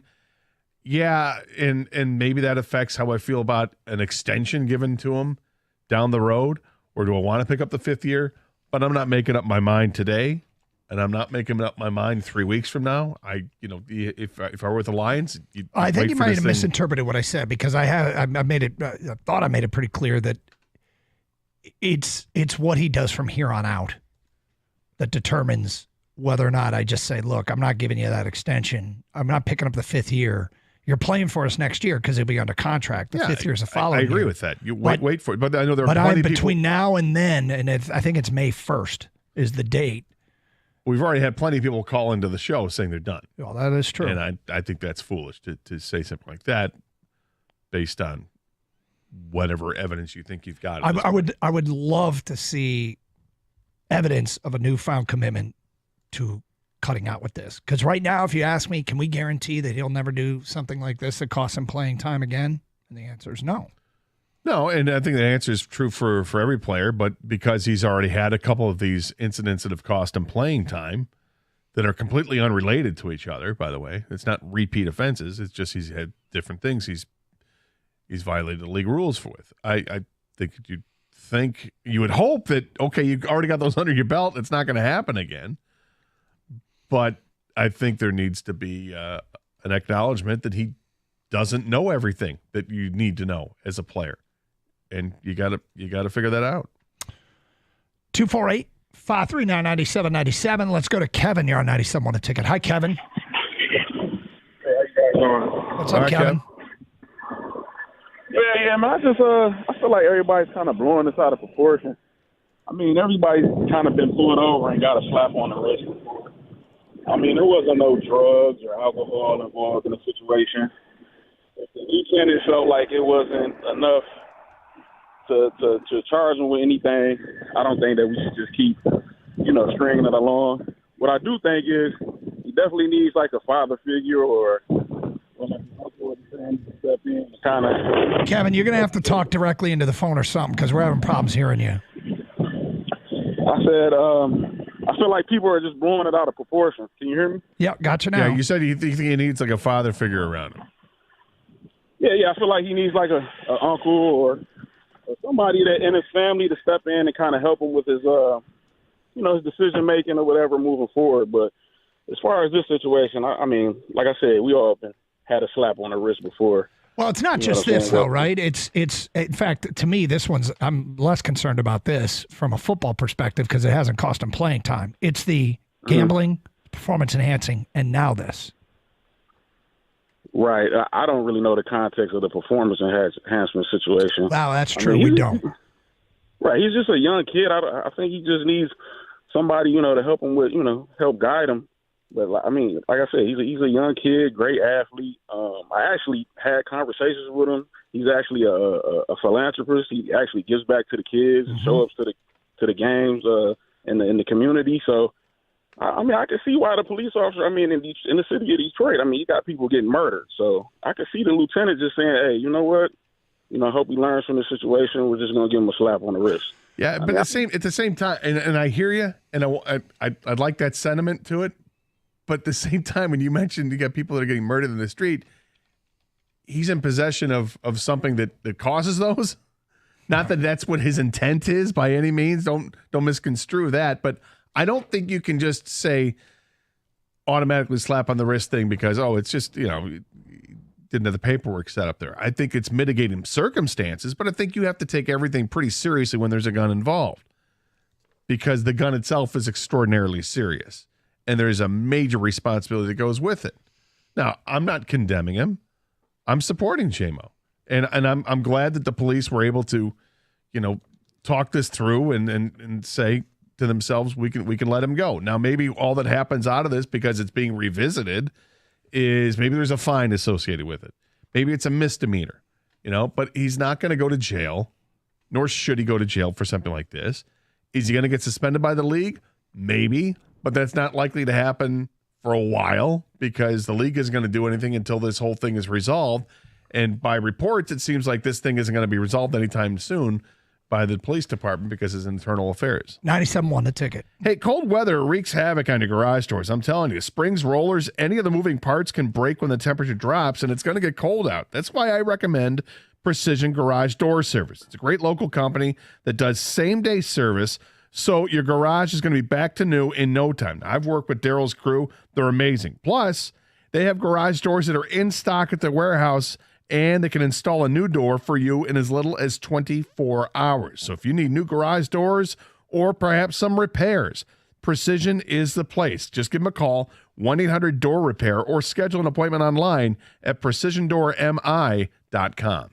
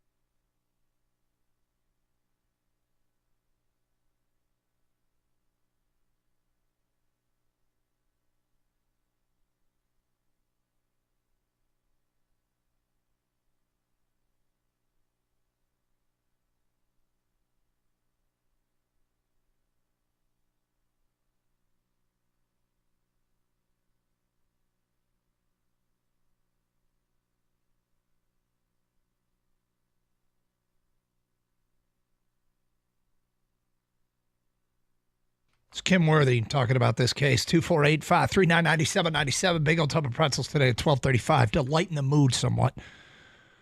Back to your phone calls. We got a Mo in Detroit. You're on 97.1. Hello, Mo. What's up, fellas? How's it going? I just want to play off of some of the callers a little bit and see what you guys think. So I think we trade JMO for this, and then we trade Kang for letting this topic go on for so long. Then we trade Doug for mentioning the palm pants dance on air. Then we trade Dan Campbell for threatening to bite people's kneecaps. And then we see what we get back. I'll jump off and let you guys respond. What? Wilson in Detroit, you're next. Hi, Wilson. Yes. I feel we should just keep J-Mo. He didn't do nothing serious. But you know what? Our fan base is kind of hypocritical because how many times have we heard if there was a defensive end out there, gave you 12 sacks a year, but he had some issues, these same fans that want to get rid of J-Mo will be telling us to get this guy. We can't have all choir boys winning here. We got to have somebody with issues. I mean, it's always flip-flap. I don't know that that's true, Wilson, because I think people have really grown to respect that this organization does a heck of a job vetting to try and keep the nonsense out of the locker room. I'm not sure that the fan base would accept anybody, and some might. But I know we've talked about it quite a bit, that there is a high level of vetting that takes place, Wilson, that seems to have helped change a culture that had gotten in the way of winning for years. Yeah, but Stephon Diggs, he's a culture killer. J-Mo, he does at Allen Park, in that stadium. I mean, he does. He's a team player. I mean, do you think Stephon Diggs would be blocking downfield? Yeah, I don't know. I probably know. That's one thing, but the one thing we do know about J-Mo is some of J-Mo's behaviors have kept him off the field. He might be well liked in the locker room. In fact, I think he is. But some of his behaviors have kept him off the field. Yeah. That's the issue. But you know what? I've seen coworkers who might just have a bad stretch. They might have 3 suspensions within a month's time, but for the next 18 years, they're model citizens. Well, what I hope here is that is an example of a young person that's being careless and not being, a responsible adult. That's what I hope. Because at 23, I think that there were probably a lot of loose ends in my life too. And I know I made bad decisions. Nothing particularly consequential, but things that I have regrets about, sure. And that's what I hope this is. I love these stories of redemption when people grow up and mature. Well, and I think this is a learning thing, right? Like, hey, I went and got the gun registered. That's the right, okay, but you have to follow through. There's more. If you're going to carry it, you need a CPL license. So go do that part. And he didn't fulfill it. You can gamble. Go ahead and gamble. That's fine. But there are rules. You need to know what the rules are with the league so you don't get suspended. You can take vitamins and supplements, but you have to know what's banned. And we still don't know what really went on there with the NFL in that situation. But if he took something that was banned, you have to know, and you can't do that. Kevin in Livonia. What's up, Kevin? Hey, guys. Hey. Correct me if I'm wrong, because my family tells me as I'm getting older, I'm getting pretty grouchy. So, we've got a pretty elite team now. This is not the same old Lions. And I think the team and the management need to set the precedent here that if you're a knucklehead, you're not going to play for us. Multiple offenses and different things like that. But we're not going to tolerate offenses. And I'm not an Arnold fan either. I don't know how many yards he gave up in penalties the first few games. And I kind of think we should get rid of those liabilities because we got the best chance today of winning a Super Bowl. This has turned into Terrion Arnold? Did you just say get rid of Terrion Arnold? No. After the first 3 games of him committing, I don't know how many penalties it was. The defense, right? Yeah. 0. Yeah, we were. He had a rough few games. Even seemed like he was committing penalties every other play, but he does seem to have settled down a little bit. But things like this they can't be tolerated. If you're going to come to Detroit, you're going to be a good guy. You're going to play by the rules, and I just think there needs to be a precedent set here. So you'd get rid of him right now? I would. Jameson Williams, you just drop him. We're heading to the Super Bowl. We don't need distractions like that. He hasn't been a distraction. I don't know if he's been a distraction. He's just been unavailable. Well, distraction meaning he's not been on the field, and that's not the culture there. I agree it's not the maybe I'm culture, wrong. and I agree that that's a problem not being on the field. Just out of curiosity, what does this have to do with Terrion Arnold? Well, I was just in the beginning of the season, he was committing a lot of penalties, and I'm thinking to myself, get this knucklehead off the field until he can figure out how to, block somebody without grabbing onto him. But I was just kind of making a reference that, when we have problems with players, I think it's important to deal with it and make sure that we set the tone. I've seen there is no tie between this and Terrion Arnold struggles with penalties. There's none. But if you're going to bring up Terrion Arnold, then wouldn't that be the example of sticking with a guy that was having issues to start the season on the field by with all the penalties he was taking? His struggles were completely it's okay. on the We field. still believe him. We still believe we're going to keep playing him. His point is he wanted to send a message and sit him on the bench so he can learn that you can't do that. And the Lions said, that's not how we do things. You're still out there. We're putting you on the best receivers. We want you to get better. This is baptism by fire. And he's been really good the last few weeks. So I actually think that's an example of where you stick with the guy. I'm going to stick with Jameson Williams until otherwise noted. I don't think what's happened is leading me to go down that track of say, got to get rid of him. And got to get rid of Terrion Arnold. Terrion Arnold. Well, he seems to have a quick trigger finger, like hey, you're not good on the field, you're not good off the field, get out of here, right? And like we've got precedence of what a good Lions team looks like. I think the people that the trade Jameson Williams crowd, like for anything, we don't need him, we're going to the Super Bowl, don't realize he's part of the reason why you might be going to the Super Bowl. Yep. He's part of the reason why, even if he doesn't have any catches, that the defenses have to respect him going over the top and underneath routes are open. Like the development of Jameson Williams as a receiver this year is one of the reasons why the offense is so good. He's also part of the reason why that honestly you might be thinking about, all right, next year a draft pick goes to a wide receiver. Could be. But that's next year, right? That's next year. But that's why I keep talking about it. I don't think there's any decision that's going to be made. In fact, I think it's almost laughable, like they were going to trade him or do something about him now. But they might make a decision not to pick up that contract, and they might make a decision to invest in an insurance wide receiver in the next draft. That's where may lead to some influence on the direction of the organization. Big Old Dub Pretzels, 1235. More of your phone calls and feedback, 97.1.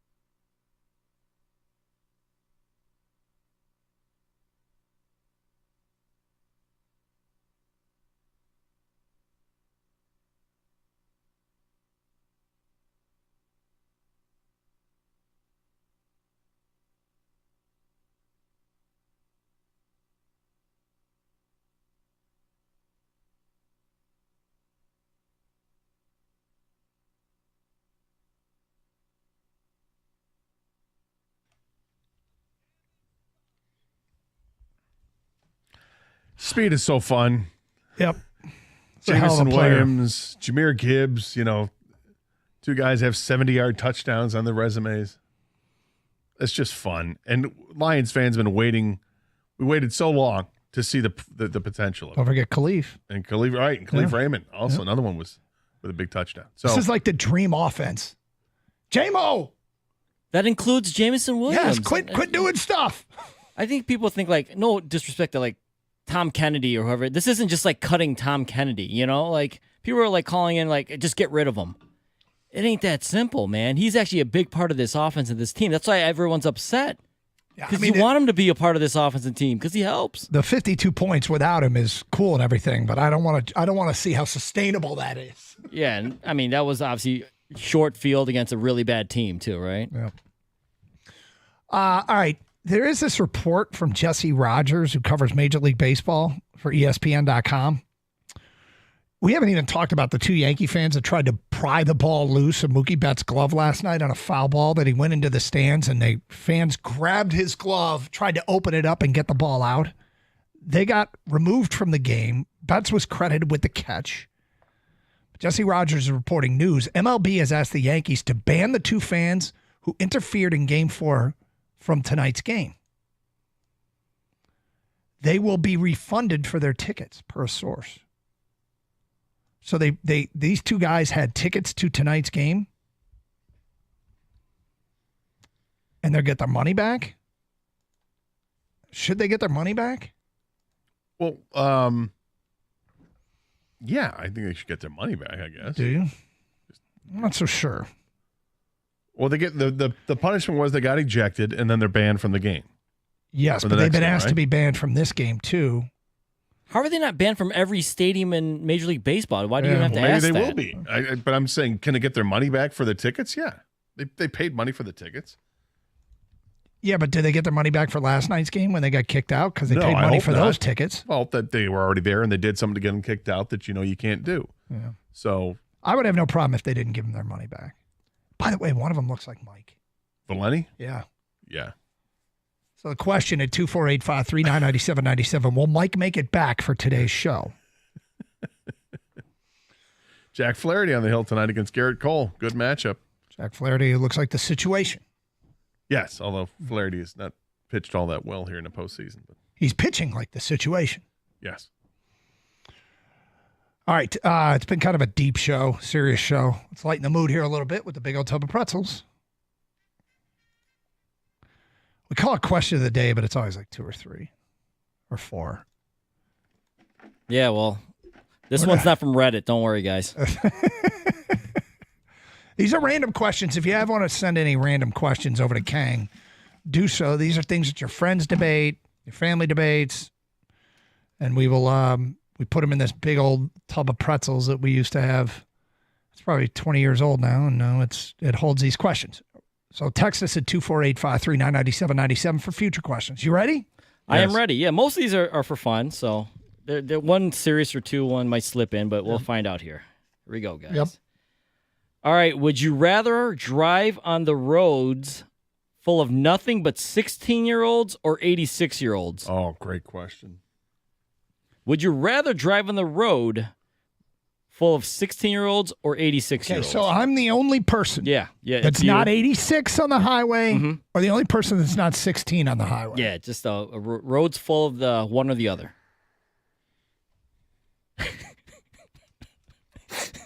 God. Gator, do you have an answer? You sound like you're ready. I got an answer. Go ahead, because Doug's thinking. I will gladly drive with 86-year-olds on the road because they're just going to be slow. And because I've been driving for a long time, they're probably going to know to stay on the right side, the right lane. 16-year-olds are distracted. They're too easily distracted, looking at their phones all the time and all that. They're unpredictable as hell. The 86-year-old is predictable. I know it might be slowed up and it's going to drive me insane, but better that than getting into an accident because some kid is too busy looking at the latest TikTok video of how you add it's like that commercial Dr. Pepper and tequila and a dash of Tabasco and it makes it taste like a caramel corn. I don't know. You know what I mean? I'm mayhem. You're right. I think OMG. I think Right? you've made the case because I just basically thought, would I rather be on a road with my mom or my youngest son? So which one But is he's a good driver. He's an excellent driver. Yeah. Okay, Rain Man. Okay, yeah, I go with my mom. I go with the 86-year-olds. Yeah, make it 3 for 3. Okay. So usually when I see a car that's like kind of drifting lanes or just, not doesn't look like they're paying much attention, it's either been an elderly driver or someone on their phone. Yep. Okay? So I think the younger generation, 16-year-olds in this case, it's more likely to be on their phone, and I cannot stand that. That's really bad. So I'm going to choose the older drivers as well, guys. Yeah, I think that makes sense. All right. You want it ready for another one? Yes, of course. Yeah, here we go. This is a great question. Oh, boy. Do restaurant beers get you more drunk than home beers? What?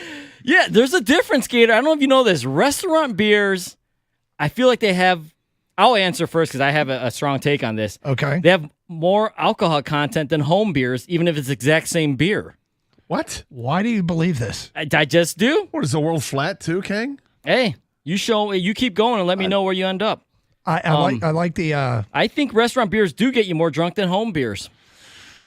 So it's completely psychological in my opinion. And so Obviously. the question is, do I feel like I'm getting drunk in a restaurant more so than at home?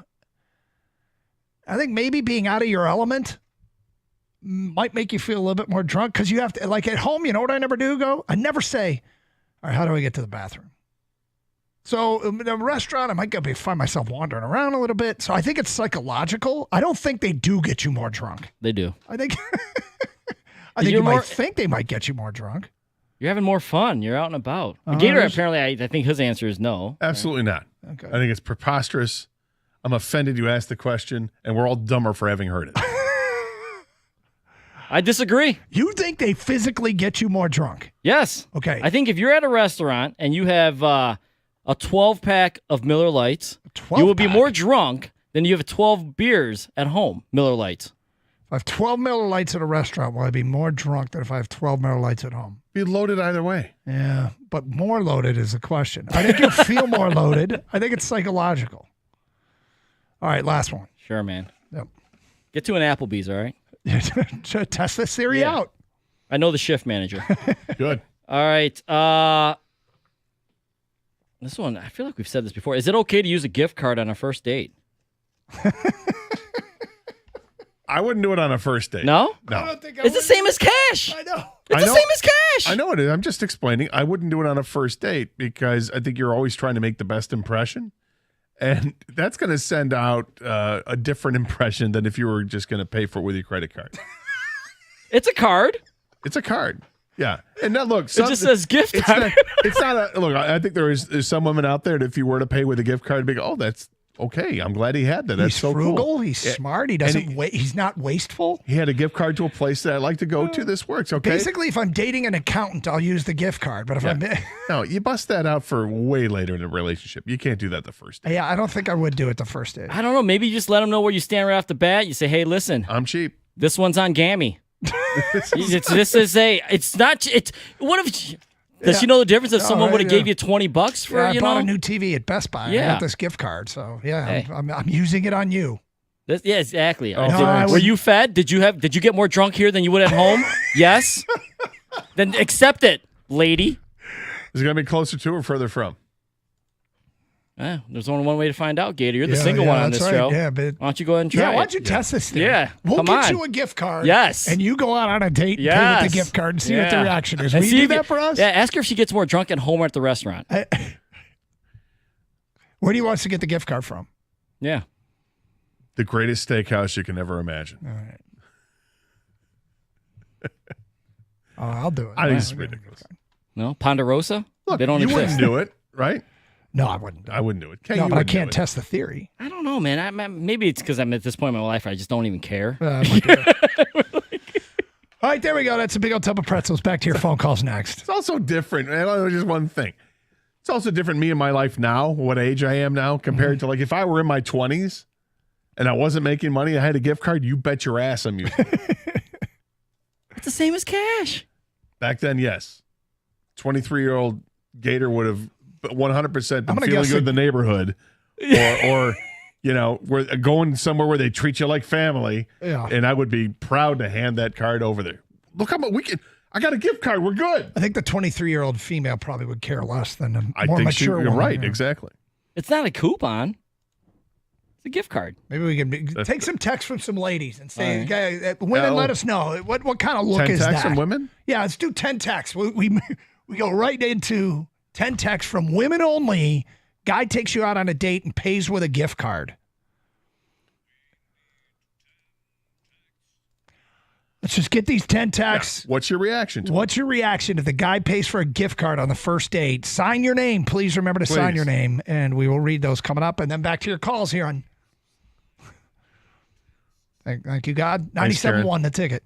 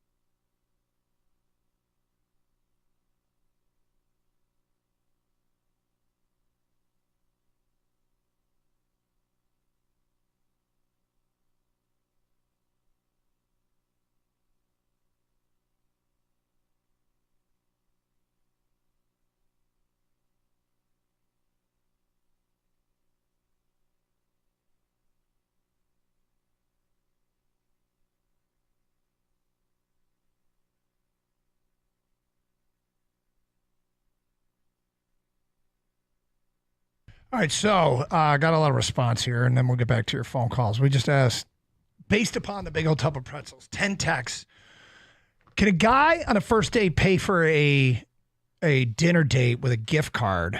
How does the female companion feel about that? Jenny writes in, you can't tell the difference between a regular Visa credit card or a Visa gift card. Well, that may be true. I'm not sure Jenny answered the question. From Kelly, I would have no problem paying with a gift card myself. From Julie in Waterford, it would depend on whether I picked the restaurant or not. If he picked the restaurant, it would look like if he was kind of being cheap. We're going to Sizzler. I got this gift card. Lisa from Redford, I wouldn't mind if he paid with a gift card. I buy gift cards for myself to use for the Kroger points. If it shows he's frugal, and I like that. Beth writes in, the gift card is not a good look. It looks like your mom paid for your date. Or Gam Gam. Gam Gam. Julene at Downriver writes in, paying with a gift card on the first date is acceptable. It means more money for restaurant beers, so I can get more drunk than sitting at home. Now he tips on.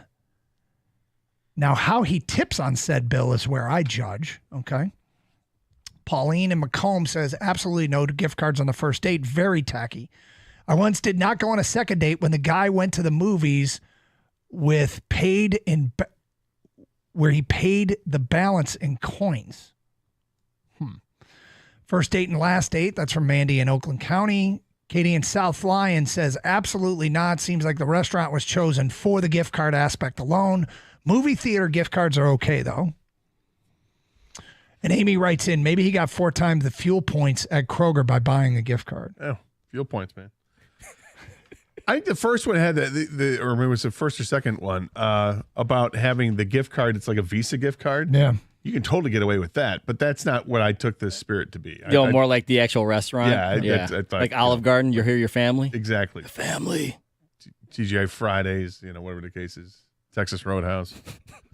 Wherever you get your.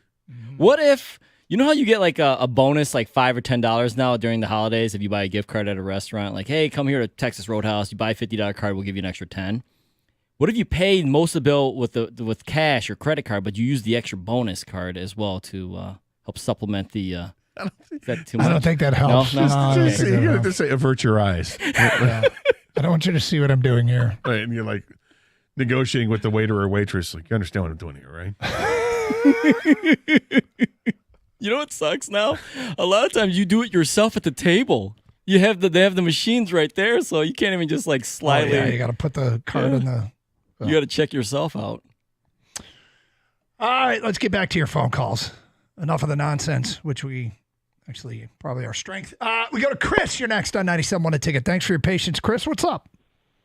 Hey, how are you guys doing today? We're good, thank you. I want to touch on a couple of things first. We'll go with the Yankees. They are some of the worst fans, so, I mean, you expect that. I'll just kick them all out of the stadium. Eagles are next. But I want to talk about J-Mo. The team, it's like a team chemistry is what's making them good. And I feel like you can't just say all these mistakes he's making is really going to – he should be cut and all that. I know all these GMs are calling in from their phones and stuff, but I think it's a lot deeper rooted with the team that they would have to really figure out what to do with him, because these are just really minor things if you really think about it. I think that they should pick up his 5th year, because let's say he goes, and he's a really big thing in this team, and it destroys team like the camaraderie of the team, and they just assume that they can replace him. You can't replace that guy with anything. As soon as he scored in Tampa Bay last year, I feel like that was a spark plug. They knew he was coming back next week or whatever it's going to be. They're not thinking about him being gone. But I think if he does be gone, he ends up leaving and they don't pick him up, I think it's a mistake. Well, I mean, the one thing that it really is going to be interesting is to see, at some point his teammates are going to get asked about this. And I feel like his teammates really have his back. I think my impression is that he's really well liked. But maybe that stops if he keeps not being able to play. Yeah, but I mean, all the stuff that went on and how this is reported, I feel like it's just for attention. I don't like Kim Worthy. I mean, that's a whole different story. Yeah, but I feel like he's like a little brother to them. And the way you see pictures out there on social media and stuff, they love this kid. And he is a kid, and they need to figure a way out so he doesn't get in the news and all that stuff for minor things and stupid things. Thank you for the phone call. Just don't do minor things and stupid things. It's a big. It's and do minor things. You know what's a minor thing? Filling out the paperwork for your CPL. Right. Yeah. Do the minor thing. Do the minor thing. Read. So they don't become you stupid can't things. gamble. Sean, you're next. Hi, Sean. Hey, number one, he's not a kid. He's a 23-year-old man. He's an adult. Okay, he's got a college education. He's a professional NFL football player. Number two, the guy that called in saying he was an attorney and that this guy's a kid, he shouldn't be charged. That's hog. Who said that? Did we get a call like that? Yeah, the attorney called in and said that this is a kid and he should be charged. He's not a kid. He's 23 years old. I don't know. I don't think we got that call. I don't remember that call at all. Okay, but number two, he's pulled over by the police and he's saying, "I'm Jameson Williams. I'm with the Lions." Well, you know what? I have a Purple Heart and a Legion of Merit. I'm retired from the U.S. Army. I know my place in the world. I'm not above the law. What Yeah, are you that's trying a to get bad away look. with? That's a bad He look. needs to be responsible. He's got two of these suspensions already.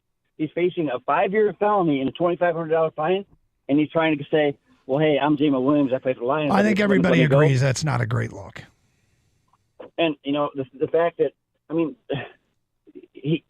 this guy needs a mentor in his life.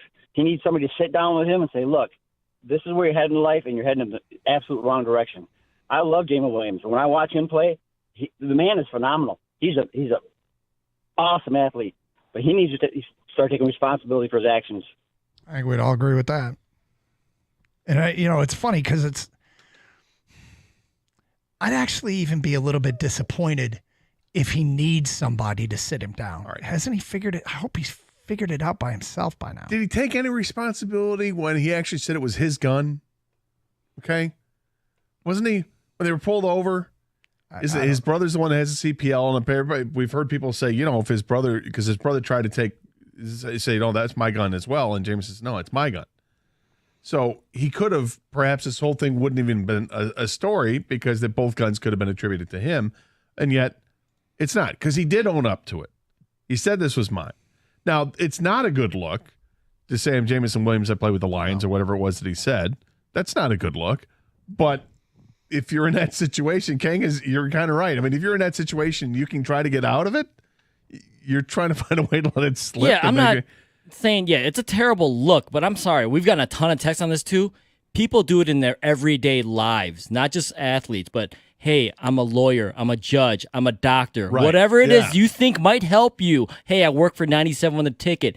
I'm off-duty cop. Exactly. People are in a situation where they don't want to be in trouble. And I'm not saying that's the right thing to do. I'm just saying J-Mo ain't the only person that does this. And by the way, he did get he got arrested, but he didn't get taken in, I guess. Carson Anderson, 97.1 The Ticket.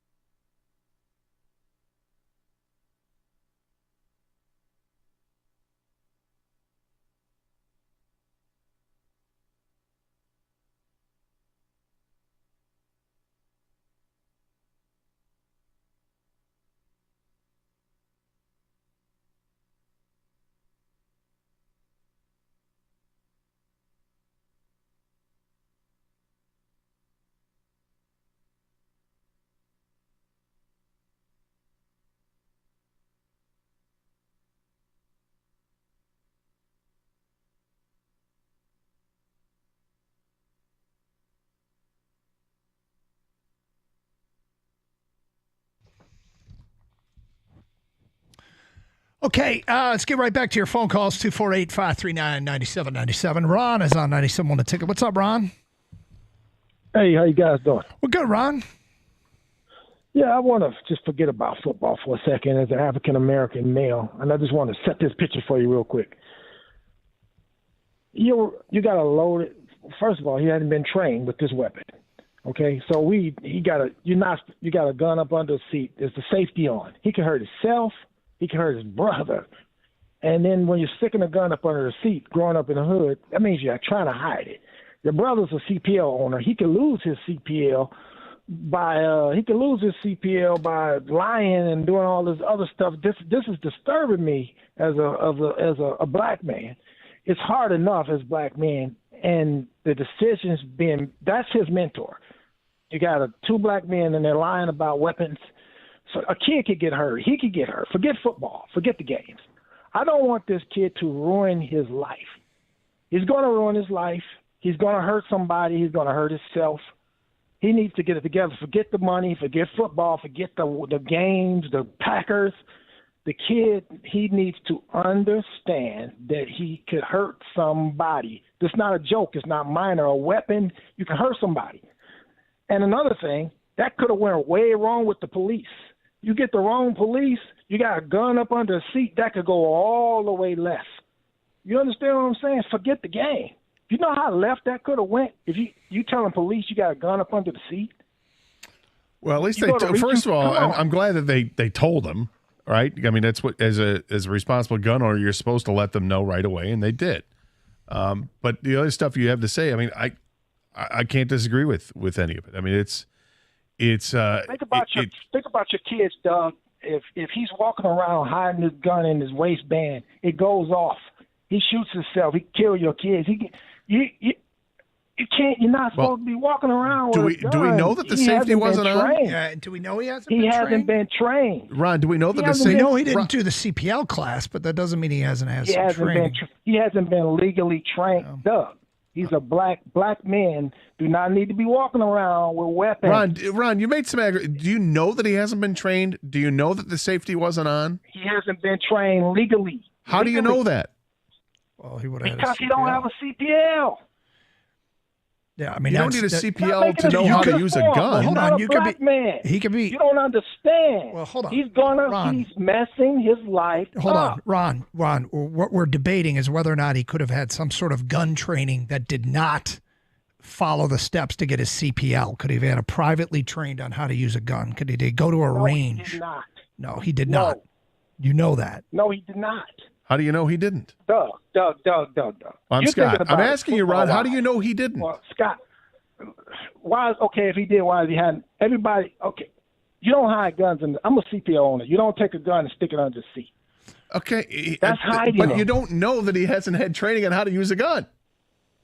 If he had training, he's saying he wouldn't have. Okay, it's an interesting debate. Yeah, I don't know if it has anything to do with us not being black, but if you don't have a CPL, you're supposed to separate the clip from the gun. So if he had training, he would know to separate the clip from the gun. Yeah, well, so he put a loaded gun under the seat. That shows you he didn't have training. Thank you for the phone call. And you are right, though. It could go sideways if you don't know what you're doing. It could go sideways if you aren't being responsible. And part of being responsible is indeed following through to get your CPL.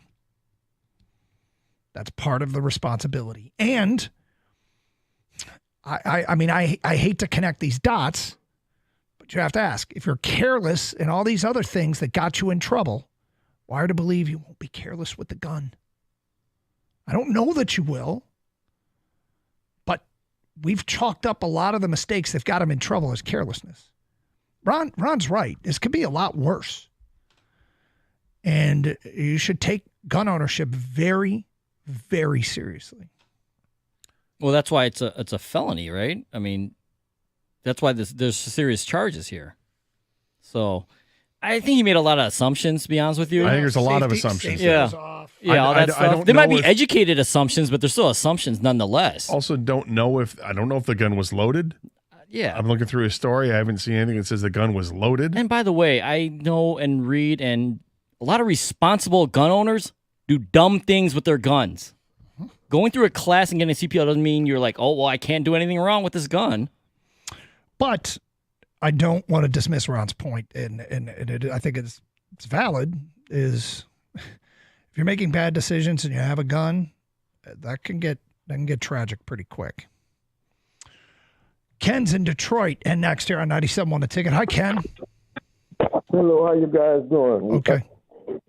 Yeah, I wanted to speak on J-Mo a little bit.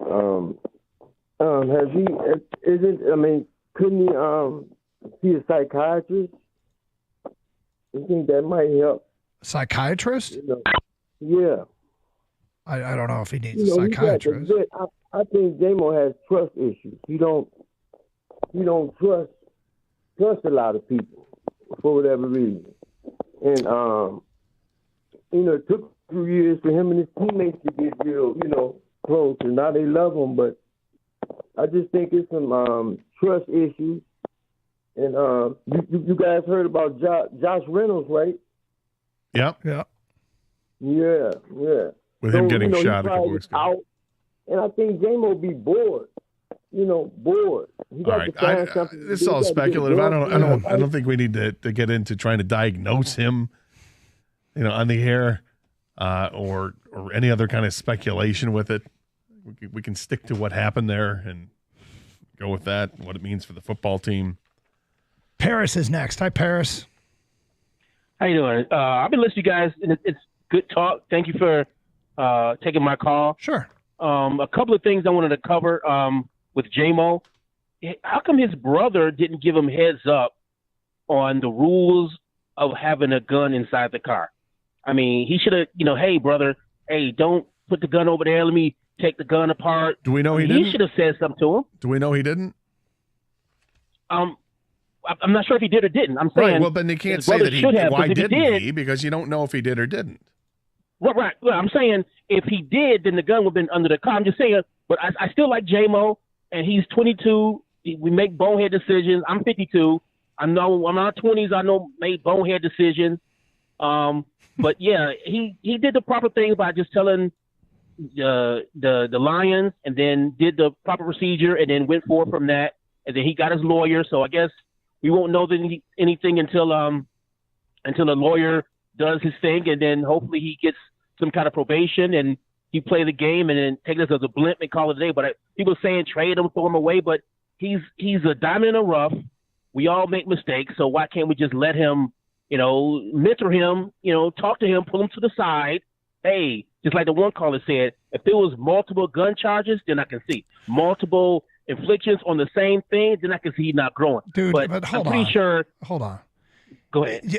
Don't you think that the Lions, after getting suspended twice, or people in his life, talked to him after 2 suspensions? Because I feel like there's no way that didn't already happen. That had to have already happened. Pretty sure it did. Now, given this actually, now maybe hold on, let me tap the brakes, because this happened on October 8th. And when did it get announced that he was being suspended for performance-enhancing substances? It was after October 8th, right?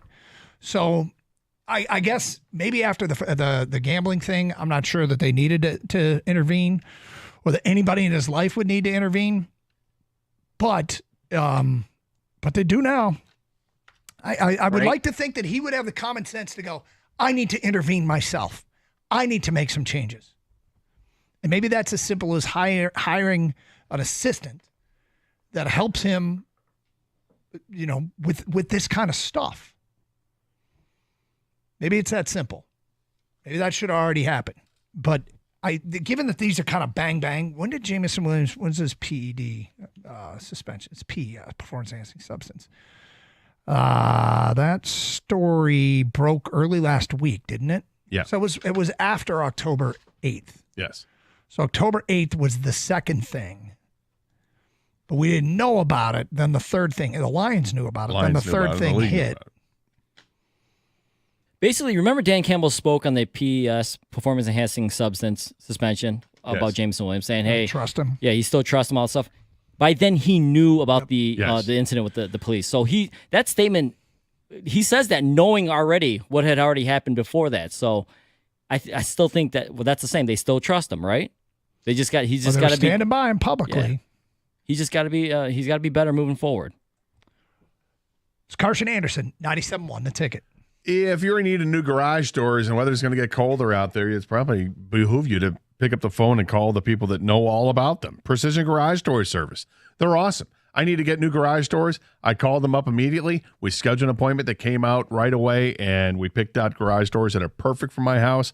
I couldn't be happier. And like I said, because it's getting colder out, the cold weather really does wreak havoc on your garage doors. The temperature drops and all the moving parts, they can break. They get brittle. If you get new garage doors, you're ready to do it, do the right thing, and call Precision. Call 1-800-DOOR-REPAIR or visit their website at precisiondoormi.com.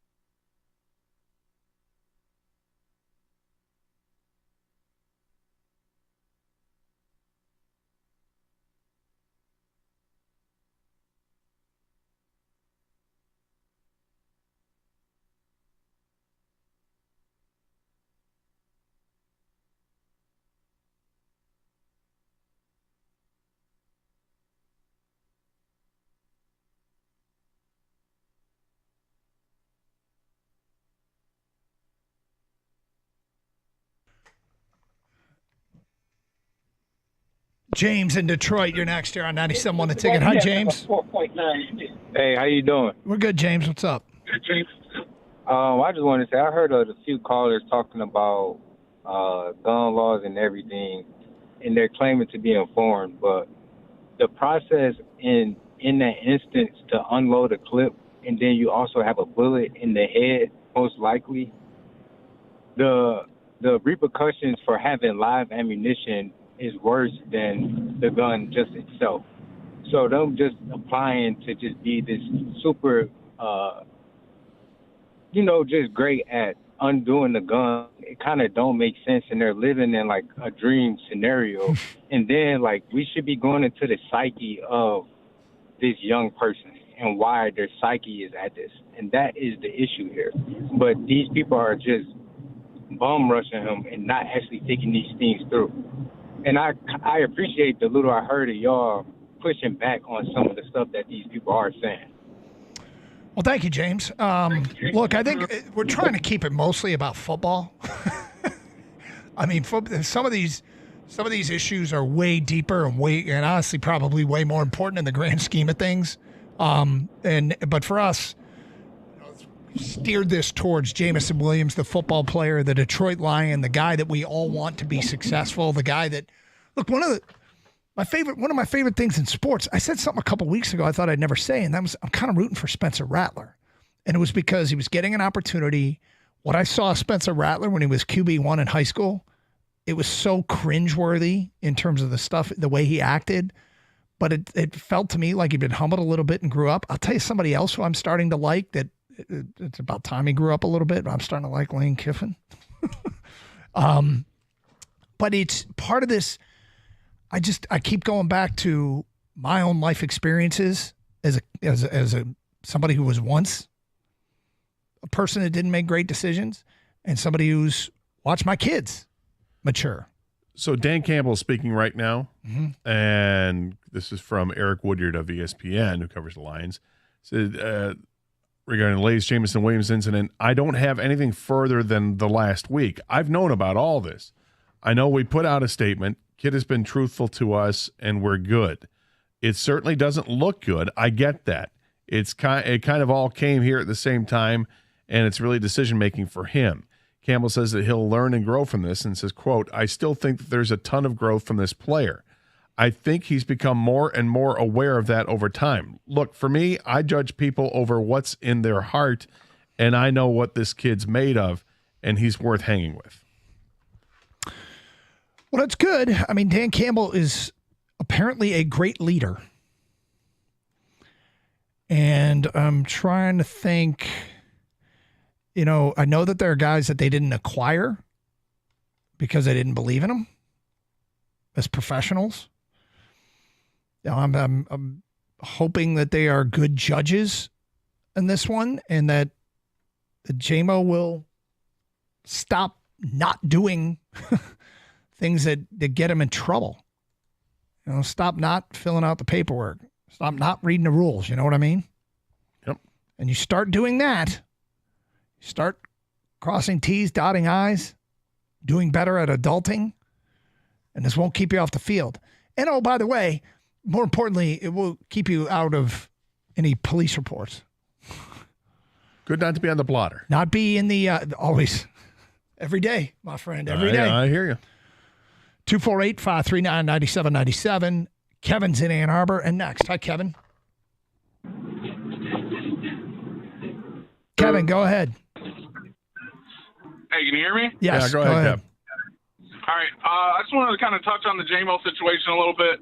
I think at least it's possible that the reason why he was emphasizing so much that he was a Detroit Lion is you have a situation, you have two black men in the car with guns.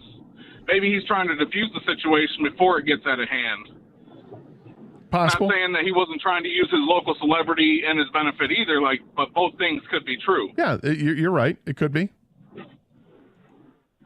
I don't have much of an issue with him saying it. I think if people are thrown in a similar situation, you don't know what you're going to deal with until you're in that situation. And he's not the first to do it. He won't be the last to do it. And to Kevin's point, maybe it is to try to help diffuse the situation. As it's a serious situation because there's guns in the car, and you've been pulled over, and you're dealing with the police, and you know that it can amp up real quickly because of what the police have to deal with in that. I guess I'm not mad at people though that look at it and say he thinks he's above the law because he's a lion. I can't disagree with that, but I'm saying, do you blame somebody for sometimes to do that? To if the intent was I'm a lion, I want to get out of this. I'm not here to cause any trouble. Just you're doing the Super Bowl shuffle. Terry in Detroit, you're on 97 on the ticket. Hi, Terry. Hey, how you doing today, Doug? You all right? Yeah, I'm good. Thank you. Great. Hey, listen here, man. Just want to add this to this conversation. A couple guys upset me. I'm a black man as well, and I understand the challenges that black men face, out here in the streets of Detroit. But I think that there's an area that perhaps we have not looked at. Now, we can all agree that Jameson Williams is a gifted man. We see it on the football field. We see, the excitability that he brings. He's very gifted. He's been gifted perhaps all of his playing life. And sometimes that can leak into your personal life, that you're so gifted to where you become complacent about different things. And the reason why I'm saying this is because there's some things that perhaps Jameson Williams should have known, going all the way back to the gambling, that he should have known that this was a violation. Even if he didn't know, he should have known it. And I don't think that he perhaps took the time to educate himself on the things that could trip him up in his personal life.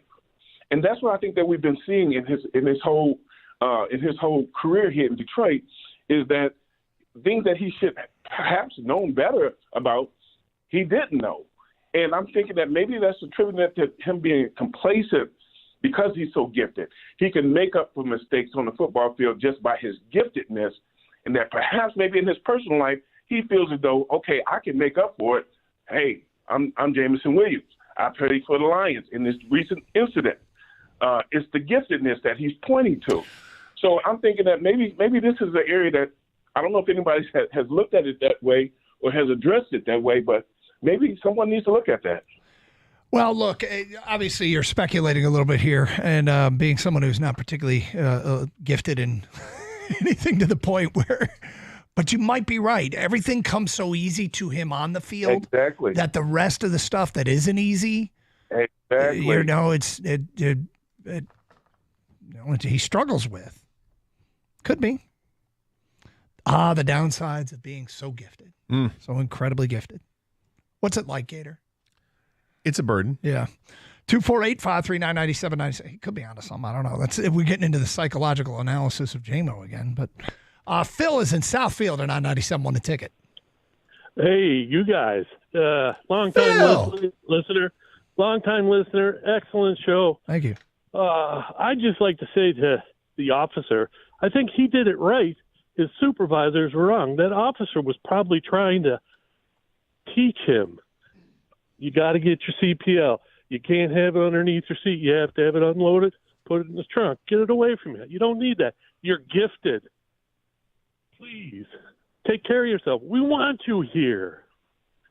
Well, the officer was on the scene, did everything you're supposed to do. Yeah. And then, it was the higher ups that made the decision, and that's what's being investigated. And the supervisors were wrong. Well, they may have been. They may not have been. I think there's a time and a place where you cut people a break. I don't know if he should have been cut a break, but it is what it is, and now we're talking about it because it's being revisited because somebody found out about it. Yep, we need him here. He's gifted, like the last caller said. He doesn't need to throw his life away. He's too young. Well, he's not throwing his life away. You never know. Well, I mean, don't go down that path and assume that this is going to lead to this. I know everybody wants to make that leap, and I don't think that's fair, okay? He bought a gun. He got it registered. What he didn't do was take the steps to get the CPL. Right. Okay. And the first thing the CPL teacher but he didn't get it yet. I got it, okay? But he's got the gun, and it's registered, okay? He took the first steps. He didn't take the next step. And I'm guessing he's probably going to take the next step now. Yeah, this whole... Don't need to roll this down the hill and make it out to be something bigger than what it is. But I will say this. the pattern of carelessness is concerning. From a Lions perspective, as a football player, the pattern of carelessness is concerning. Now, Dan Campbell just said he knows and believes in this kid. He knows what's in his heart, and he believes in him. He just said it today again. So, and I think Campbell knows better, will know him better than you or I or any of the callers. And I also don't think they put up with a lot of crap over there either.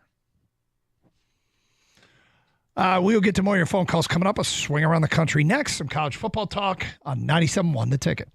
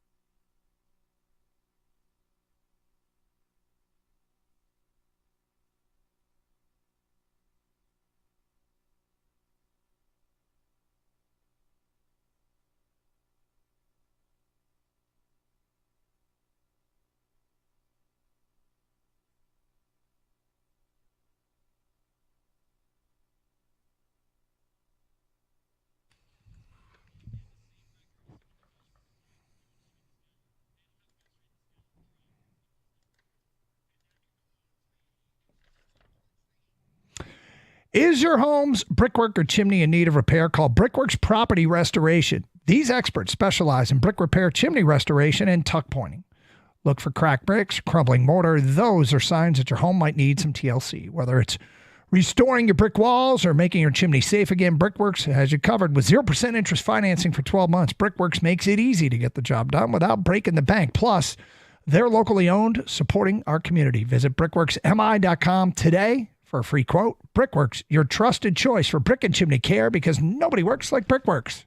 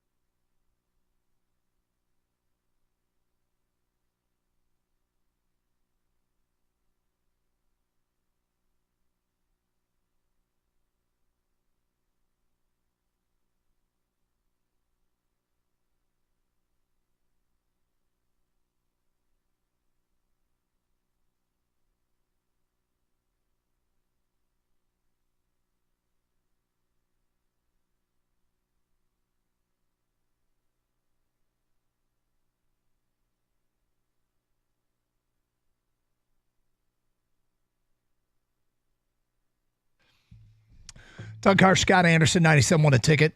So, Pistons in Philly tonight. Red Wings host Winnipeg. Y'all better win a game. That's to the Pistons. Red Wings It's helpful not to get outshot 2-1. Just saying. Just saying. This is the post-Mata Red Wings, though. Keep that in mind. Okay. The post what? Post-Mata. Ole Mata. Yeah. Right. Yep. Good call. Yep. Tonight's the first game. So what affects him? He was a well-liked and well-respected player. He was.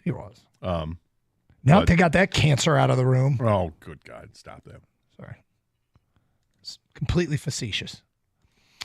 But they do have I'm hoping the Pistons win a game.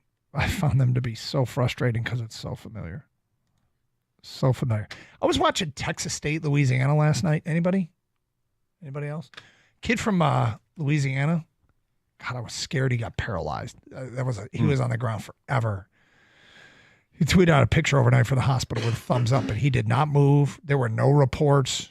The only report was that he was talking, but man, that was scary. His neck compressed. Ugh. But he's okay? Apparently, I guess I better do another search, but what I saw last night was him from the hospital with a thumbs up.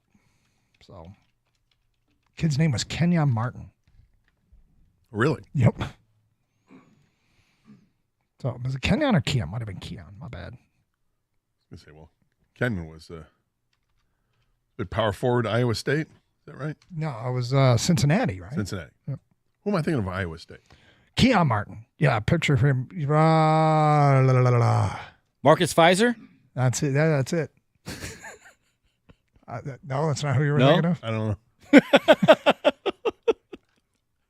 Go back to the tournament run in 2000. During what the player was. I think it was Pfizer. I think it was Pfizer then at that point. No? I don't think Gator know who Marcus Pfizer is. No, it's No, he is. Great. Okay, so, yeah, I think it had to be Pfizer. Because Pfizer kind of was built like Kenyon Yeah, Martin. that's why I brought him up. Yeah. Like that. Obscure lottery picks for 200, Alex. Was Pfizer a lottery guy? He was like the 4th overall pick, I think. Hysterical. Well, he would have been a Piston if he was a first overall pick. Yeah, that we win it when They just collect the first round, former first rounders. Yeah. All right, let's get back to your phone calls. Brian, you're on 97.1 A Ticket. Hi, Brian. Hey, how you doing? Good, Brian.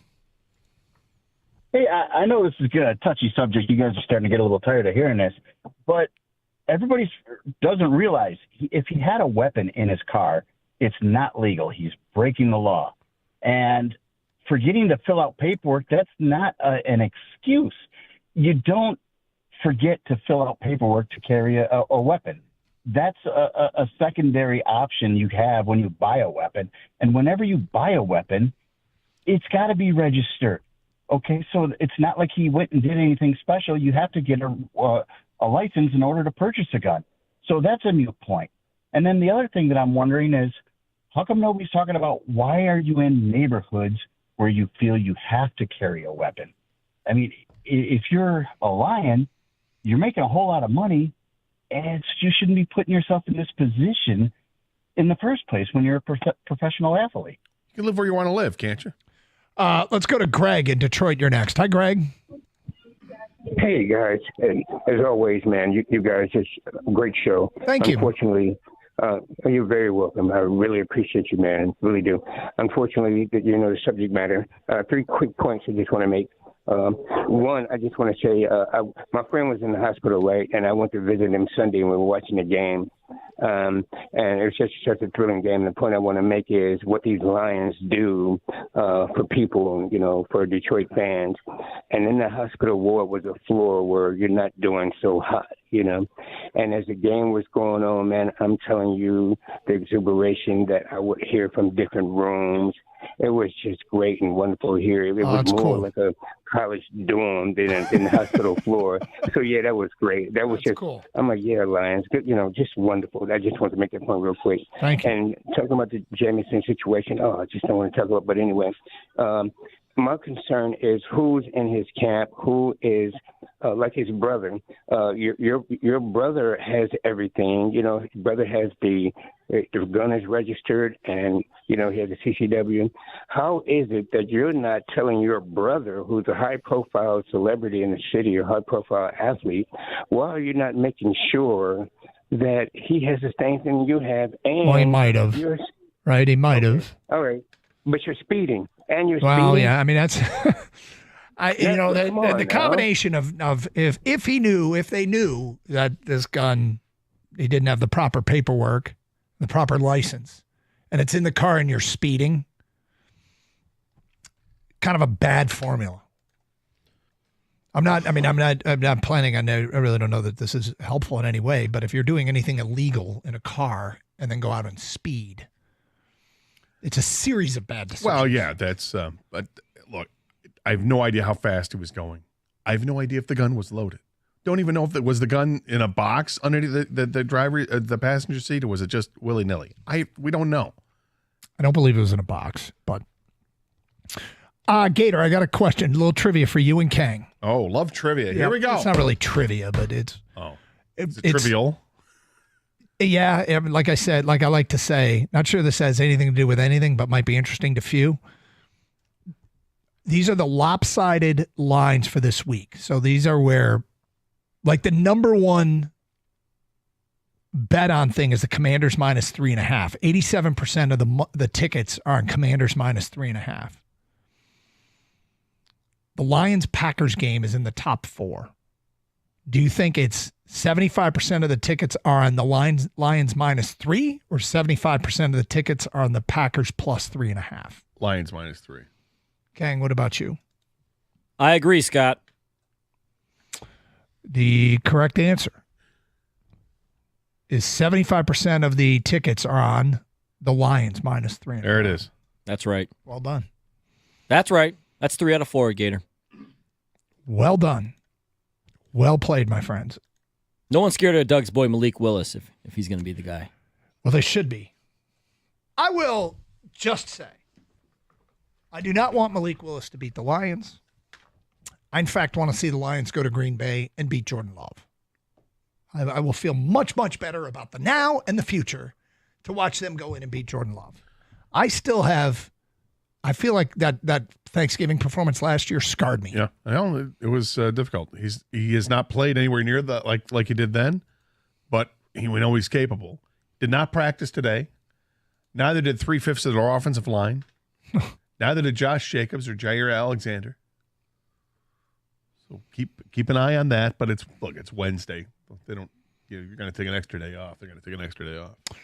Feedback coming in. Something from the Big Old Tub of Pretzels question. You're right, Kang, but it's draft beer versus bottled beer. Bottom of the barrel gets you crunked up in the neighborhood. That's right. Unnamed texter. That's the crunked up in the neighborhood. Yep. That's their slogan. Is that the slogan? Yeah. Yeah. Dan Campbell said it. You couldn't see it because he had his menu over his mouth. Okay. How about this? Andy at work writes in, you usually drink your beer faster at a restaurant than at home. That's why you think you're drunker when you're out at a restaurant. Another valid point. Is there data that supports this? Yes, he just said it. Okay. You're more buzzed from bar beers because it's all about the BPH, beers per hour. I don't know that I drink more when I'm paying for it. In fact, I think I probably drink less. I would, I mean, I guess I'm paying for the beers I drink at home. I've just already paid for them. You already have cable.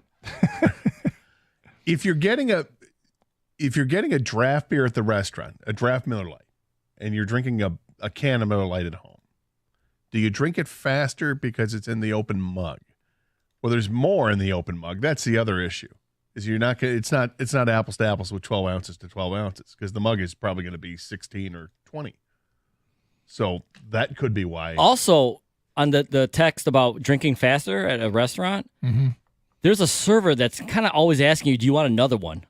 Oh, can I get you another one? Are you all? You know what I mean? Like when That's you get really like less than convenient. yeah, No, it is really. it's like all right, I'll drink it. I'll sit right here and you'll bring me another beer. Yes. Awesome. Hurry up. Works for me.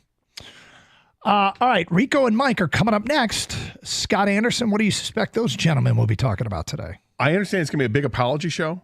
Oh, really? They're going to apologize for everything.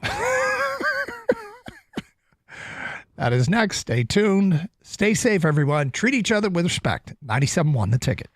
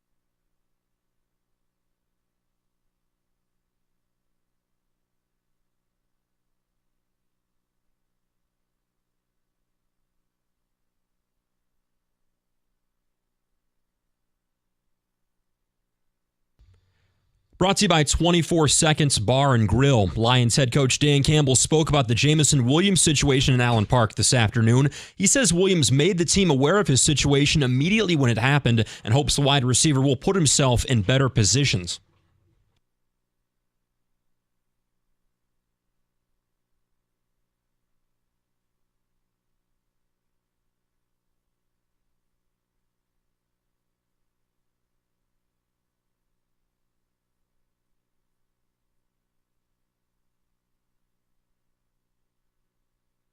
The Wayne County Prosecutor's Office is reviewing the Williams case, but they say a decision on possible charges will take some time. But Williams could be suspended even without an indictment under the NFL personal conduct policy, which prohibits illegal possession of a gun. He's got 1 game left on his current suspension for violating the NFL's policy on performance-enhancing substances. Lions-Packers on Sunday. The Red Wings look to snap a 2-game slide. They take on the Jets at LCA tonight. Puck drop 7:30 right here on 97.1. And the 0-4 Pistons try for their first win of the season. They're on the road against the injury-depleted Sixers, 7 o'clock tip-off over on WWJ.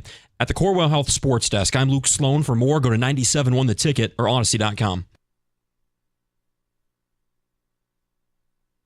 And welcome in on a Wednesday. So, Rico, may I offer a PSA? I think that's the way we need to start today, Rico. Okay. You and I, we are men of responsibility, are we not? We are. So if you're tuning in to hear me or Rico yell and scream about J-Mo, it's just not going to happen. I mean, the story broke about 5:15 yesterday. We had very limited time with it. We did not in real time have the ability, the body cam stuff, all this. Let me just set the table, because what I've listened to on this station today from many of you in listener lands has been the height of absurdity. We are not trading Jameson Williams. We are not cutting Jameson Williams. We are not done with Jameson Williams. These are all ridiculous overreactions. Here's the other thing we're not going to do. We're not going to pretend he's perfect. We're not going to make him the victim.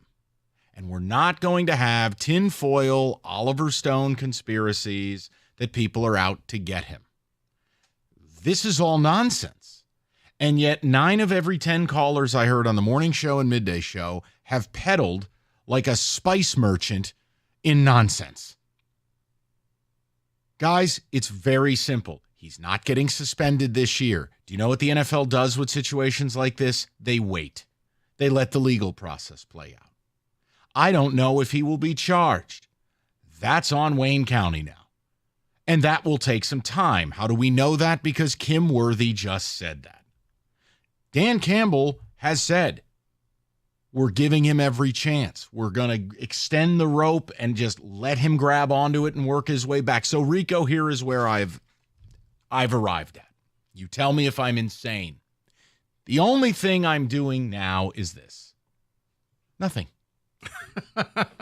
I'm simply going to wait, because I don't need to make a decision on J-Mo until the spring regarding his 5th-year option. I'm not going to come on the air today and throw a gauntlet down and say, I'm not picking that up. Why? What if he balls out the rest of the year? Mm-hmm. What if there are no charges? What if it's all good? What if the team wins the Super Bowl? Now, the only thing I've said to you is there's a good pile and a naughty pile. And Brad Holmes is Santa Claus. J-Mo's in the naughty pile in that I'm not paying you early. Mm-hmm. Kirby Joseph, I'm going to pay you. I don't have to worry about Kirby getting arrested. Amon Ra, I didn't worry about him. Panay Sewell, didn't worry about him. Aiden, certainly, once he proves healthy. That's going to be a mega extension. But I just can't believe the amount of people calling up. And look, I have every right to be critical of J-Mo, that I'm tired of his nonsense, but he's valuable to my football team. He makes no money, and nothing's going to happen right now. Like, people, when you call a radio show and you talk to Rico, you talk to me, I am done with it. What exactly does that mean? Do you not celebrate the touchdowns he's going to score? Do they not count? Is there an alt line on FanDuel you're betting? Oh, we should trade him. Whoa, hold on. Let me work with me. You want to deal him the week of the trade deadline when the player's value's never been lower. Huh? No, if you're tuning into the afternoon show to hear any of that, that's not happening. Yeah, you get about a 7th-round pick in 2028. Conditional. Right, because of, yeah. But am I wrong? No. Am I being too laissez-faire about this?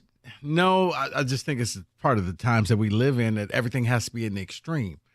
Did he screw up? Yeah, I mean, you heard Dan Campbell saying, the paraphrase. Yeah, it's frustrating. Like, I don't want to have to be going through this, but I have to come up here as the head coach and acknowledge, yes, my player screwed up. He should have known better. He put himself in a bad situation. Am I tired of talking about him? If you could see Dan Campbell's thought bubbles, hell yes, I'm tired of talking about him. I want to talk about some fake trade and jump up and down and do all of this stuff and troll you. But instead, we're doing this again for the same person again. And yes, I think down the line, he is hurting his money. His paper will be affected by this because when him and his agent walk into there, you best believe that Brad Holmes and Dan Campbell, but we have a PowerPoint presentation. Right. On this day, you did this. On this day, you did that. Right. You're not going to get rid of him because you don't have to. He's cheap. If anything, you ride him till the wheels fall off. And once they fall off, they fall off. And you go get another receiver. And understand, when I say I don't want to pick up the fifth-year option, that option lies somewhere between 15 and 20 million. I'm just not going to make that type of commitment until I have to, which will be springtime, and we will have that conversation then. In the here and now, no, I'm better with J-Mo, and we can be frustrated. We can be disappointed. We can have opinions long-term about him that I'm not going to make him a $150 million player, but Rico, I guess for me, I just couldn't believe it. And I happened to be in the car more than usual today. And I'm just like, what planet are these people on? I don't have to like J-Mo to use him. I don't have to like what he does. But he makes my team better. And as long as there's not a problem in the locker room, I'm just not going to have any of the nonsense about trading him or you're done with him. No, you're not. Because the minute he's in Houston 2 weeks from now and he catches a 53-yard touchdown pass, are you sure you're done? You sure about that? Yeah. Are you sure about that? Yeah, he's one of your guys. Because, you forget all about the past discretions, everything that they did. That's exactly. Right. Teams go to the middle of the field. Good job by me. Your mom's a whore. All right. Yeah, but you forget about everything because you know Better what? job done by me. You know what? During that playoff run that the Tigers had, nobody talked about the Astros cheating scandal and who was the coach of that team, who was the manager. Right. You didn't. Why? He's your guy now. J-Mo scores, you're going to celebrate. I think this is just long term. If I'm the Lions, I'm riding you till the wheels fall off, and once they fall off, once you're done, we're going to be done. This relationship has term limits. And that's okay, so that's the question I guess for the people, Rico. Is it fair? Hey, how about this? If we've missed the mark on our approach with this, you know the phone number.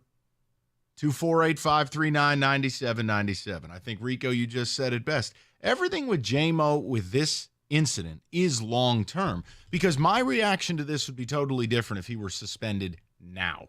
Meaning, the PED thing is a separate issue, and I've worked my way around it. Am I happy about it? No. I just said I'm not paying him long-term. Now you find out about this happening, and you go, okay, fine. The fifth-year option's a conversation we will have internally in the spring.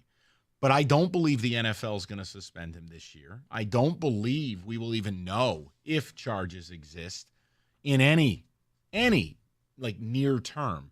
So therefore, why am I supposed to overreact? I'm not.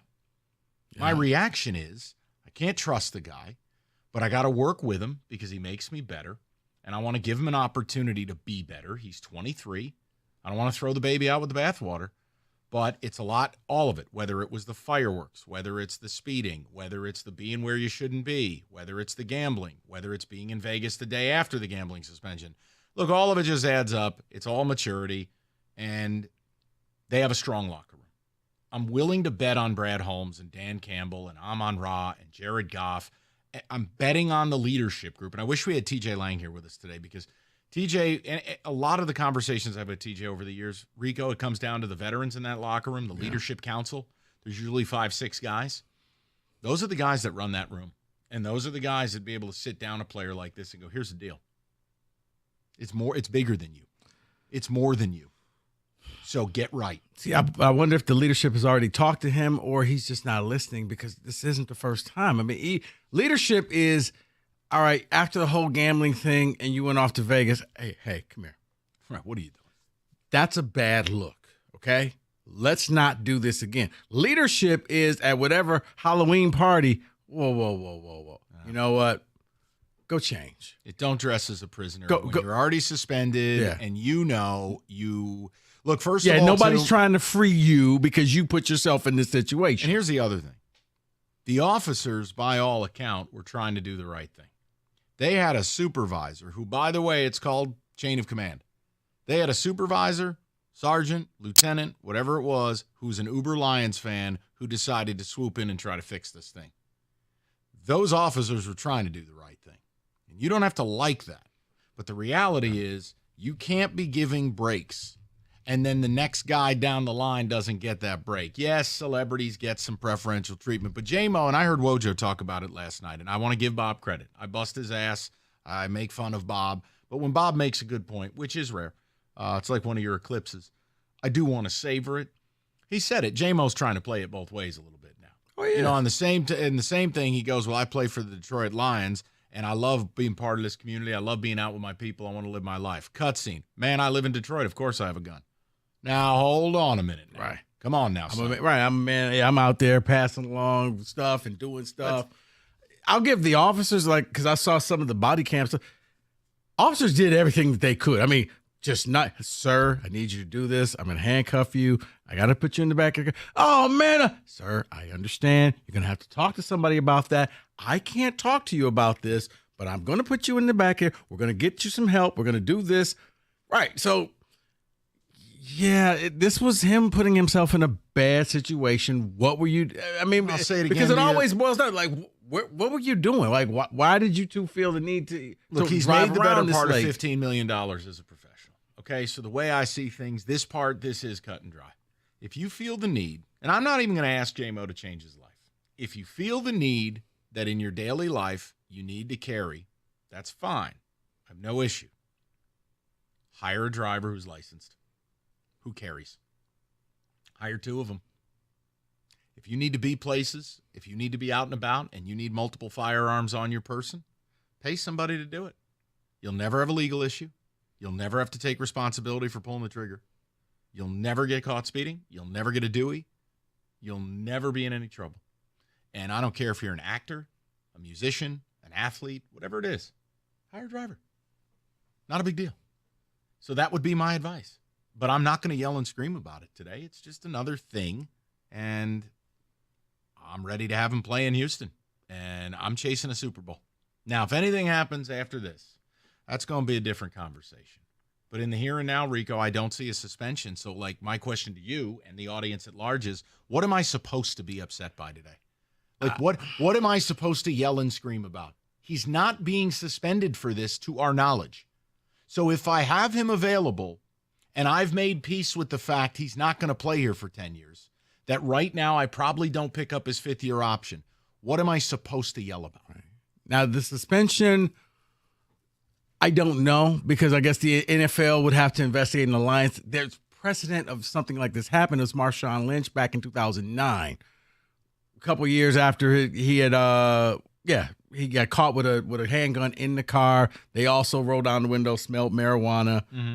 He ended up getting a 3-game suspension over having the handgun in the car. So I can't say that nothing will happen. Right, I'm saying today. But today, right. As I sit here. Right. Look, when Ian Rappaport says the NFL has a tenor today that's probably different than the past, they're going to wait for the law to do their thing. It sounds like to me that won't be anytime soon. Right. Now, obviously, if he got suspended the week of a playoff game, I'm going to have a different right. mindset. And for Lynch, he ended up being suspended. I think it happened in the offseason, so it ended up being the first 3 games. So there was time allowed to let this thing play out. 248-539-9797. I mean, I can ask you an easy question of where you at with the J-Mo thing. And if you think Rico and I are wrong for not overreacting, for not yelling and screaming, and for denouncing any nonsense talk about trading or getting rid of this kid, you can call us out. I don't care. But I mean it from the bottom of my soul. What am I supposed to yell and scream about today? Because the reality is I don't really care about Jameson Williams. I don't really care about any of these athletes. I care if you can play. And as long as he's on that field in Houston, I don't need to care. I'm not his financial manager. I'm not dependent on J-Mo. And if J-Mo costs himself $150 million, that's a YP, not an MP. So you tell me.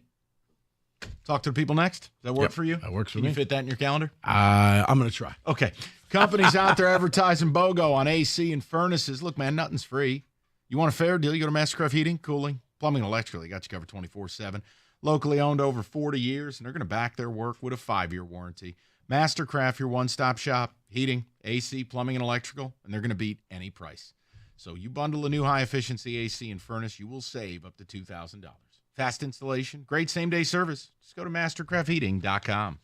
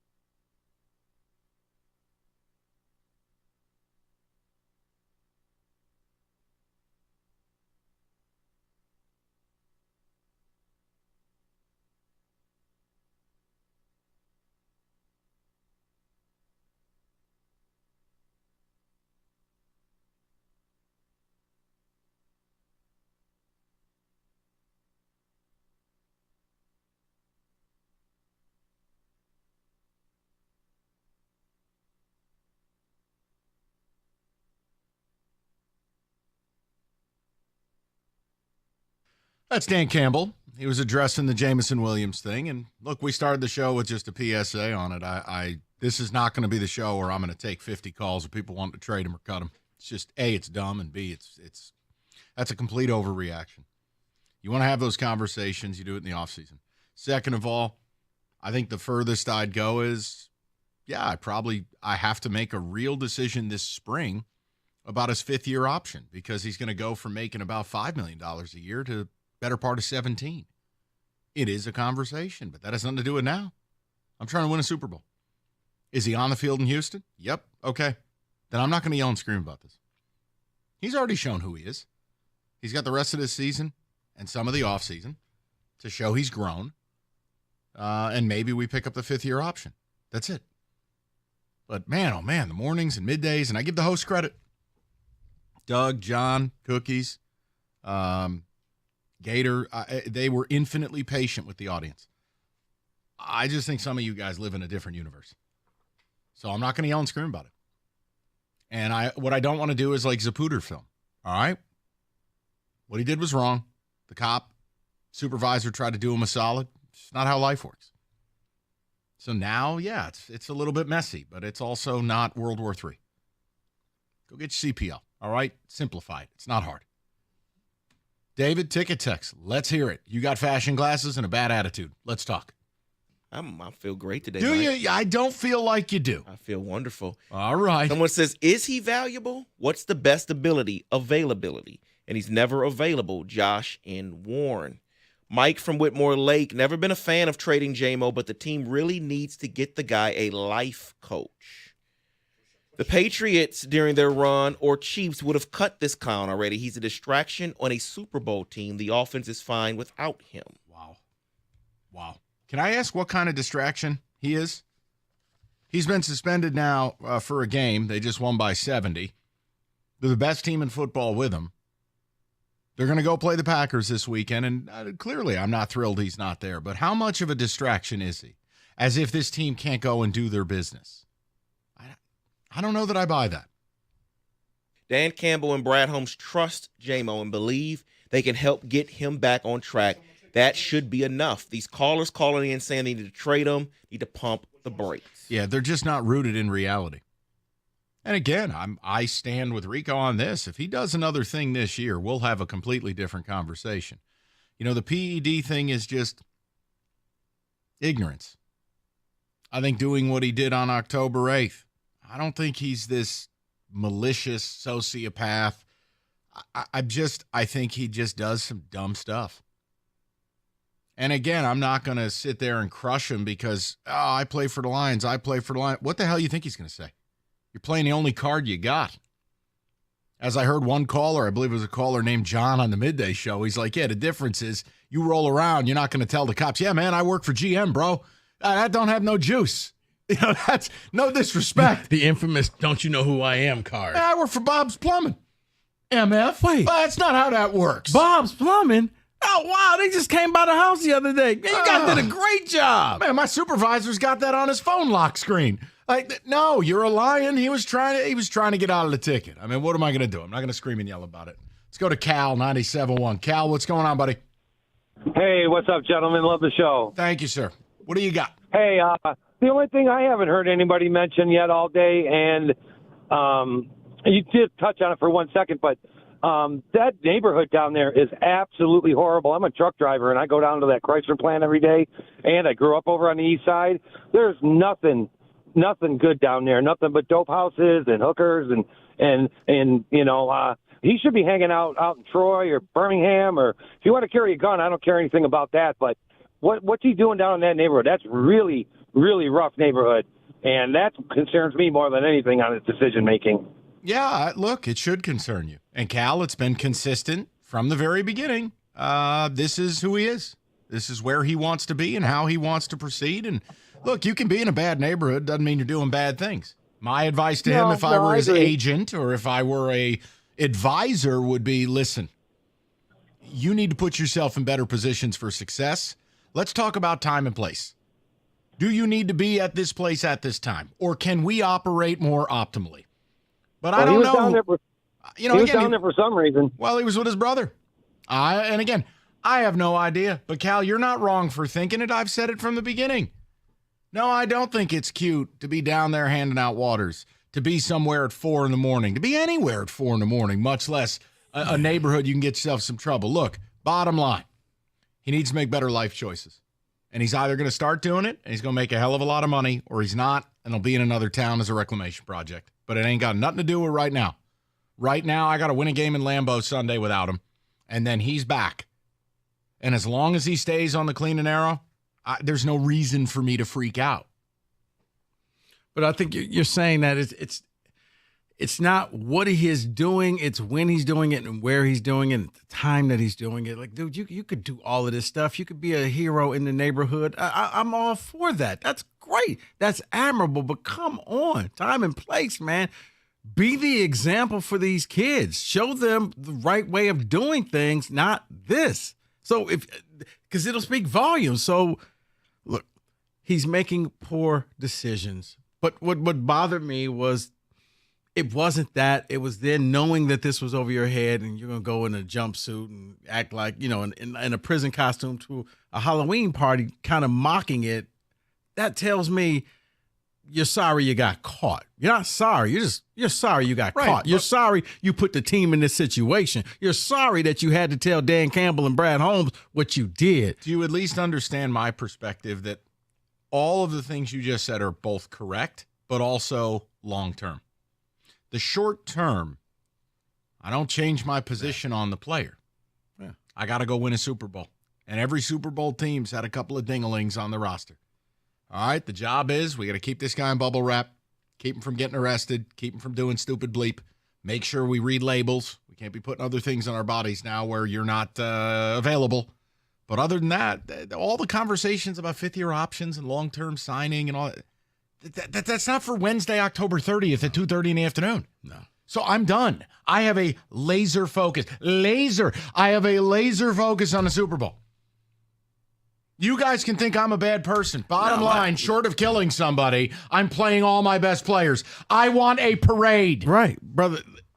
Fans embrace the bad boy. I mean, look, Rasheed Wallace was the ultimate malcontent. He came in here, but he was our malcontent. He was our Sheed. He said and did things. I think that's where J-Mo is headed, where he's becoming our person, where, yeah, he's a little rough around the edges, but we overlook that type of stuff. And guess what? 2 + 2 = 5. You got it. I'm not trying to tell people not to feel that way. I don't have to feel that way. As I stated before, I'm going to let the wheels fall off. I'm going to ride him till they roll off. And when it comes time for renegotiation, we'll deal with it then. But right now, you're cheap. Let's go win the Super Bowl. Go do your job. That's it. That's where I'm at.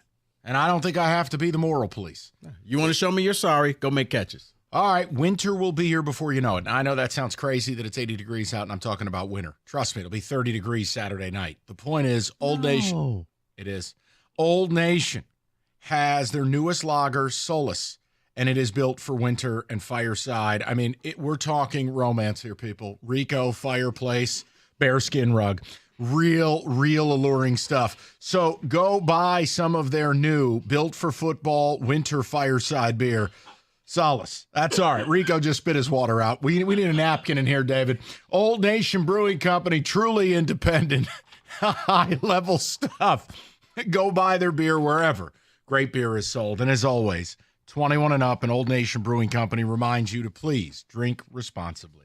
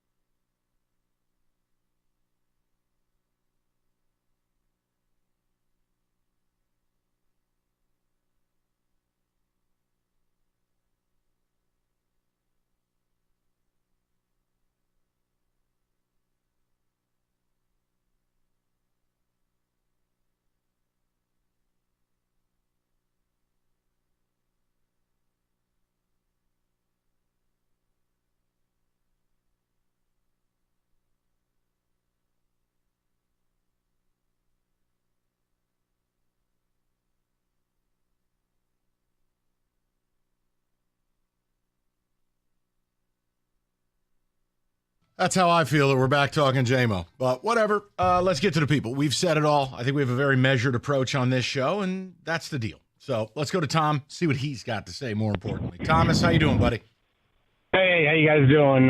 Love the show, love the Lions, and a season ticket holder. I have 10 tickets since 1996, so huge Lions fan. Wow.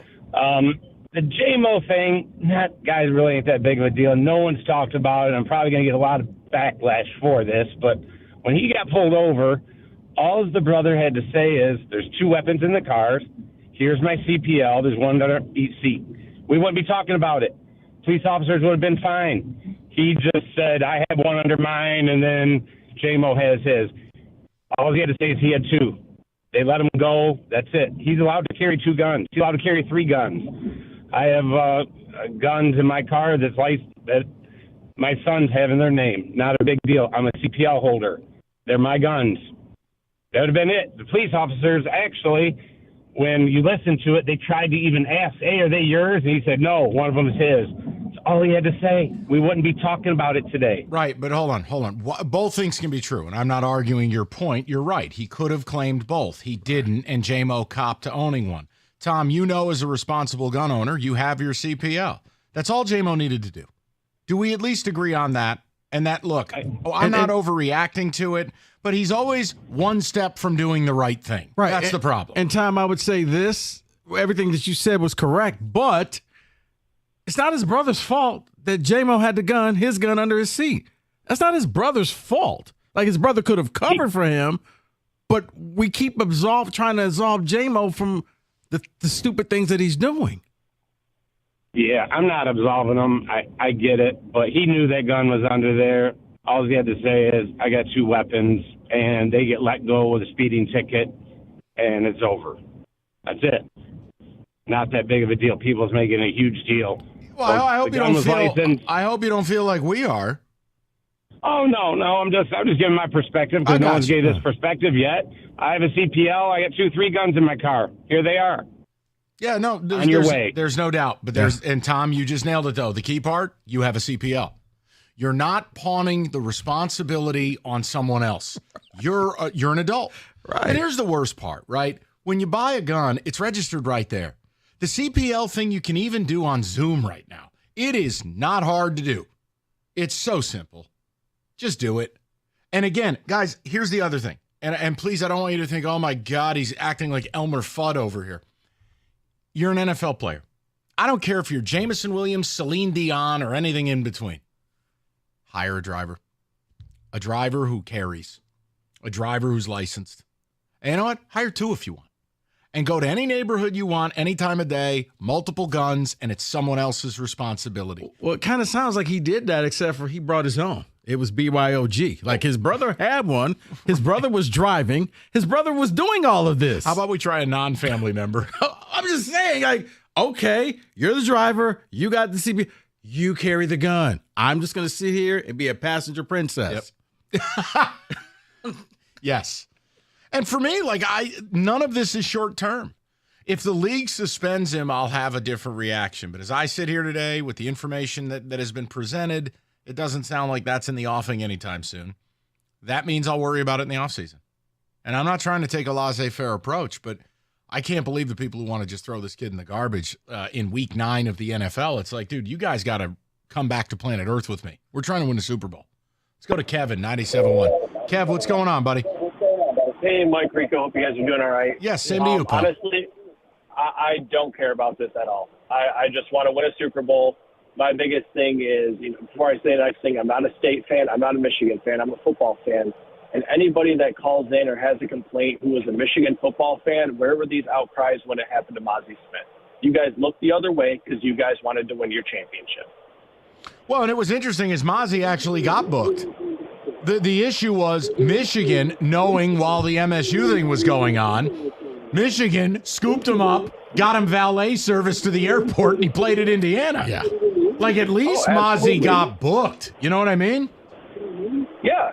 And my biggest thing is like, there is a little bit of growth because J-Mo, the football player, could have been like, you know what, this is out of the way. I don't even need to worry about it. But he went in the next day and he owned it and owned up to the team.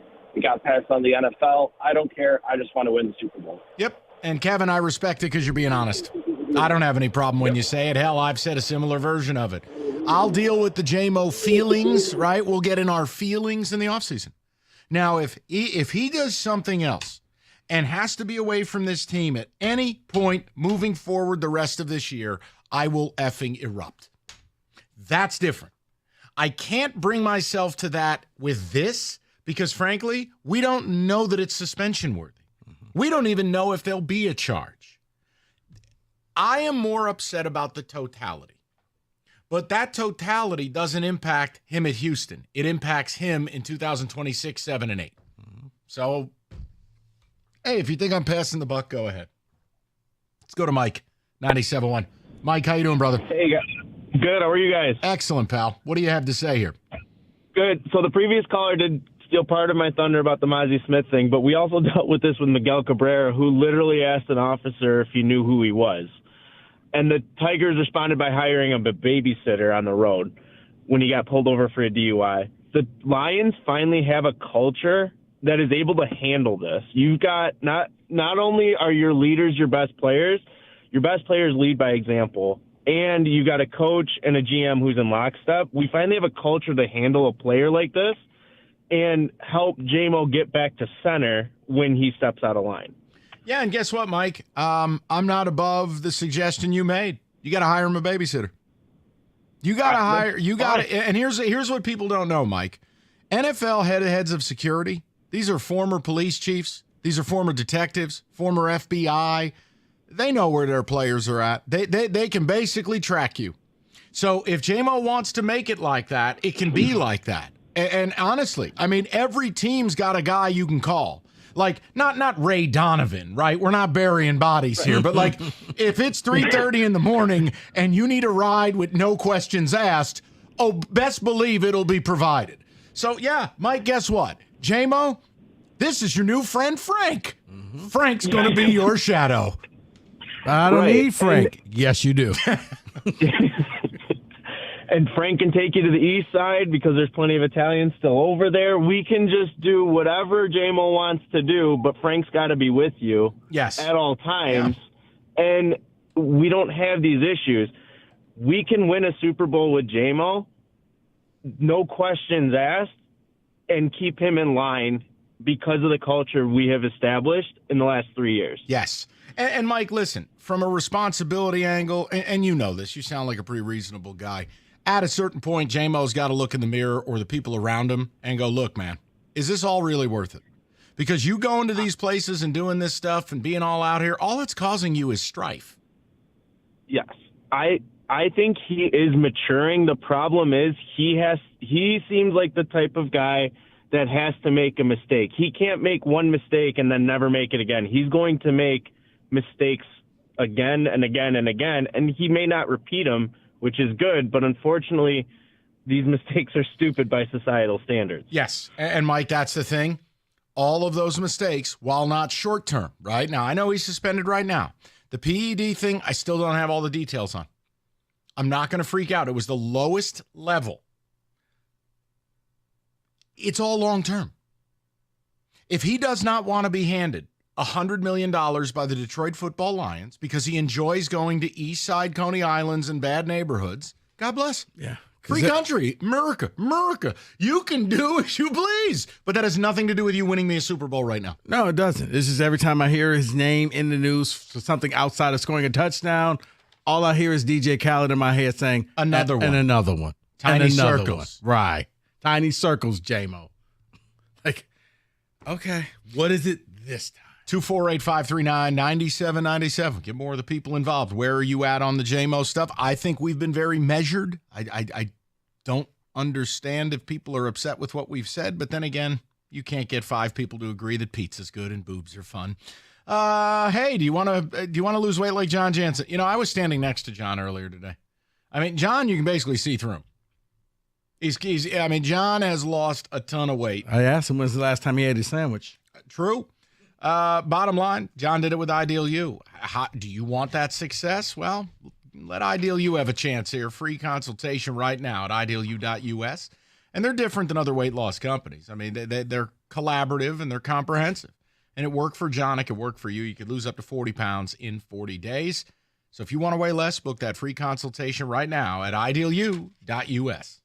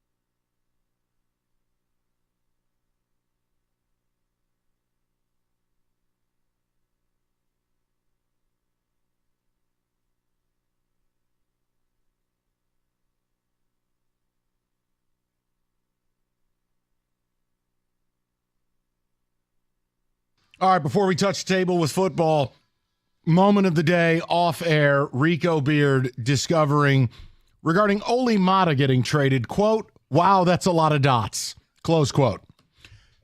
David, David, what do you got?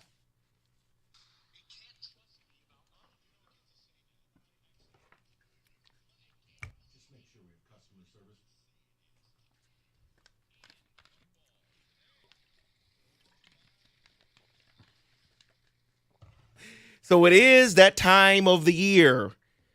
It is the midway point of the NFL season. So I want to go through some things, and I have a little treat at the end of this from something we did earlier in the year on the receipts. Okay. So let's start here with biggest surprise of the NFL season for you. That could be a player, a team, a coach, Biggest surprise. For me, it's easy. Washington Commanders at large. The entire thing. And whether it's Jaden Daniels being an MVP candidate, whether it's the team playing winning football and looking like a true threat to the Eagles, for me, it's Washington. Ooh, biggest surprise, David. I'm going to say it's Russell Wilson. Thought that he was done, and he's not. He's making fools out of all of us. That Pittsburgh and Tomlin knew exactly what they were doing, because I just thought he was kind of a backup plan B throw-in case Fields didn't work out. No, he was the plan the entire time. That's a good choice because he's leading the Steelers to a Super Bowl, so that's a really good choice. Really big surprise there. Crack kills. Let's go to the biggest disappointment. Biggest disappointment.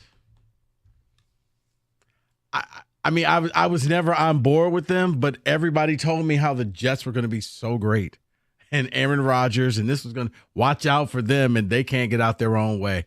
All right, you took the Jets. I'll take the Bengals. Right? Both qualify. They're both the same. I mean, Cincinnati Bengals. Nah, they're not going to start slow again. Yes, they are. New hairstyle or not, it's the same September Joe Burrow, and now they're in a hole again. But Rico's not wrong. The Jets could beat one. I actually am more surprised that the Bengals are bad than the Jets. Anytime you invest in a 40-year-old nutcase who drinks ayahuasca and does olive oil enemas, I got news for you. Things are probably one step from going very badly. So this next one here, I'm not going to necessarily ask you who should win it, but I want your opinion based on what I've seen. I've gone over many publications, many articles regarding this award, and they're naming their halfway point Defensive Player of the Year. And yes, he is hurt. He is gone for the rest of the season.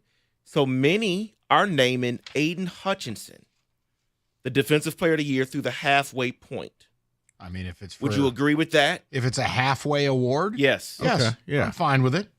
Doesn't matter. It's a fake award. Right. I mean, this is Right. ridiculous. Right. I was like, wait. So I there's- think Rico's the best radio host in the world for the 2:45 to 3 p.m. Or like, what? Oh, thank you. And the meat. What are we doing? I like to thank God for this honor, and I like to thank my Lord and Savior. The reason why many of them are writing and they're saying they're doing this is because, which is stupid to me, they're saying, well, he can't win the end of the year Defensive Player of the Year because he's hurt, so we might as well give it to him now. see, I thought that's what you were trying to say is, oh, we're just going to give it to him because he's not there. Like, no, that's not how it works. But sure, for this mythical award, yeah, I mean, he was on pace to be the best defensive player in football, but he won't. But okay, sure, he can have it. Let's go to the Coach of the Year so far in the NFL. Wow. I'll tell you what, just to be creative, I don't want to be redundant with saying Washington and Dan Quinn. Rico brought something up, and I think it could actually, you could sell. What about Mike Tomlin? He made a decision that nobody understood. And in reality, nobody had a better understanding of said situation than he did as the head coach of the Pittsburgh Steelers, sitting Justin Fields and getting Mr. Dangerous into the lineup, and they look like a completely different team. Yeah. Yeah. I'm going to go with somebody that doesn't get a lot of run. He probably won't get it because you're like, oh, well, of course. I'm going to go with Andy Reid. I'm going to go with Andy Reid because if you really look at it, he had a lot of his toys taken away from him, and they still managed to win. Now, yeah, the referees may have aided those wins, but, man, when you go up against Kansas City, they still find ways to win no matter who's out there at receiver, no matter who's at running back. He motivates the team. They get it done. He'll never win it because he's Andy Reid and he coaches the Chiefs and he's supposed to be great. But a lot of times we overlook coaches like that. So I'm going to give it to Andy Reid. So everybody does the next coach fired. I don't want to do the next coach fired because we don't know. But what I want to ask you is, will there be another coach fired? And if so, who do you think? In season. Okay, I was about to say, yes, David. Before January 1st. Like the leaves fall off a tree, another coach will get fired. But now, does it have to be by Thanksgiving? No, it could be it could be whatever you want. All right, if there's a God in the sky, could it be Brian Daboll, please? No, I can't take anymore. My head hurts. I'll leave this to Rico. Who's getting fired? Yeah, I'm looking at the situation in Dallas. All right, McCarthy or Doug Peterson more likely to be fired? Or do you want to say push? I was about to say that could be a push. But I think Dallas is probably 2 more losses away from Jerry having to do something big. So I'm just going to walk in there and land my helicopter in the middle of practice and fire the coach. Just gone. Get him out of here. Thanksgiving. So here's the treat. I'm going to give you all a chance to change your mind.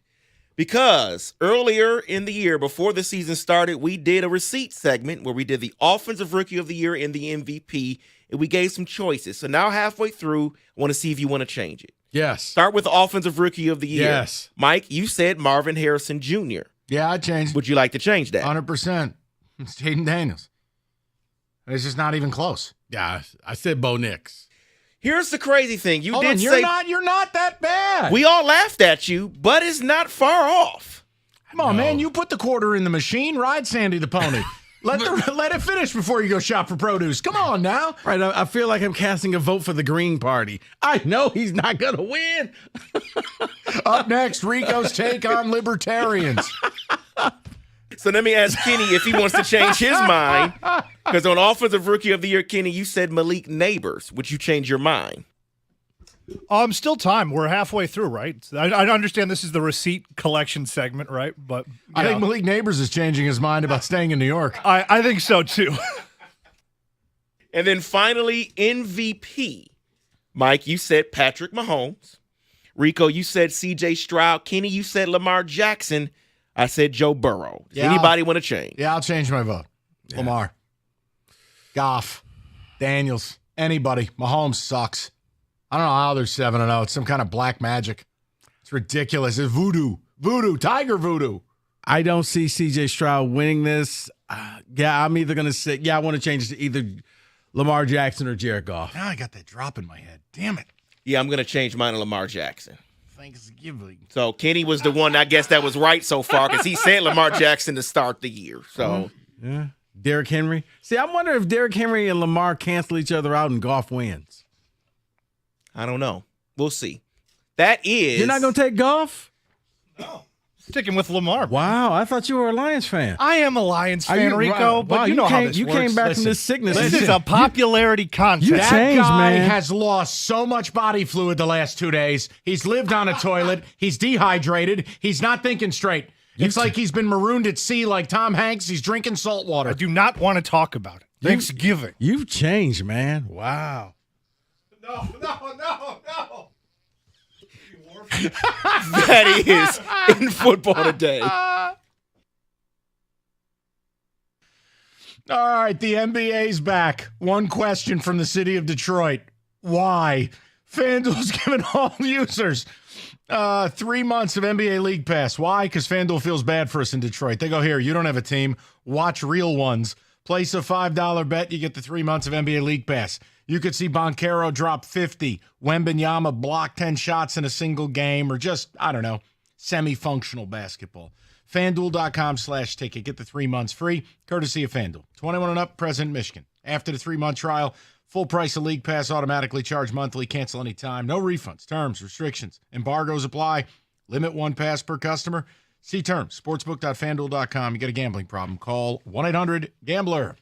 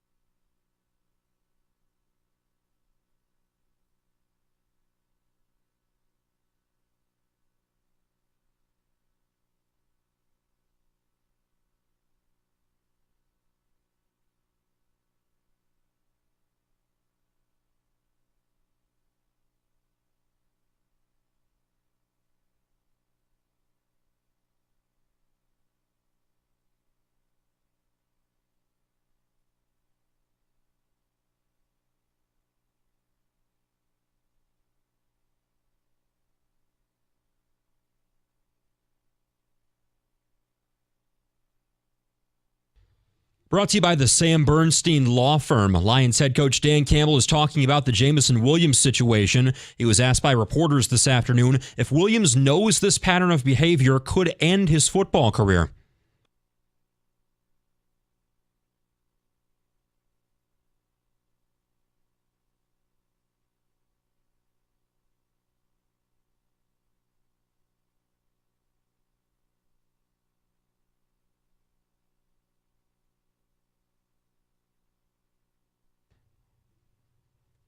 The prosecutor's office says a decision on possible charges for Williams will take time as they review the case, but he could be suspended even without charges under the NFL personal conduct policy. One game that is remains on his current suspension for violating the NFL's policy on performance-enhancing substances. The Red Wings look to snap a 2-game slide against the Jets at LCA tonight. Vladimir Tarasenko will be a game-time decision with an illness. Alex Lyon starting in net. Puck drop at 7:30 right here on 97.1. 0-4 Pistons look for their first win of the season. They're on the road against the Sixers tonight. But Mike, no Joel Embiid, no Paul George. So maybe the Pistons can get win number 1, 7 o'clock tip-off over on WWJ. And also Game 5 of the World Series tonight. Former Tiger Jack Flaherty starts for the Dodgers. Garrett Cole for the Yankees. LA leads 3-1. First pitch at 8:08. At the Corwell Health Sports Desk, I'm Luke Sloan. For more, go to 97.1 The Ticket or Odyssey.com.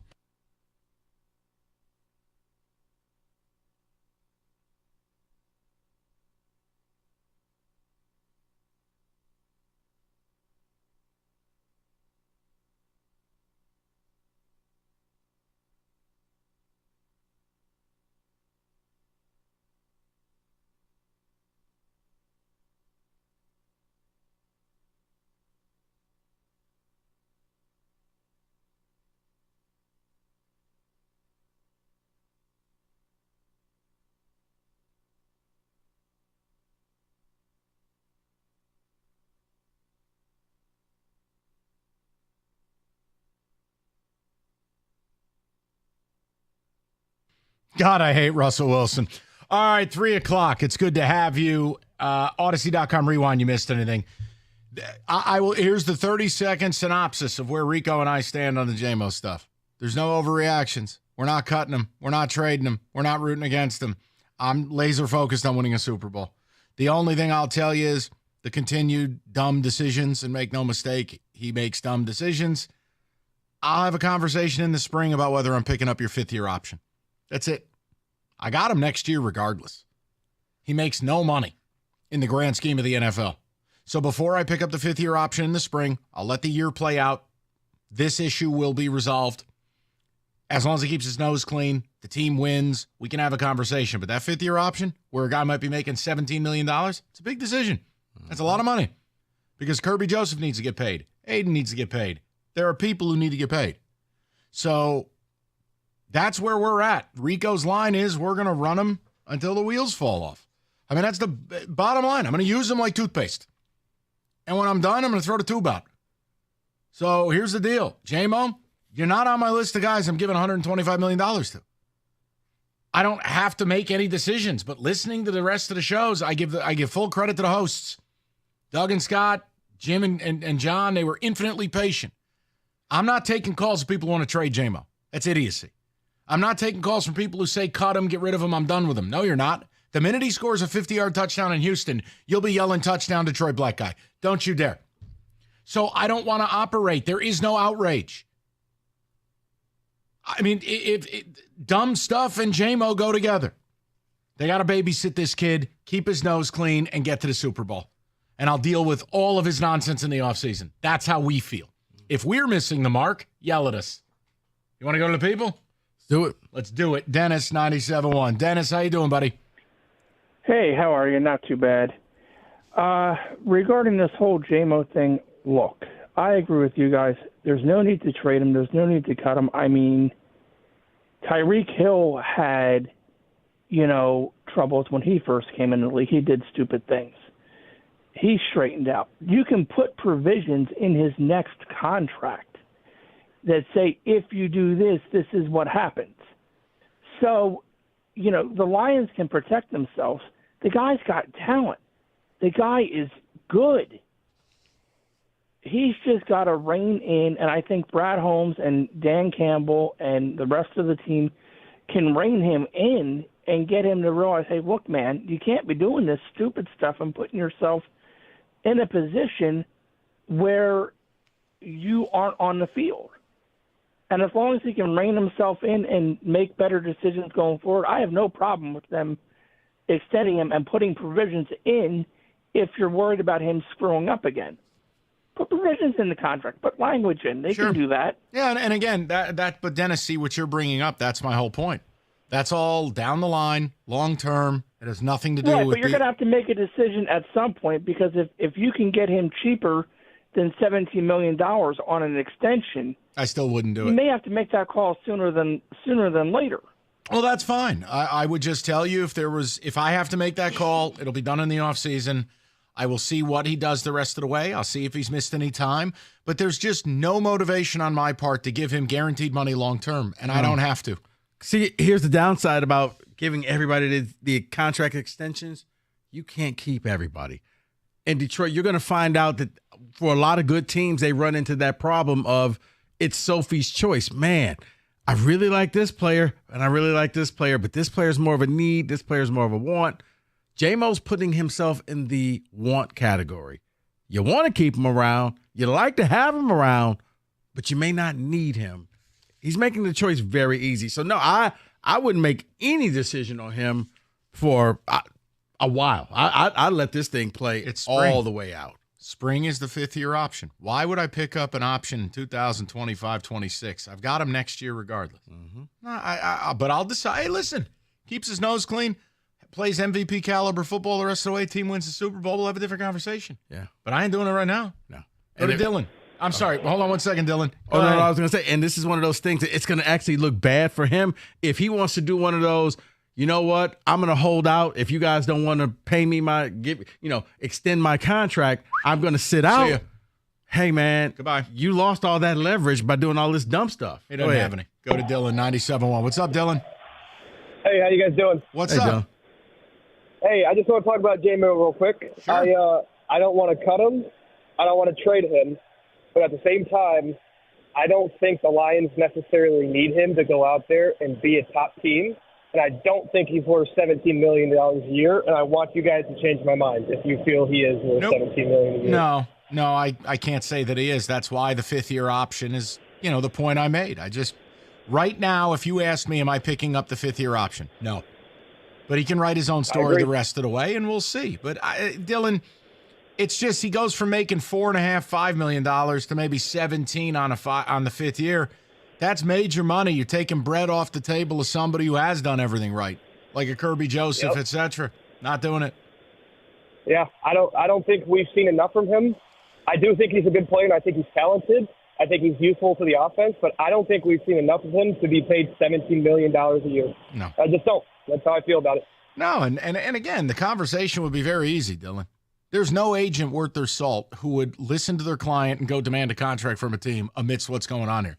But my point is, I don't want to have those conversations. Why am I talking about something they got to do in February or March, and I'm doing it in October? I don't have to do it. And I'm not going to go insane about what he did. Look, it broke on our show yesterday, so we had a bite at the apple yesterday. What he did was stupid. J-Mo is one step from doing the right thing. It's never doing the right thing. It's one step from doing the right thing. All he had to do is get a CPO. You got to stop with the whole idea of, well, his brother technically this and technically, hey, you're right. The problem is he copped to it's not his brother's gun, it's his gun. Mm-hmm.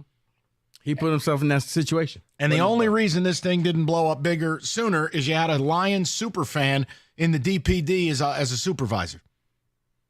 And they, not the officers, they wanted to give this kid a break. So I don't know why we're trying to it shouldn't be brought up. Hey, man, Adam Schefter reported it. What do you want me to do? I'm trying to be as fair as possible, but it is news, guys. Disagree? No. Go to Ken, 97.1. Kenny, how you doing, buddy? Hey, Mike, Rico, Kenny, David, whoever I'm forgetting. How are you guys today? Excellent. Good. What's up? Good. Look, real quick, man. I called in, dude. I got the namaste from you guys without the yoga. You've been hitting the nail on the head with everything since the show started. I think you let people know I'm not going to take your call if you're demanding a trade. You got this guy for peanuts. Correct. let's just look at it at a different perspective. And I'm, like I said, my blood pressure was up. I couldn't get through earlier, and I almost didn't have to call because you solved it for me. But I'm hoping to pay it forward to you because I just feel like behind me there's that guy, John the plumber, and he can't pull his union card out and say, touchdown Detroit black guy. So he's probably going to get the ticket or whatever's coming to him. It's the way the world works. Either you like it, you don't. It's just the way it is. But look at it from the perspective of the 31 teams. I'm not saying J-Mo is there. He has the potential to be great. We saw the electric catch in San Francisco against Rico's privileged 49ers. We've seen the things he's done on the field. But could you imagine Brad Holmes embarrassing himself like this? By and large, minus the unicorns, wide receivers are a dime a dozen. Again, he's not there yet. He has the potential. But, look, Randy Moss gets traded for a first-round pick, a fourth-round pick, in some garbage. The Patriots get him for a fourth-round pick. You're talking about this guy's first ballot Hall of Fame without discussion. No one is going to pick up that phone and say, hey, Mark, how you doing? It's Brad. Remember the deal we had for Crosby, the second and third rounder? Let me throw in a kid for you that can't stop tripping over his own shoelaces and only available 60% of the time. It's not going to happen, so I'm hoping, I doubt it, that I can shut that phone call down if someone's going to call you. And besides, like you said, this is anything you need to visit until you need to fork over the farm. That's it. So, no, Kenny, you're right. I appreciate you. No, Ken, it's just I'm not trying to be rude to people. And like I said, I'm just not a patient person like Cookies and Doug. I'm not doing it.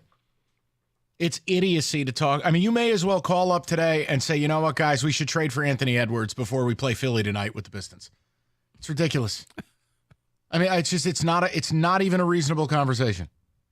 Like, may I add to you, like, everything you gather, J-Mo, his teammates like him.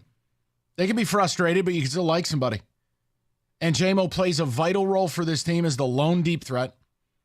And he's also a dog in the run game. And he had been doing things the right way. And he's made a couple of dumb errors. What I'm not going to do is comp it to, like, hey, we got a real problem. Okay, what's the problem? Oh, he hit somebody, killed somebody with his car. Yeah, that didn't happen. He's not Dante Stallworth. He didn't run a guy over in Miami. He's not Lawrence Phillips. He didn't get a DUI and kill a mother of three. Now, I'm not sitting here doing a power rank of criminality, but this may not even be criminal. There may not be charges. Mm-hmm. The PED suspension, not criminal. Is it dumb? Is it an oversight? Yes. But none of it is going to impact me winning a Super Bowl. I'm not trading the kid. I'm not cutting the kid, and I'm not taking those phone calls. God bless Doug Karsh. God bless Jim Costa. They're just more patient than I am. I'm not doing it. Respectfully, I'm not doing it. No, I mean, because in theory, I think it's just reactionary because I think it's people who are just tired of everything coming up. J-Mo this, J-Mo that, J-Mo this. You think I'm happy talking about this today? No, but I think the people who are like, just cut them. Everybody has their saturation point, and I think for a lot of people, they've hit it already. I've had my saturation point with Freddie Freeman. Example. Saturated.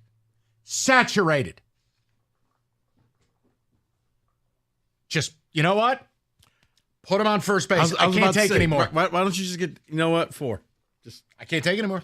Saturated. We're just going to walk him. Fully saturated. Do you realize how much money you would have made if you did a home run, him hit a home run in every game? It was like if you put $100 and you just kept letting it ride, I think you're like over $200,000 right between now. Freddie Freeman and those 2 idiot fans last night. They were Yankee fans. They were helping you out. They're idiots. To give New Yorkers a bad name, it was idiocy. Mookie Betts should have knocked out that one idiot that tried to grab his arm. Ridiculous. They ought to quit players with tasers. Touch a player, get tased. Right in the throat.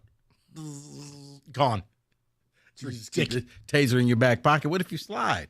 You accidentally tase I don't know. yourself. They got a mitten when they steal bases. Can't they give the guy like a fanny pack with a taser? And it's something, man. You accidentally tase yourself. I just don't know where fans get off touching these players. It's insanity. No, it's and they had to look like, wait, why are you coming after us? Like, sir. The slow motion. Guys, if you didn't see the fan interference in last night's game, that is, I have never in my life seen something like that. Totally embarrassing. Here's Rika. Mike, you know what? I wonder if your family is obsessed with Wicked, because that's the fame right now. Wondering how much streaming and memeing your internet's gonna handle your next kid's Wicked themed sleepover? Well, Xfinity Internet is powerful enough to handle hundreds of devices, so you can get a magical connection with fast speeds and amazifying power, even with everyone online at the sleepover, and with Wi-Fi that is truly thrillifying. One might even say Xfinity engineers are secretly wizards themselves. Now through December 22nd, get a thrillifying fast 150 megabit Xfinity Internet for just $35 a month for 12 months with no annual contract. Wi-Fi equipment is free and it's included. Go to Xfinity.com to learn more and keep the magic going from your screen to the big screen and see Wicked only in theaters November 22nd. Restrictions apply. Requires paperless billing and auto pay with a store bank account. Taxes and fees extra. After promo, regular rates apply. Currently $66 a month. Actual speeds vary.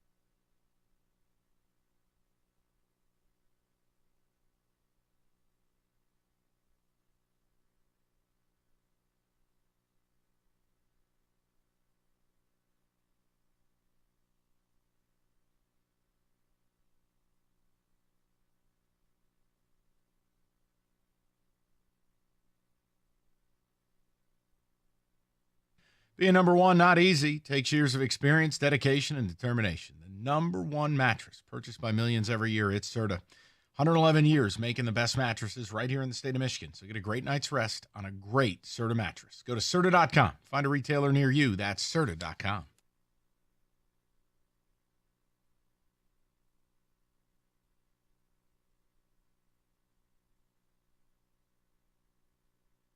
All right, David, give us some of the ticket text. Get back to the callers. A lot of people, a lot to say on J-Mo. I think Rico and I have been pretty damn measured. I'm focused on the Super Bowl. Anything I got to deal with J-Mo, I'll do in the offseason.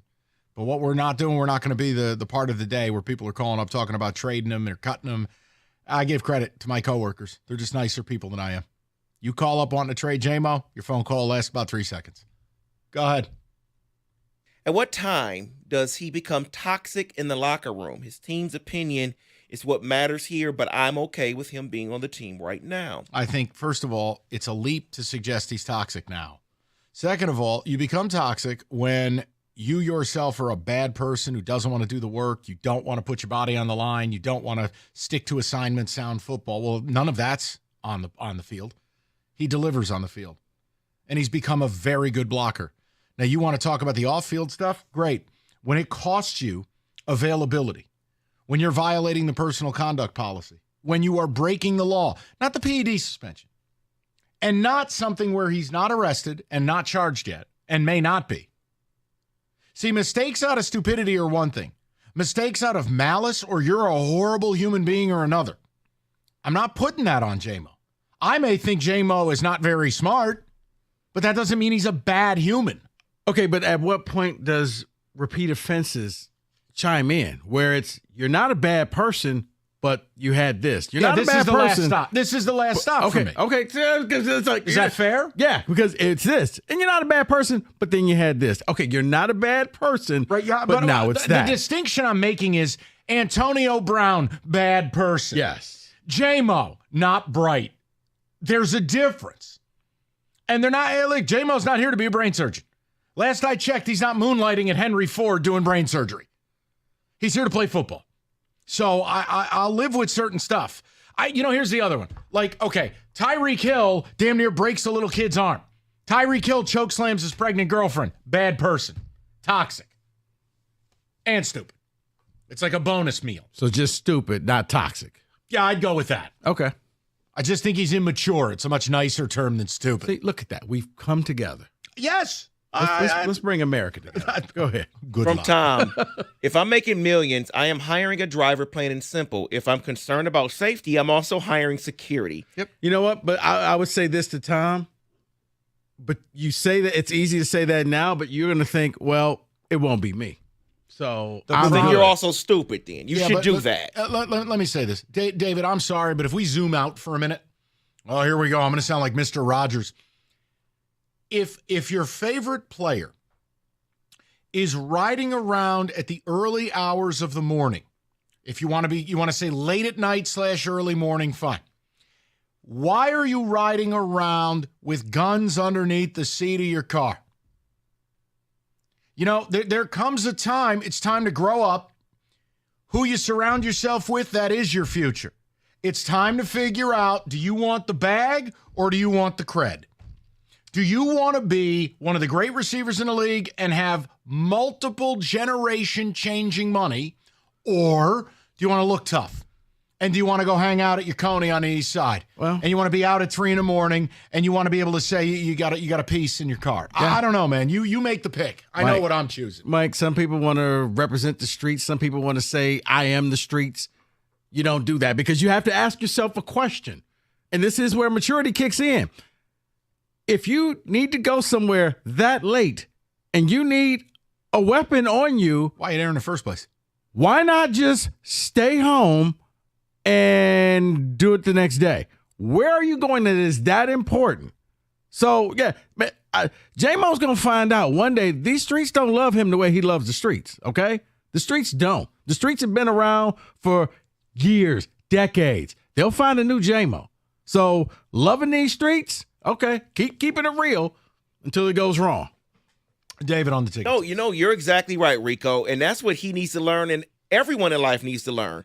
We all want to make it in life. We all grow up a certain way, but we want to make, quote unquote, make it in life. Well, J-Mo, you made it. Mm-hmm. But if you keep doing stuff like this, if you keep hanging out in places like that, then you may lose it. Yeah, you don't owe these streets nothing. You've done something that everybody that's hanging with you late at night at the Coney's want.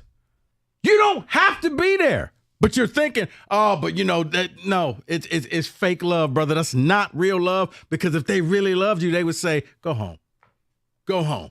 We have no life. We have no future. You do. Go home. Don't trade J-Mo, but don't re-sign him. Let him be someone else's issue to deal with and draft a wide receiver to keep the salary down at that position. And again, that's part of why I wouldn't pick up the 5th-year option. I have him this year, and I have him next year, which you could make a case are the prime 2 seasons of your Super Bowl window. I don't need to worry about 2026, 27. He'll write his own story.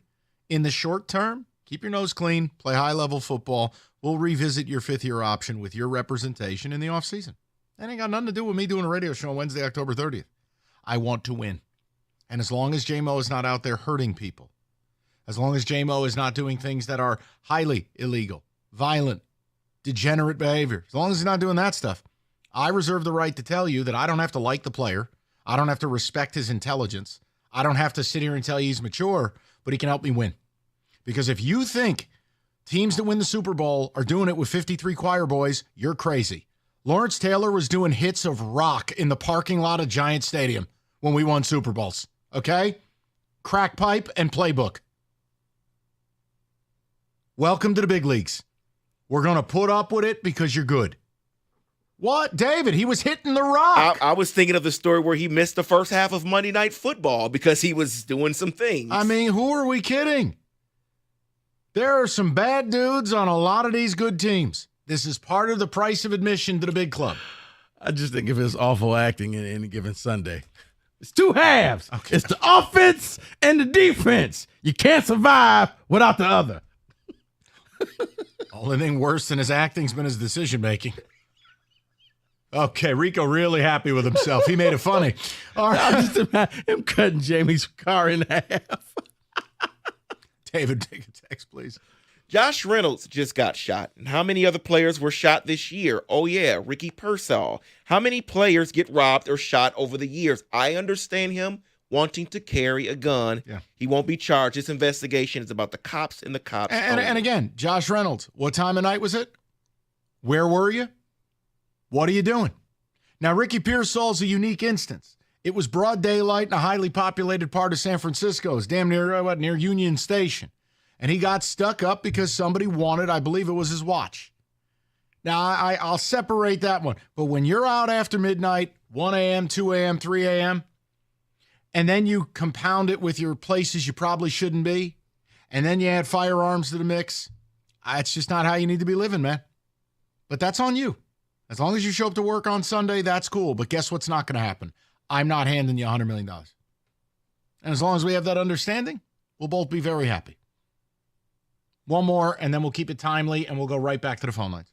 Gambling, PEDs, and now admitting to carrying a concealed weapon. He is a train wreck, sabotaging his life. I love him on the field, but he has to get it right. Right, but the point is, his problems aren't my problems if they're not taking him off the field. Now, the PED thing we have to get to the bottom of, but it's the lowest level suspension.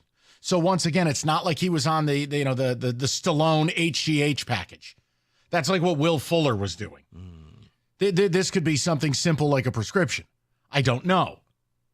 But I'm at the end of the line. If he takes himself off the field with something else off the field, my tone changes, and I'm fully just like, you know what? Enjoy. But next year, I don't know if you're a member of this team. So we've reached last straw status. Yes, because in the here and now, I need him. I can't replace him right now.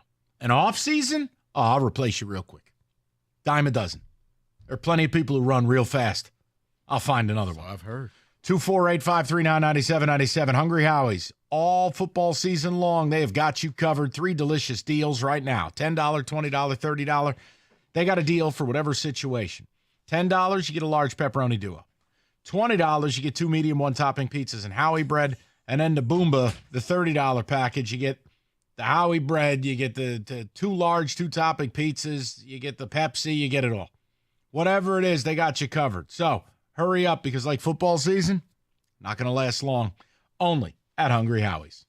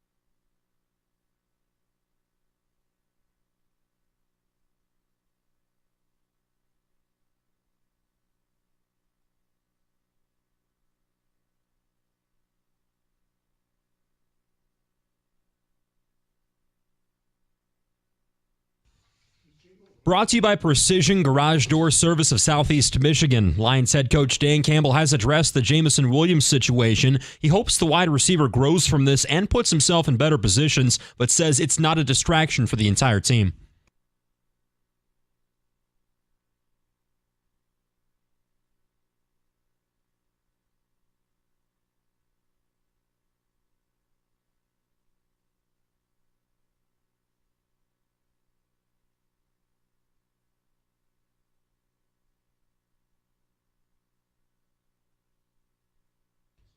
The prosecutor's office is considering charges for Williams, but he could be suspended without them under the NFL personal conduct policy. He's got 1 game left on his current suspension for violating the NFL's policy on performance-enhancing substances. Lions 3.5-point favorites Sunday at the Packers. Wings look to end a 2-game losing streak. They take on the Jets at LCA tonight. Vladimir Tarasenko dealing with an illness. He's a game-time decision. Alex Lyon starts in net. Puck drop on 97-1 at 7:30. And the Pistons, they try for their first win of the season on the road against the Sixers. 0-4 Detroit, though. No Joel Embiid or Paul George to deal with. Tip-off at 7 over on WWJ. At the Corwell Health Sports Desk, I'm Luke Sloan. More at 4 o'clock or at 971theticket.com.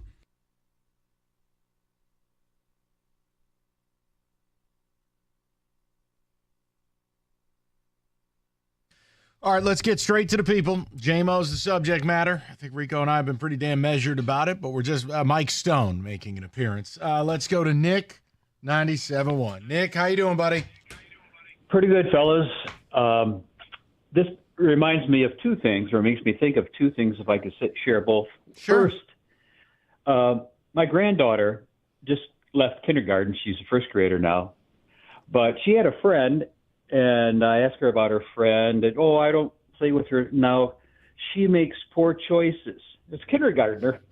Has that kind of sensibility, But anyway. That sounds pretty terrible when you comp it to the J-Mo thing, and you're like, wow, we're really down bad. Yeah, but to show you how, or explain how quickly a good kid with his whole life and a career way ahead of him, Henry Ruggs was a fleet receiver, the Lions. I think he was a rookie. Yeah, he was Raiders. just like banging him out. Yeah, and he did like Jameson Williams. J-Mo. He was really, really an asset. But then he was out drinking Vegas on the Strip, had a sports car, got it up to 150 miles an hour or so, and his life changed. Overnight. Right, and here, look, Nick, you're not wrong for bringing it up. All I would say is J-Mo has not done anything like that. So the only place I will go with that is you make a good point that if you continue to make bad choices, bad things will follow. For Henry Ruggs, it was one night, one choice, and his whole life ended. For J-Mo, He's gotten fortunate. He's put himself in some bad spots, albeit he hasn't, clearly, nothing is serious. He hasn't killed anybody. He hasn't maimed anybody. But you're right, Nick. You have every right to say at a certain point you're 23 years old. You're old enough to vote. You're old enough to go to war. You're old enough to be a dad. Grow up. You want to make millions of dollars? Then do what needs to be done as a part of that contract. Grow up. Stop it. Yeah, if I can share my second thought about the situation.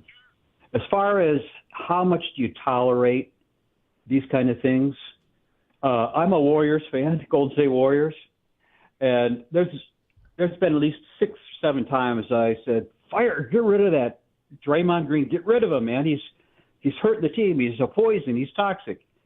But he has value. I mean, he went after Coach Kerr, wanted to fight him.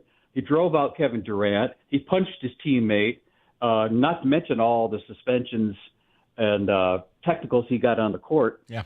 But if you got a certain amount of value, that's right. Yeah. Unless like you kill somebody, which happened, then, what can you do? Nick, I'll say this. For Draymond Green, he's until all of a sudden Curry walks in there and says, I'm tired of this, he's got a job. Because he's basically the bad cop. He's the enforcer for Steph Curry. So that's why. Because you're right. Other than that, it's like, well, why is Draymond still there? Yeah, it's that. But the Ruggs thing, look, I hope we never get that type of story here. No. And that's why I said I'm not going to comp that out. I think if you're using it as an example of if you continue to make bad choices, bad things will happen. Yes, but no, J-Mo cannot be classified in that arena. You can't classify it when you talk about some of the degenerates that have played in the NFL. J-Mo, it begins and ends for me is immaturity. Mm-hmm. And I thought he was taking some strides. And as Dan Campbell put it best, no, we'd rather not be dealing with it. But here we are. I don't get a sense they think he's a bad kid. I don't get a sense his teammates have turned on him. So let this be the last thing. Let's go win the Super Bowl, and any long-term decisions will be saved for hopefully mid-February after we have a parade. Go to Sheldon, 97.1. Sheldon, how you doing, buddy? Hey, like I said, I'm good, fellas. But Mike, I definitely agree with you, and I hope to the degree. I'm to the point right now. And I agree with you, Mike. I hope Brad Holmes might call him into his office. I said, when I extend you, there's gonna be one serious clause. You're gonna have a 6'6", 300-something pound babysitter with a CCW, CPL, all that. Wherever you go, he goes. Like I said, the only time you're by yourself if you're going home to visit family. But even if with family, where you go, he goes. Because I know they should be to the point. I'm getting sick and tired of seeing you, like I say, hearing you associated with negative news. Yeah, and I mean, Sheldon, listen, there does come a point where J-Mo's got to change. You and the kid's got speed, nuclear speed. Oh yeah, speed I wish I had in my playing days. And he's throwing it all away for what? Just immature. Don't let your immaturity be the death of your career. Yeah, and again, he's got time to continue to build and rebuild trust with the franchise and get where he needs to go. Guys, look, it's why I'm not taking any of these calls today about trading him, cutting him. That is a waste of energy. And I'm not trying to be a Richard about it. Man, my time's worth more than that. I'm not going to do it. God bless Doug and Jimmy. They did the Lord's work the last 8 hours. Well, I'm not doing it. If I'm a bad guy because I won't take those calls, fine. I'm doing a service to the city of Detroit because talking about trading J-Mo on October 30th is idiocy. We'll do it in the offseason. But right here, right now, this latest thing, look, I can be upset with his decision-making. I can admonish how he's living his life and how immature it is, how irresponsible it is. It has nothing to do with I need to win a Super Bowl. How do I get this guy back on the field for the next 8 games? Well, 12 games, hopefully. And I'll deal with everything else in the offseason. Because right here, Rico, factually, I can't tell you if there's going to be charges. And even if there were, Kim Worthy already said it's going to take a minute. The NFL, Ian Rappaport had said, the league is preferring to err on the side of letting the process play out. We call that the Jansen. And then the league will step in. Mm-hmm. All of these things are postseason to me. You're correct. Now do me a favor. Stop going to the damn Coney at 4 a.m. And you just stole what I was about to say. My bad. No. No. Because it literally, J-Mo, I don't want you back in here unless I'm handing you a game ball. I don't want you back in my office. It's like the principal. Like, at some point, I don't want to see you again unless you're in the hallway going to class. J-Mo, no more. This is it. You said it all. 248-539-9797. All right, FanDuel, America's #1 sportsbook. Got you covered. Midweek parlay reward stack every Wednesday. You get a parlay profit boost on everything from spreads to totals and, yes, player props. So take advantage of it. And again, it could be any sport. If you're nuts, you want to get involved with the Pistons and Sixers tonight, God bless. FanDuel.com/ticket. Make every moment more with FanDuel, official sportsbook partner of the NBA. 21 and up, present Michigan. Opt-in required. Max wager amount applies. Bonus issue. Eligible bonus bets. Restrictions apply. Includes the token expiration. See terms for both offers at sportsbook.fanduel.com. Gambling problem, call 1-800-GAMBLER.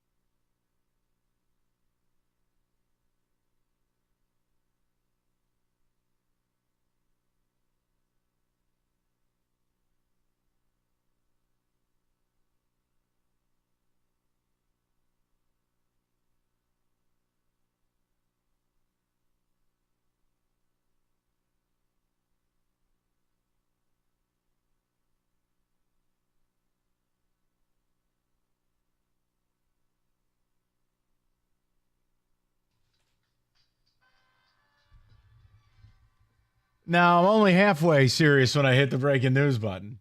Forgive me. Okay, Dan Campbell. No, I want to allow some joy, some hope outside of this J-Mo thing. May I? Per Browns reporter Mary Kay Cabot, the legend, Zadarius Smith was held out of practice today, y'all. Quotation, illness. Anything, something or nothing. Come on. Come on. Allow me to live in a space where we're making a move for a pass rusher and we're not just bickering about J-Mo and firearms. It's something. Yes.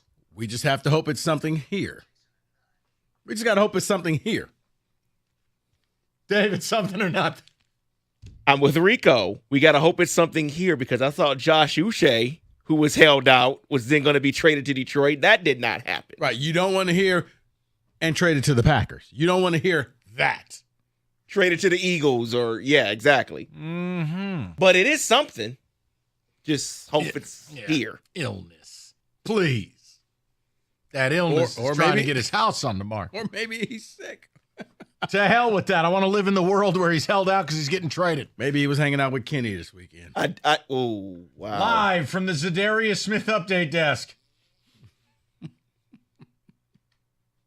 I'm just telling you, man. Wait a minute. It's a struggle with this man today. Just let it go. It's a struggle. Mike. Oh, is he in the bathroom again? Just let it's it, a just struggle. let it go. Kenny, how you holding up? What? Man. It's hard in the streets, man. Can we get Kenny a wireless from stall 3? No, we do not need that. He needs some.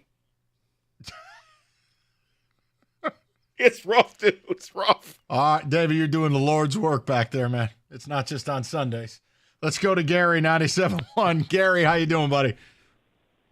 Good. I agree with everything you guys are saying. I just think it's unfortunate for J-Mo that he wasn't driving in Ann Arbor, that his name wasn't Mozzie, and he didn't have a coach named Jim Harbaugh. All right, but hold on. Gary, I want to say factually, just to be clear, the police arrested Mozzie. He got processed. He got booked. I don't blame the police. I blame the University of Michigan for being the duplicitous scumbags that they are. They escorted the guy to the airport to play in the damn game. So, that's a different deal. These officers wanted to do the right thing. They had a super fan supervisor come in, sideswipe the operation. J-Mo did not get arrested, and he may still not face charges. It's different. Mozzie driving around like Scarface at 9 in the morning. Shooting range isn't even open. I don't know where you're going with ammunition all over your car. The point is, that was worse in a sense because he did get booked. The school kept it under wraps, all while impugning the school up the road. With a bunch of criminals. Right. So, Gary, that's a little different now. Let's be fair and accurate. And they still got away with saying it's a paperwork issue, which is just a load of bollocks. You mean it's not? I don't want to hear it. Okay. I don't want to hear anything from those people. I've had enough of them. Never their fault. No, it's not worth it. 2 + 2 = 5. You're right. I don't care. What's 2 + 2? Okay, then. Did you see your text message? Kenny has responded to you. Where is he responding to me from? He's not right in front of us. Let me see. Oh no. All right. Well, good to have David and poop emoji behind the glass. 248. Go over to Marty. My God. Marty, how you doing, buddy? I'm doing good, guys. How are you? We're okay. We're praying for Kenny. Go ahead. What's on your mind? First time caller. Listen to you guys all the time. Welcome. I know I don't have a lot of time, but you have plenty of time. Give you a little backstory. Take us to give you a little backstory.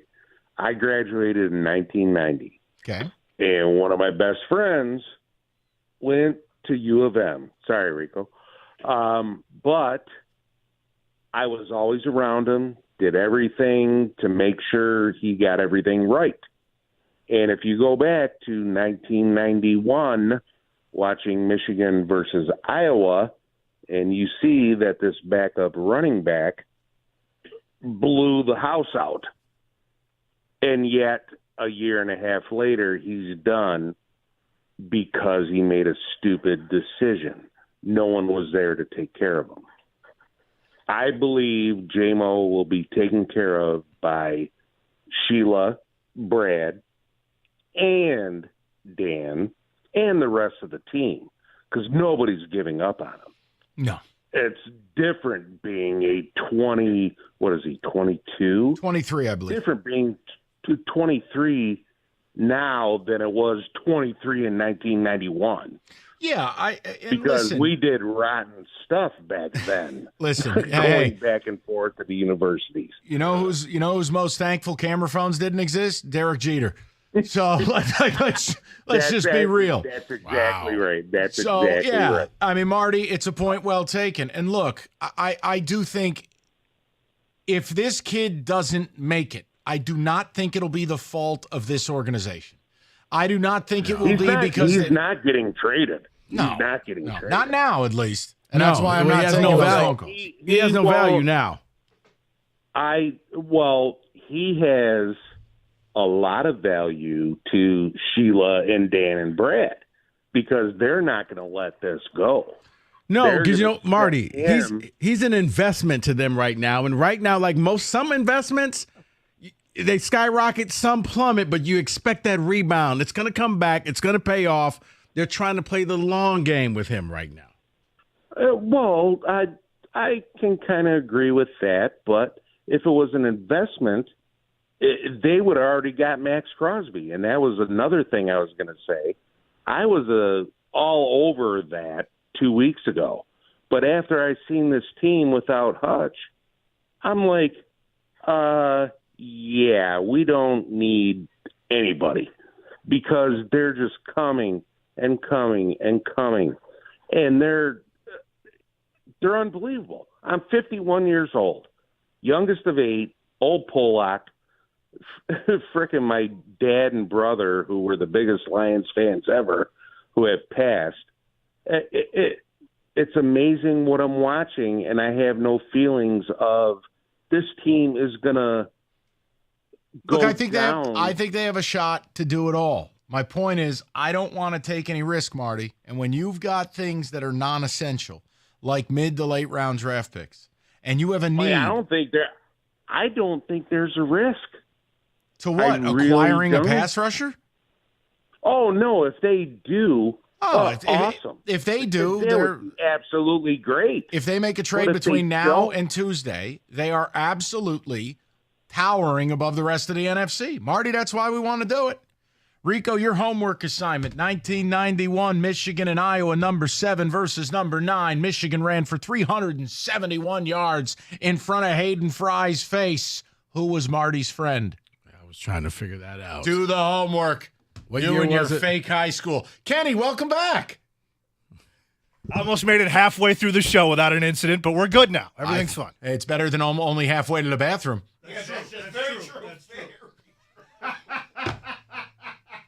You poor thing. 248-539-9797. More of your phone calls. We're going to check in on football, other things besides JMO as well. 97.1.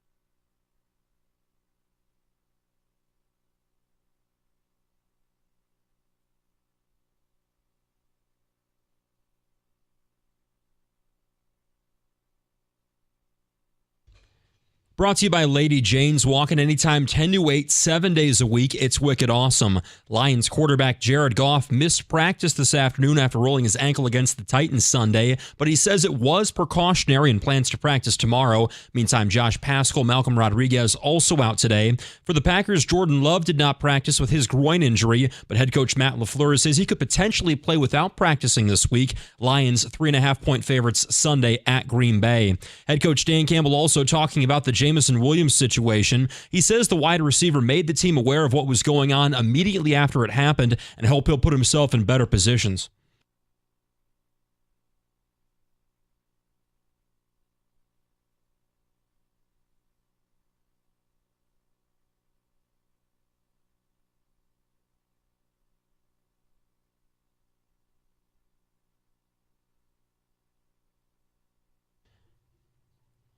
The prosecutor's office is considering charges for Williams, but he could be suspended without them under the NFL personal conduct policy. Wings look to snap a 2-game slide against the Jets at LCA tonight. Vladimir Tarasenko, a game-time decision with an illness. Puck drop at 7:30 right here on 97.1. And the 0-4 Pistons look for their first win of the season against the Paul George and Joel Embiid-less Sixers. Tip-off at 7 over on WWJ. At the Corwell Health Sports Desk, I'm Luke Sloan. For more, go to 97.1 The Ticket or Odyssey.com.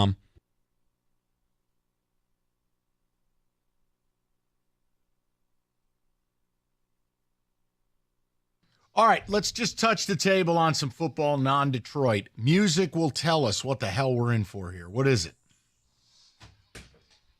Uh-oh.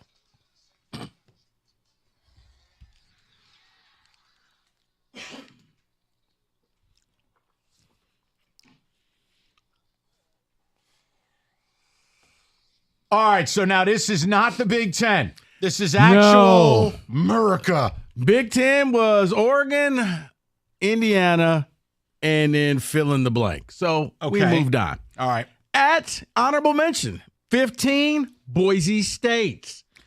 Didn't love the performance Friday night. It was good enough. Genty was held largely in check. And once again, Boise's defense, their only way out is to sack you. Good thing they lead America in sacks. Don't love their quarterback. They might be good enough to do this, but man, they go and face some of these big boys you're going to lay out there. Good luck.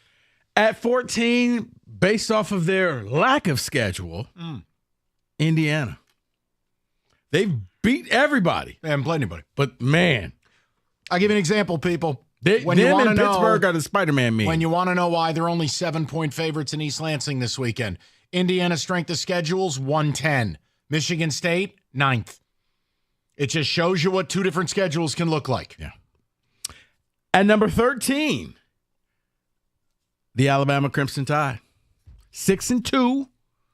You still have a way to get into the top 12, to get into the playoffs. But right now, I have them on the outside looking in if it were to end today. Not a playoff team. O-line's not good enough. Secondary's a mess. Quarterback's inconsistent. And they have 2 losses, one of which is to Vanderbilt. That should automatically disqualify you. But they beat Georgia. I don't want to hear it. You lost. You lost to Vandy. You lost to Vandy. And you lost to a Tennessee team who can't throw a forward pass. But he beat Joe Louis. Okay, I'm done. Kenny, your thoughts. Okay, then. At 12, Clemson Tigers, 6-1. Show me. They got a stretch coming up. They're going to play the teams they need to play. They played Georgia early and lost. They've done nothing wrong since. They've even, dare I say, run the score up. The next month will dictate everything for them. I'm fine where you have them. They play their way in or play their way out. David? Oh, I thought you were about to say something. I'm sorry. At number 11, go to the Big 12, Iowa State, 7-0, undefeated. Really your big win, what, Iowa? Yep. You got a lot. You have some prove-it games to come up. For me, I just wouldn't put a Big 12 team in. Big 12 sucks. It's an awful conference this year, truthfully. I mean, BYU's a complete fraud. They've been outgained on the season, for God's sakes. You know, ISU should have lost to UCF. A couple of controversial calls. Kansas State. I can't throw a forward pass. Colorado, please. Whatever. I know you got to rank them, but I'll just tell you right now, those Big 12 teams look like absolute cannon fodder if they get in. At number 10, James Franklin and the Penn State Nittany Lions. Show me. Show me this weekend. Show me that James Franklin is not this. Show me you can win a big game. This Ohio State team is begging to get beat. They don't control the line of scrimmage. Show me. Now, the quarterback's a game-time decision, so... If Drew Aller's out, I take back everything I said. Okay. At number 9. But I will say this. Why'd the number go from 4.5 to 3.5 if nobody knows about Aller? Sounds like he's playing. Does. I got to think if you're Drew Aller, aside from being in a body cast, you're going to play in this game. Oh, like Nordberg and Naked Gun? Pretty much. Perfect. Look at Naked Gun and a Coming to America reference in one segment. I'm here for you. All right. At number 9, we got BYU. You just talked about them. Sitting there at 8-0. I think you're insane. Okay. But you can put them there. But just look at the data. Look at the construct of how they've won games and actually watch them play. Okay. I'm telling you, you would, Rico, I know you too well. There is no scenario you'd watch them and go, man, Mike's got this one really wrong. They are fraudulent. No, you don't. But I would say, okay, would you take any of the ones sitting on the outside and waiting? Yes. Bama? Yes. You put Bama there? Just start naming teams. Indiana. Yes, they'd all beat BYU. Boise State. All of them. Okay. Yes. At number 8. Be curious. All of them. Notre Dame. Notre Dame sitting there 7-1. They had a bad day against Northern Illinois, but they've handled business since, including taking down one of America's teams. And every week, Riley Leonard gets a little bit better. Just a little. I'm good with it. Defense is legit. Running game's legit. Navy turning it over 6 times when you hadn't turned it over since August 31st. Not legit. Rico's a communist who works for North Korea. Next. All I know is I took Navy in. I don't want to hear it. We'll never do that. I will refund you on behalf of the United States Naval Academy. I'm sitting there with Jack out in the iceberg. Look, I didn't know they were going to turn into the Titan sub, okay? I didn't know. At number 7, University of Tennessee, 6-1. Shaky. Their passing game is broken. Everything else is national championship caliber. I mean, they have the running game. They have an elite defensive line. It's all there. But something is amiss with Nico and his receivers and that delicate balance of Josh Heupel's timing offense. They can't throw the ball. At number 6, Texas A&M, 7-1. Be careful. You know what they got to visit to this weekend. Right. That's this week. That next week we talk about it. It's different. The good old Cockaboose. They are at South Carolina at night. Cockaboose. You taking South Carolina? I think I am. Really? Dude, you're lucky I just don't hop on a plane and go to the damn game. Oh. Kenny. You know what? How Kenny, about this? If you're not a flight risk by the weekend and you don't need a toilet every 10 seconds, come on. Yes, Cockaboose. How about this, Mike? A&M wins, you give me one of those Aggie helmets. If South Carolina wins, I'll get you a model Cockaboose. You could put it in the man cave. I heard David's got a hell of a one. David's model Cockaboose. By the way, if you don't know what the Cockaboose is, they have half a rail yard around Wallace Bryce Stadium or whatever it is in South Carolina. They are decommissioned caboose cars that alums buy and retrofit for tailgating. So it's called the Cockaboose Railroad. So, just for the people's sake. It's a good Google. At number 5, the University of Miami. Offensively, yes. Defensively, was. Yeah, I don't think you're going to keep playing Florida State all year long. Cockaboose. But no, Miami looks like the best of the best because they can win a shootout. A lot of these teams you're putting on here, they can't win a shootout. They don't have a passing game. They don't have the ability offensively. I don't know how you stop Miami. Still wondering how they beat Cal. But Cockaboose. Went to sleep in Miami. I said, there's a lot of. That was that upset Saturday. I'm like, I woke up like, wait, where's the Miami upset? There was a lot of Cockaboose in that game. At number 4, Ohio State, 6-1. I'm going to stay out of this, and I want Kenny or David or you to get involved. I am developing like an ire towards Ohio State because they have it all. You know what Ohio State is to me? They're the rich kid who turns into a drug addict for no reason. Why? You have it all. Build an offensive and defensive line, and Ryan Day, for the love of Christ, stop dyeing your beard. Well, he's not going to stop that. Ohio State, to me, when they're dialed in and they want to play, they can beat anybody. Cockaboos. But it's almost like you have to light a fire under the entire team because then last week against Nebraska, they just kind of walked through the game. Probably should have lost it, but they didn't because in the end, they made some big plays. But I'm looking at the Buckeyes like, gosh, you guys could be a lot better if you tried. Kenny, Ohio State, they've almost taken your team out in years past. What do you make of this version versus the past? I still have a little bit of scar tissue when it comes to Ohio State, so I think I'm like you. I just want to stay out of it. But yeah, they are the privileged of the NCAA. They are. $30 million payroll. You can't find a D-line or an O-line. They should have lost to Nebraska, everybody. Yeah, they should have. Go ahead. And number 3, Texas, University of Texas, 7-1. I'll live with it, but they looked like ass this weekend. Now, was it a hangover from the Georgia game? Potentially. But I still think they're one of the 5 best teams in America. I can't argue. At 2 is Georgia. Kenny, your Georgia Bulldogs sitting there at 2. Fair or unfair? I would have bounced them down just because they didn't play where you had teams actually play in the power rank. But yeah, I don't hate them. And look, here's the deal. Right here, right now, neutral field, I'd probably take Georgia to beat Oregon. But I understand why Oregon's resume puts them at number 1. I need to see Oregon stop throttling it down. Dan Lanning just needs to drop his nuts and put 60 on people. So you need Lanning to do what Cignetti does. Yeah. Because, seriously, once Oregon hits about 35, they just go Kenny mode. Yeah. They just sit there and read the newspaper. I think that's smart. There's no need to wear down your players. I want blood. F the players. I'm paying them now. Go score. I want 60 a week. Maybe you'll see that against Ohio State. Can someone exert dominance in this lousy, roach-ridden sport of college football? See, I think the fact that Oregon could go out there and beat you so badly and says, no. All right. We've had enough. Timeout. So are you and David betting Michigan this week getting 14.5? No. Cockaboos. No way. All right. You know what? I kind of feel the way I felt last week when the Lions took on the Titans. And remember, I said, you can give me 20 points, and I'm still going to take the Lions. How many points for you to bet Michigan? You probably have to give me about 24. Oh, my God. I was going to say 20. Guys. I'm good with 20.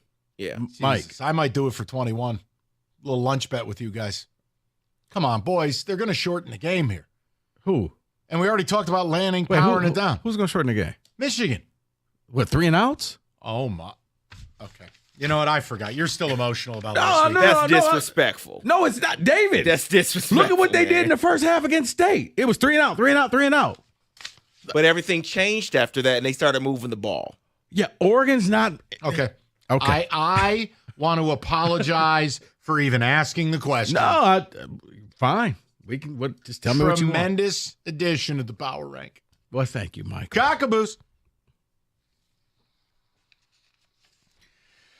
All right, being number 1, not easy. Takes experience, dedication. You know it. And the number 1 mattress purchased by millions every year, it's Serta. They got the experience, 111 years, making the world's most comfortable mattresses, and they are made right here in Michigan. So get a great night's rest this fall on a great Serta mattress. Go to Serta.com. Find a retailer near you. That's Serta.com.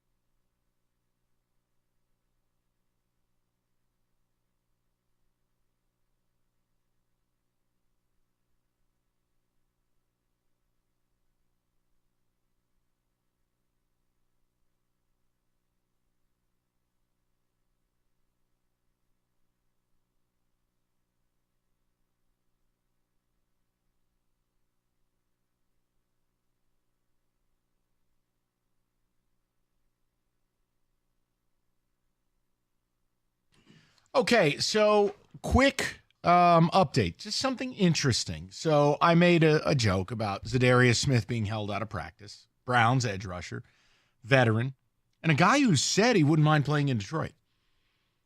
So I said naturally, he's not sick. He's just got trade fever. So Jeremy Fowler of ESPN has reported what the Browns are looking for Zadarius Smith. You guys tell me what you want to do, okay?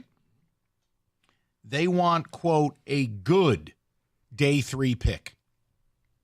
Well, you don't have a third rounder. And your fourth rounder will be, presumably, one of the lowest. So this would have to be a 4+ or a pick swap of you giving up a 2 and getting a 3. Something of that. Yeah, so wait. I thought 2 and 3 were day 2, right? No, the first round is one night, the second round's another night, and then day 3 is. Okay. So it is. You're right. You're right. Time out. Thursday night is round 1. Friday night is 2-3. Then it's 4. So okay, look, you're gonna have to do 4+ or 2 swap. You want Zadarius Smith? And remember, he's under contract. You get multiple years of Zadarius Smith. I'm not pounding the desk here. I'm not going to scream and yell. And look, I like him. Very good football player. He's a vet. Already said he wouldn't mind being here. You tell me what you guys want to do. And let me get you those contract terms. I apologize. I just saw the little note because Evan passed it to me. His contract, very, very fair to me. He is next year. Oh, come on. This is no-brainer. Cap hit this year, he's a $5 million player. Next year, the cap hit, he'd be a $9 million player. Yeah. Sold. Maybe that's it. Then he's got all voidable years after that. So look, I wanted to mix it in. I know it's all JMO all the time. But Zadarius Smith was held out of practice. Rico says, well, he might actually be sick. I don't want to live in that world. He's got trade fever. And the only cure is coming to the 3-1-3. More Coney? Exactly. What would you give? The 4th round pick won't be enough. Would you do a pick swap? Give up a 2, get a 3? Yeah. You think the Browns would go for that? Yeah, I think the Browns would jump all over that because they're asking for a good day 3 singular pick. Without giving up their own asset. What you're asking them to do is give up an asset. It's a swap. Yeah, they're simply moving up in the draft versus adding an outright pick. Other teams are going to have a 3rd round pick, and they're going to offer it, and the Browns may find that more valuable. Yeah, but if you're the Browns, you're sitting there looking at now, I don't know what their draft status is, but now you have 2 second-round picks. I would take that over a 4th rounder. Just 2 4th rounders or 2 second rounders, give me 2 second rounders. Because if you're the Browns, you're rebuilding. You got to build a team around famous Jameis. If I'm Cleveland, I think that if the Lions offered that, that's probably the best deal you're going to get. Because even if somebody else gives you a top 10 4th round selection, guys, let's just go ahead and swap this pick and take the Lions 2nd, and we'll be done. Like it's a better. I don't see how it's a bad deal for Cleveland whatsoever. Because you want the additional asset versus just moving up. It depends on who runs the team. True. Different franchises view it differently. No, true. But you get a free 4th rounder, or we got 2 second rounders. But you just lost your 3rd. You understand what I'm saying? No, you no, are giving something up. No, you are, Mike, but you're getting a better caliber player. All right, so what if you give up your 2nd, they only want to kick you a 4? I still do it. Okay. Rico would be all in on Zadarius Smith. David, Zadarius Smith, Jeremy Fowler pricing. What do you got? Yeah, I would give up my 2nd round pick. If it was just a rental, no. But you have him for 2 years. Wait, you're willing to give up a 2nd round pick for 32-year-old Zadarius Smith? Absolutely not. I'm basing it off of what draft picks they have. They don't have a 3rd round selection. So a 4th round, you're right, may not work because another team has a 3rd round. I could give so the to 2nd, jump but ahead, the Browns have to give me a 3rd or a 4th. I have to get picked. Get a 4th back then, fine. But I'm saying make the deal. Make the deal. Keep an eye on it. He was held out of practice today. He's a good ball player. He'd make you better. And I'll tell you this, you'd much rather have him on your team than have the Packers go and get him and bring him back home. Ticket text, David. Let's hear him. Someone says, our GM, yes, he needs to make a move. Zadarius Smith, yes, I would love to make that move. Someone says, give up our late third, better than a fourth round, and then get a sixth round back.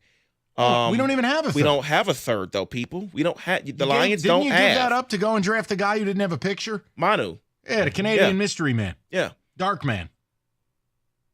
Why are we pretending that a fourth isn't a good day 3 pick? Yes, give up the fourth and get Zadarius Smith. Because it's not a good day 3 pick. You'll have the last pick in the fourth round, potentially.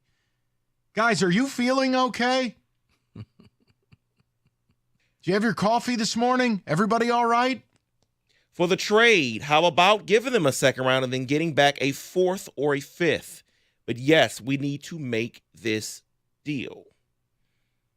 Pretty sure that Jeremy Fowler is saying to give up a fourth, but maybe they'll take a fifth. No. Look, bottom line is if they take the fourth round pick, I'd have the deal done right now and Zadarius would be driving up 75. Well, makes you wonder why he's missing practice. They say illness, but it could be in the works. He's got an illness, and the only cure is Detroit. And I guess I'm looking at it as kind of how you went for Max Crosby. Let's just end this, Cleveland. We're serious about this. Let's go ahead and swap the picks, and let's get this done. Okay? We're going to give you a second-round pick, but I would look at Zadarius as our second rounder. Would you take that selection? Yeah, I would if I was the Lions. And I think for Cleveland, we're going to swap out. We'll take your fourth, you take our second, and let's both be happy about this. Let's not haggle. Let's just get this thing done. Yeah, someone's on Ticket Tech suggesting you give them a second and you ask for their third. So basically, you're just moving back a few spots. Well, the other thing you can do as well, fellas, you could give up a fifth this year and you give up a 4 and 26. There's ways to do this where the compensation makes sense, and the Browns are going to be in a multi-year rebuild. Who are we kidding? And for Zadarius Smith, I just wanted, for context purposes now, played in the league a long time. A long time. He's gotten better, but again, last year he played 16 games in Cleveland. He gave you a whopping 5.5 sacks. Now he's already got 5 this year. His best days are probably behind him, giving you 12, 13 sacks when he was with Green Bay. He is in his 30s. He is an older player. That's my one concern. I'm not saying no, but is that the best you can do? That's a question only Brad Holmes knows. And if he fits the profile, if you like the person, he fits the room, Aaron Glenn signs off on it, Dan Campbell signs off on it, all right, let's ride.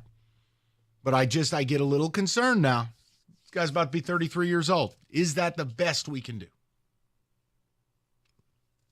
No, it's you could probably do better, but just the fact that we're talking about him because he's not practicing. What if he's a Lion by 5:30? I mean, why don't let's just live it up? What happens first? Zadarius Smith is announced as a Lion, or Kenny goes to the bathroom again? Kenny's probably a minus 350 favorite there, but I just wanted to keep hope alive. My money's on Kenny. He was held out of practice today. Have you seen Kenny's 40 time? Oh, trying to get to the bathroom? That was something. Look, it's been a rough couple of days for our man. All right, we got to nurse him back to health. If there's Jahmyr Gibbs, and then there's Kenny Cott. I don't know. My lateral speed isn't what it used to be after these last couple of days. I'll put it to you like that. Yeah, but the stiff arm, Kenny. Get out of the way! Lethal. Kenny Cott is going to be on angry runs. David, before I say something to get us in trouble. Just stop. Brad Holmes will not make any moves. Okay, so the question would be, are you okay with that? If they don't make any moves, there's absolutely potential for a chair drop. No, I think that's a person trying to mitigate the disappointments. So if you already go in there saying he won't do anything and then he does something, you're happy. Or he actually believes that he's not going to do anything. I think there's a lot of people out there that believe that. He hasn't done it the last couple of years. I think you're out of your mind. You're a Super Bowl team. Act like it. Chiefs are stocking up. Ravens are stocking up. And teams in the NFC are going to make moves. Minnesota just stocked up. Lost Christian Darrisaw for the year. Replaced him with Cam Robinson. Guys, this is the way of the world. If you're going for it, act like it. David, take a text, or are we just going to stare lovingly at each other? Sounds like he has the Honolulu flu, is what I'm hearing. See? Zadarius Smith. See? Zadarius Smith, yeah, give them whatever they want. Swap the 4th or with our 2nd, is what they're saying. I lean towards doing it, but I also. But no, you mentioned that. Yeah, I didn't realize he was getting up there. He's old. So yeah, Sure. maybe this is where we package. How about the 4th this year and the 4th next year? You can. Well, I'd much rather give up less this year and more 2 years from now. So Think 5th. about it. Yeah, give him a 5 this year, give him a 4 in 26. Conditional, whatever. Hey, if the guy achieves these certain things, it turns into a 4. I don't know. They're Cleveland. They're stupid. Figure it out. You're negotiating with an idiot. It shouldn't be hard. All right, 248-539-9797. You look at reviews for roofing companies. Yikes. I mean, a lot of them sound like this. But not Victor's, because Victor's has project managers. No whoopee cushions here. They've got project managers that you can call with your questions. You're going to get an answer. And that same project manager is personally responsible for a perfect installation of every job, including your home. That's how they give you a 100% satisfaction guarantee. That's how they give you a 50-year leak-free guarantee on every roof they install. So call today. Get your free 21-point roof inspection and estimate, 734-773-1100. That's 734-773-1100, or book that appointment online anytime at victors.com.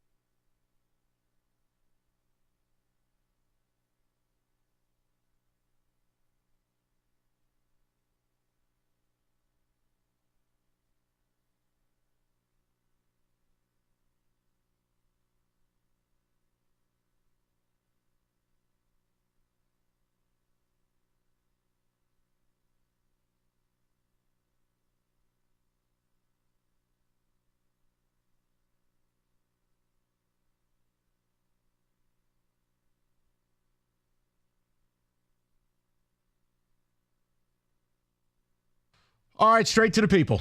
A lot of people want to rap about J-Mo. We did the full presentation, Odyssey.com Rewind. Rico and I are very measured about it. And we've done something we really don't do. We put an embargo on something. Any phone call talking about trading or cutting this kid, we're just not taking it. Straight up. I just told Kenny, you've had a hard enough time. You've barely been off the toilet the last 3 days. We're not putting you through it because Doug Karsh and Jim Costa did the Lord's work first 8 hours of the day. But I'm not them. And I'm not doing those conversations. It's absurd to talk about trading J-Mo on October 30th. It's absurd to say you're done when he catches a 50-yard touchdown in Houston and you're screaming, touchdown, Detroit black guy. I don't want to hear it. Those are nonsense opinions. Now, you want to talk about J-Mo and whether you want to pick up his fifth-year option in the spring? We're here for it. You want to talk about how he needs to grow up? That's cool. But I don't think he's a bad guy. I don't think he's some malicious, horrible human. I think he lacks some intelligence, and clearly his decision-making is suboptimal. But I need him to win a Super Bowl. So I'm going to put up with just about anything, and this is coming from a Giants fan. The Giants put up with Lawrence Taylor hitting the crack pipe in the parking lot of Giant Stadium. You figure it out in the offseason. I need you to kill the quarterbacks, and please show up sober. I need J-Mo to just stop doing dumb stuff. Show up in Houston. Let's go win this damn thing. And in the offseason, we'll have different conversations. If you think I'm being soft about it, Rico or otherwise, call me out. No, Mike, this is truly, it's gotten to the point now. I think, Jameson, you are who you are. We just have to accept that. Would you like to see him do better? Yes. But some people, maybe he's plateaued. So, for now, you're under contract. Going to ride this till the wheels fall off. And then once they do, we'll make a business decision and figure out what we're going to do next. There's no need to hit the panic button. There's no need to trade. And there's no need to walk in there and say, hey, we need to extend you. Because Lions fans, when you're a good team, you can't keep everybody. He's making it very easy for Brad Holmes on the, we like to keep him around pile. But I like Kirby Joseph better. Yes. You know what I mean? Need versus want. I like Sam Laporta better. Yeah. I like Brian Branch better. You see where it's going? Mm-hmm. We'll figure it out right here, right now. I'm not going to freak out. I don't even know if he's going to get charged. Please go get your CPL. Here's a better idea. Stop driving around with guns in the car. Pay a security guard. Pay a driver. Here, this is Frank. Frank has a concealed carry. I mean, what are we doing? Come on, J-Mo. All right, let's get to the people. And by the way, Zadarius Smith, you want to comment on it? Let's do it. Let's go to Big Vern, 97.1. Vernon, what's going on, buddy? Gentlemen, so Warren Sapp did a video. He was on a podcast, and he said Tony Dungy gave them the 5 things or the group of things that'll get you on the cover of the news. Staying out past 12, 15 over the speed limit, guns and drugs, women you know too well, and women you don't know well enough, and guns. If you don't want to be in the news and you want to make better decisions, don't do those things. If I have millions of dollars, guess where I'm not hanging out? On the east side. I don't even want to hang out over there right now. What is the point? What is the purpose? You know who doesn't hang out and doesn't have guns in the car? I'm on Ross St. Brown, Laporta, everybody else in the NFL who makes better decisions. I'm a little bit more disappointed. I couldn't listen earlier because the Make Michigan Great Again crew was going off the handle. But what I am upset is that we as a country, we as sports fans watched John Morant almost self-destruct this past year. We have watched countless of other NFL players self-destruct and all types of players. And, it'd be different if these young guys didn't have older players coming in the rookie symposiums, giving them advice, and you have the world in front of you with people out here watching you who would kill for the opportunity to play a game. At some point, you have to mature, you have to grow up, and what is distressing is the fact that he is not growing up after the self-imposed suspension from the gambling thing. After the gambling thing, you should almost be a saint.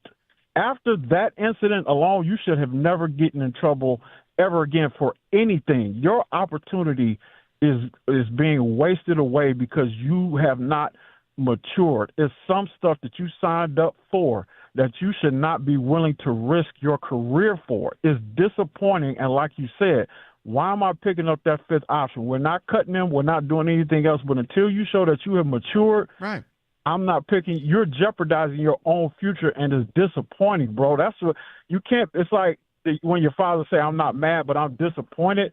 Bro, your whole life is ahead of you. Millions of dollars, influence, opportunity, and you want to squander it to hang in the hood? I don't even go to Coney at 4 o'clock in the morning. What the problem is, bro? I just don't get it, man. I don't understand why some guys get it and some guys don't. Some guys go through their whole career. Vern, how about this? I mean, look, man, you and I have talked for 20 years. The bottom line is this. He's trying to be somebody. All right? He's got to make a decision. Do you want to be a Detroit Lion or do you want to have street cred?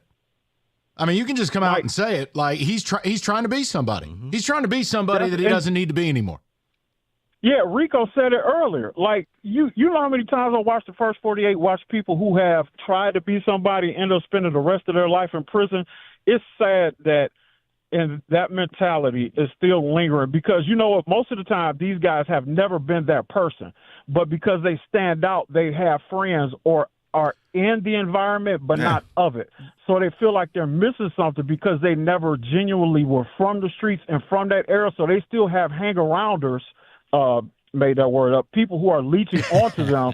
Vern, they feel like that. Vern, you know what it have is? To be a part of the culture. No, it's like he wants to be a gangster. He wants to be a football player. He wants to be a gangster too. The problem is, the people in the streets would love to trade places with you, and you would never see them again. But they don't have other options.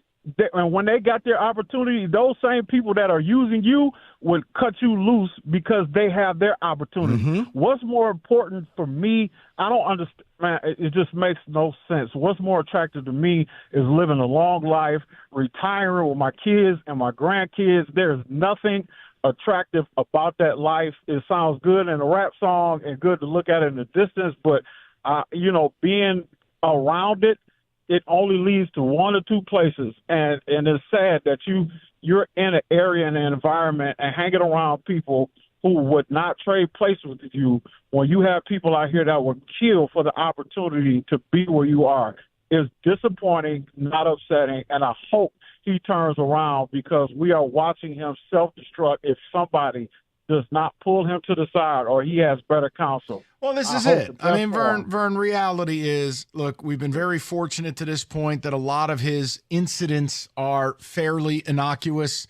He hasn't hurt anybody. Again, I don't think he's a bad kid. I question his intellect. I question, look, you said it. Why the hell are you in certain places at certain hours of the night? Name one good reason. I can't.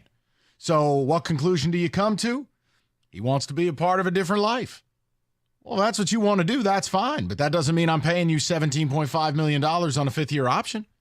That sure doesn't mean that I give you the same money that I gave one of the best football players in the league and a pro on and off the field and one of my favorite players, Amon-Ra St. Brown. Amon-Ra is the living embodiment of everything you need to do to not only take care of yourself and your family, but the generations of people that'll come after you are buried 6 feet under.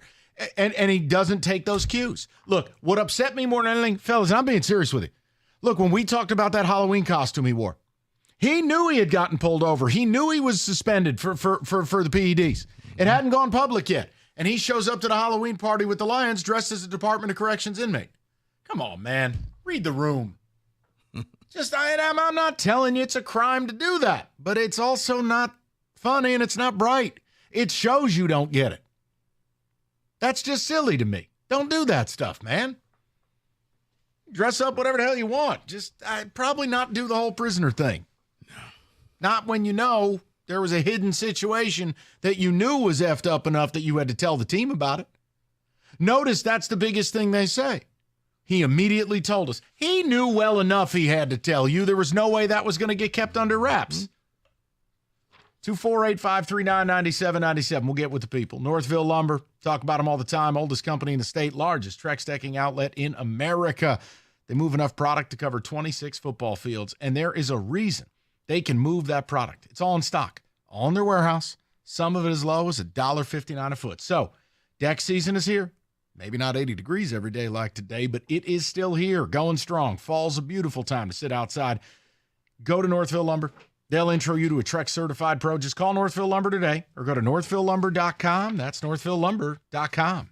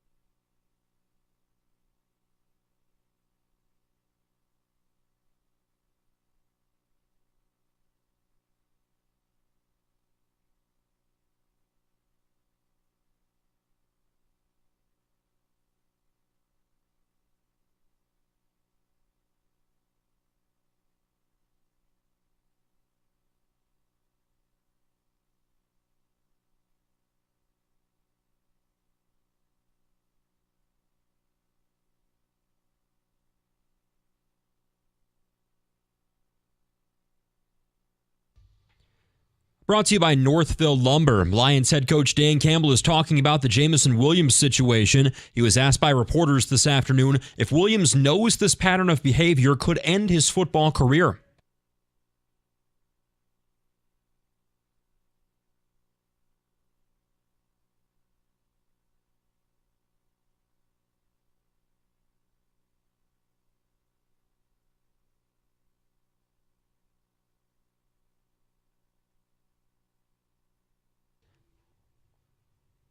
The prosecutor's office is considering charges for Williams, but he could be suspended without them under the NFL personal conduct policy. Meantime, quarterback Jared Goff missed practice this afternoon after rolling his ankle against the Titans Sunday, but he says it was precautionary and plans to practice tomorrow. Josh Paschal, Malcolm Rodriguez also out, and for the Packers, Jordan Love did not practice today with his groin injury, but head coach Matt LaFleur says he could potentially play without practicing this week. Lions 3.5-point favorites Sunday at Green Bay. Wings look to end a 2-game losing streak. They take on the Jets at LCA tonight. Vladimir Tarasenko dealing with an illness and will be a game-time decision. Alex Lyon starts in net. Puck drop at 7:30 right here on 97.1. And the Pistons look for their first win of the season. They hit the road to play the Sixers tonight. 0-4 Detroit will not have to deal with Joel Embiid or Paul George. They're both out this evening. Tip-off at 7 over on WWJ. At the Corbell Health Sports Desk, I'm Luke Sloan. For more, go to 97.1 The Ticket or Odyssey.com.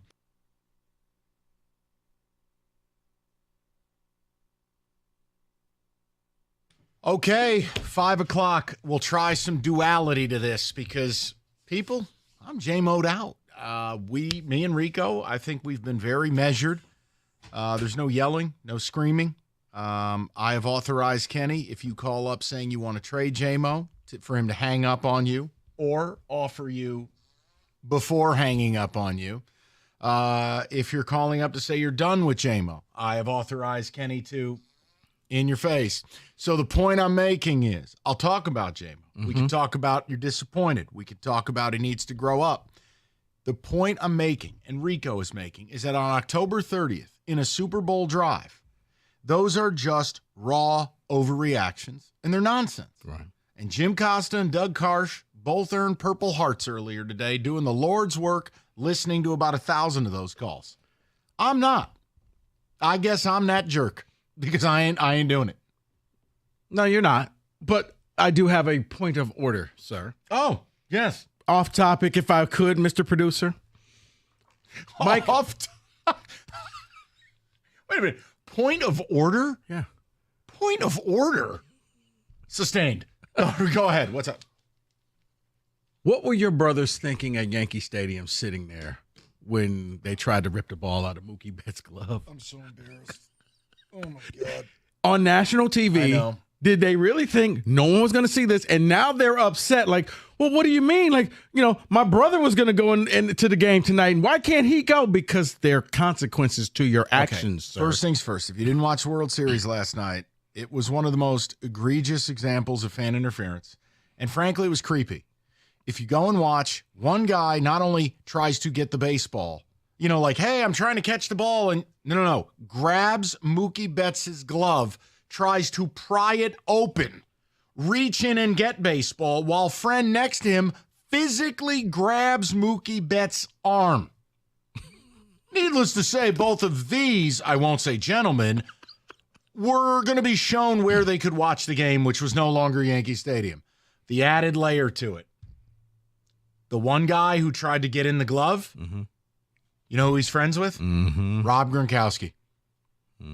He went to Arizona and he played on their club hockey team, and Gronk is like, oh, yeah, that dude's an animal. He's a nutcase. And for Gronk to say that. That tells you a lot. No, I'm embarrassed. That just makes fans look awful. It makes New Yorkers look terrible. Also, by the way, shout out the guy who in a cancer awareness moment of silence yells, Freeman, you suck. Really? You've got all game to tell Freddie Freeman he sucks, which in fact he does not. You chose a cancer memorial when the stadium is silent to tell Freddie Freeman he sucks? Hey, I guaranteed you would win last night, and you did. It lived up to every New Yorker stereotype on the planet. I'm so glad you brought that up because I was thinking, and I'm like, why do you have to be New York right now? Just let that thing happen. Let the memorial happen. Did you see they interviewed the guys after the game? They're like, yeah, if the ball goes in our area, we're going to D up. Like, D up? What, are you going to post Mookie Betts up? What the hell are we doing here? That was awful. Right, you go. That was awful. Channel your inner Charles Oakley. But you know what it is? It's immaturity, just like J-Mo. Nobody got hurt, but it's immature. Right. Yeah, man. I know. I only realized how bad it was when they did the replay, and you're like, wait, is he trying to go into his glove? No. He originally tried to rip the glove off. Then he tried to pry it open. And then when he realized, oh, your hand's in there and I may break it, let me just open it and grab the ball. And then his friend physically grabbing Mookie's arm. I'm going, man, you don't realize you have just... And again, those tickets, although the prices have come down day of, those tickets are $2,000-$3,000 a piece. The prices for this World Series were astronomical. So you just threw your money in the toilet. Oh, and by the way, those two had tickets to tonight's game. Yeah. Banned. I guess they got their tickets refunded for tonight. See, I wouldn't have been so nice. But it was probably at face value. I wouldn't have been so nice. The Yankees have done a great thing, and it just came out. The tickets from the 2 ejected fans who are not allowed to return tonight have been redistributed to a pediatric cancer patient and his family. Outstanding. So they did a great job in making that moment into this. And please just don't say, Freeman, you suck. Okay. Now watch the kid they gave the tickets to try to kneecap Mookie for a ball, and I'll know all hope is lost. This poor kid's fighting for his life, and now he tries to take Mookie's glove. Right. Okay. Yeah. Then you'll know the society is totally lost. If some 8-year-old kid like crowbars Mookie Betts. But yeah, it was an embarrassment. Thank you for bringing that up. All right, so thank you for the point of order. You're welcome. And again, guy who yelled, Freddie Freeman, you suck, during a cancer memorial. Stop. And I heard it live. Right. And you know he probably went to work. Yeah, that was me. That was me. Players are holding up signs of dead people that they're honoring. Freeman, you suck. I quit. I am not that species. You gotta be kidding me, man. All right. So the J-Mo thing, here's where we're at. We're not trading him. We're not cutting him. We're not done with him. We're not. Rico and I are here. Are we frustrated? Of course we are. So's Dan Campbell. But you know what we're focused on? Win Super Bowl. We need J-Mo to do that.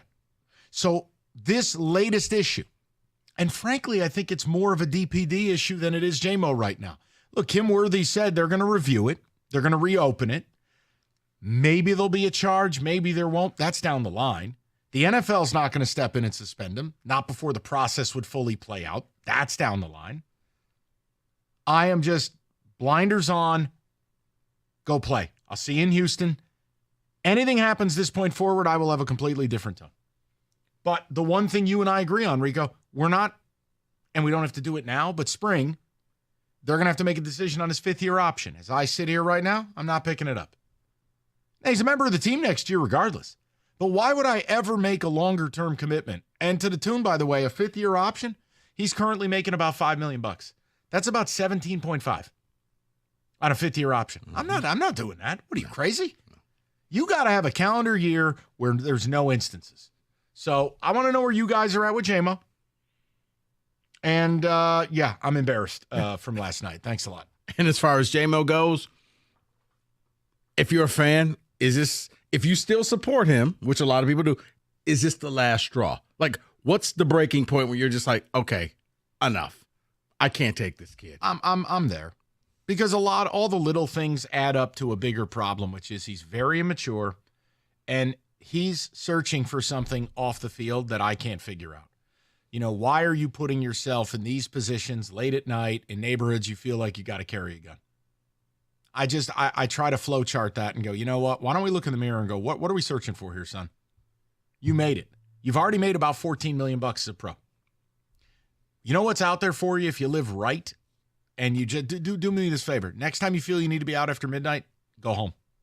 Next time you feel like you need to carry a gun, don't. Go home. Next time. $100 million plus is sitting out there for you if you just act right. Or if you think about it, you almost got that right that night because you weren't driving. You had your brother who had a license and a gun just sit in the passenger seat. Let him do everything. Let him be your bodyguard. Let him be the enforcer. You just go wherever it was you were going that night. You almost got it right. It's like, Mike, I don't know if you ever saw the movie Life, but he's almost becoming the character Can't Get Right. Life. The movie Life, Eddie Murphy and Martin Lawrence. They were in prison. Well, yeah, there's a character in the movie called Can't Get Right because wasn't Life with like Michael Keaton and he was dying? Hold on. I'll get to the bottom of this. I don't know. All right, Life with Eddie Murphy. Yeah, there's a character called That was My Life with Michael Keaton. Okay, I wasn't that far off.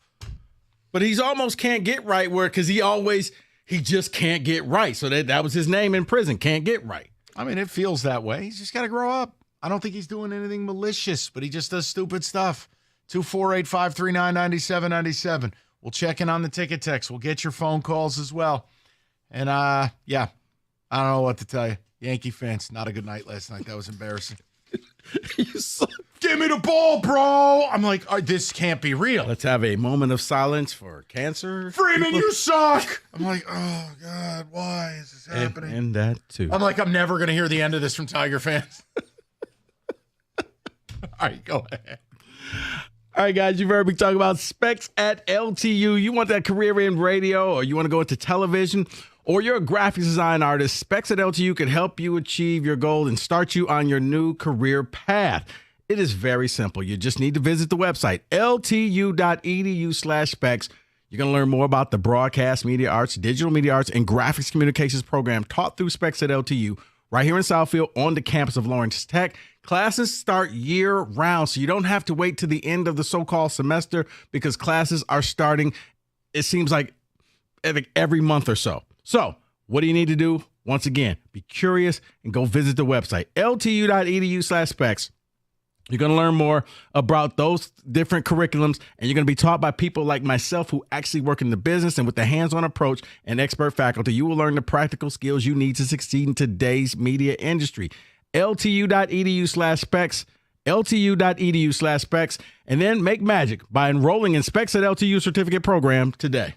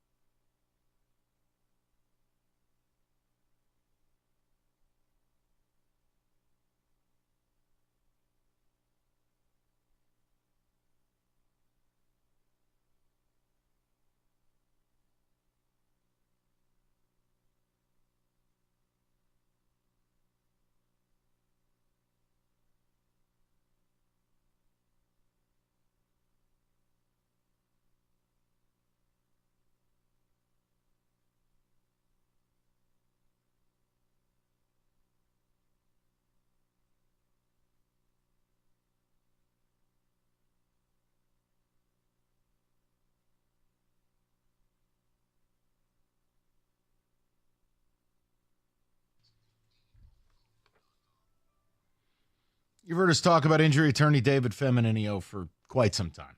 David and his team simply deliver for their injured clients. $3.5 million, $5 million, $11.5 million. If you're injured, obviously, you need an attorney that's going to fight for you. You also need someone who's going to answer the phone. You call David, he answers. 855-65-CRASH, or go to that website, getpaid.com.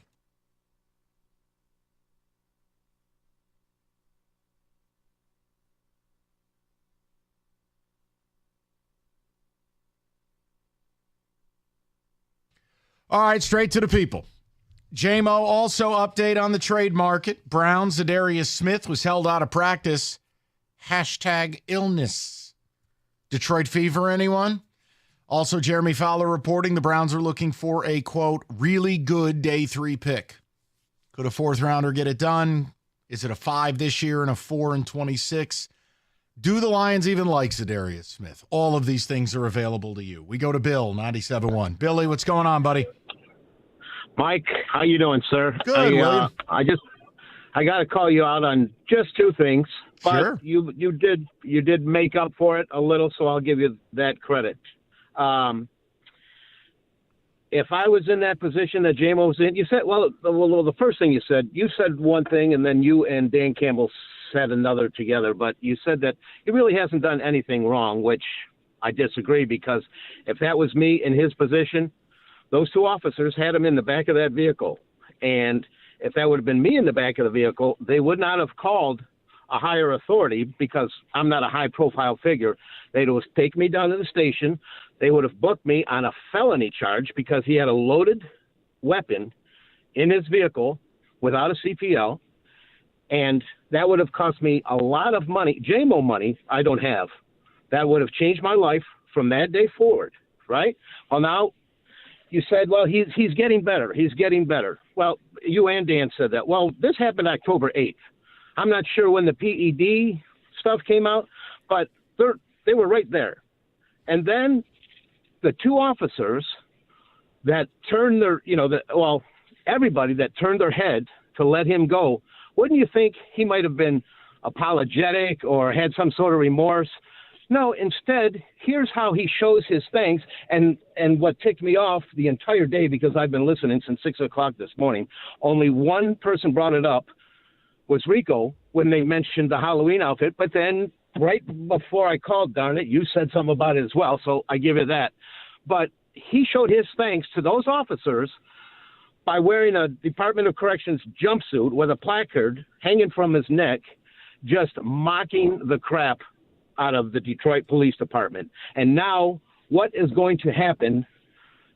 There might be some sort of reprimand. There might be some suspensions to whoever, to these officers who did him a solid, as you say. And I just don't think he's that nice of a person. Okay. Because now he thinks he is higher than the law. And he's proven that with the gambling. Everything that's led up to this is proving that he has no authority for the law. All right. Now, I didn't want to interrupt you, so I want to clarify one thing, Bill. I didn't say he didn't do anything wrong. I said I'm not going to label him a bad human. He's not hurting others. He's hurting himself. I didn't say he's not doing anything wrong. Now, clarification here. You're putting the blame on the officers. The blame needs to go to the Lions superfan supervisor who swooped in on this. The officers were attempting to do the right thing. They had him in cuffs. They were putting him in the back of the car. He was going to get booked and processed. That changed when a supervisor on duty, who's a Lions superfan, stepped in. Mm-hmm. That's just now. You have every right to your opinion. If I said something angry, that's fine. I didn't say what you're accusing me of. No, he's done lots of dumb things. But when people want to lump J-Mo in with someone like Tyreek Hill, or Ruggs. I'm not going to do that. I don't think that's accurate either. Yeah, he hasn't killed anybody. He hasn't beaten anybody. He hasn't throw punched anybody. He hasn't done anything like that. His biggest enemy is himself. Like, he just keeps doing dumb things. It's his decision making. So look, that's the separator. I'm not telling you I'm happy with him. And I already said, I'm not signing him. I'm not picking up the 5th-year option. But we need him to win a Super Bowl. And if you think I'm a bad person because I'm willing to put up with crap, to win a Super Bowl, that's fine. I'll just tell you there's way more people like me in the NFL in management than, choir boys. I've seen my team have plenty of bad guys on its roster and hoist a Lombardi. Mm-hmm. It's just part of the process. But see, here's the thing about having the bad guy. Once you outlive your usefulness, we've outlived you, and we don't need you around anymore. Once you don't score the touchdowns, once you start doing things on the field, well, what are you here for now, buddy? You can go ahead and leave. Let's go to Matt, 97.1. Matty, how you doing, buddy? Hey, what's up? What was I going to say? J-Mo, everyone's just blowing it out of proportion. Yes, he made some dumb decisions. If I was him, you got millions of dollars. Pay the $100, get your CPO, hire some security so you don't even have to carry it. And then the trade with the Browns or whatever, give him a second round, take a fourth, and he doesn't play the same sport, but let's ship off Javi Baez too. Send him to Cleveland. Damn bum. Oh, Matt. Listen, I'm with you. I'd be fine with Zadarius Smith. You got to take Javi. Can you imagine? They'd hang up the phone. Matt's trying to broker this deal, and they go, whoa, what was the last part? Click. That's it, man. Thanks, you guys. All right, Matty. Okay. Yeah, we got the Guardians on the three-way now. Go ahead. What did you say? Yeah. No, I'm frustrated with J-Mo, but I understand. We're better with him. And in the meantime, look, if anything else happens, I'm done. I'm done. I don't care how trivial it is. If he does anything else that takes him off the football field, I've had enough. But in the here and now on October 30th, no, I got to go win a game without him this weekend. And then we'll see him in Houston, and we need him. Mm-hmm. You're your best version of yourself with him. And in the offseason, we'll have a different discussion about whether we want to keep you in the family. Yeah. Let's go to David in Birmingham, 97.1. What's up, David? Hey, what's going on, gentlemen? David, how are you? I'm frustrated, man. No pun intended, but he is such a weapon. And you got millions of dollars, and you're running around Detroit at night speeding with a concealed weapon. It just makes zero sense. You're in America. It's so easy to get this paperwork done. And it's just. But David, the frustrating part is, why does he continue to need to be out late at night in parts of town you shouldn't be in? I think that's the thing that frustrates me even more than the CPL. If you are going places, he needs to move to the suburbs, where he doesn't feel like he needs a gun. There it is. If you feel, and again, look, if he wants to carry, if he wants to have that, there are ways to do it. It takes 10 minutes via Zoom. Just get your CPL. And if you want to have a concealed carry, you want to go through that process. Do whatever you want, but just do it. But I'm with you. You're like, David, go hire a driver who's ex-military, who's licensed to carry a bazooka, and he'll handle your problems for you. And the worst part to me is he was trying to use his celebrity to get out of this. Do you know who I am? Whatever. And he played the card, and guess what? It worked. For the time being, it worked because the supervisor was a Lions super fan. I don't think this is over. I think he will get charged. I think he's already got an attorney, so he will more than likely plead this down to a misdemeanor, whatever the hell you can pull out of your ass charge.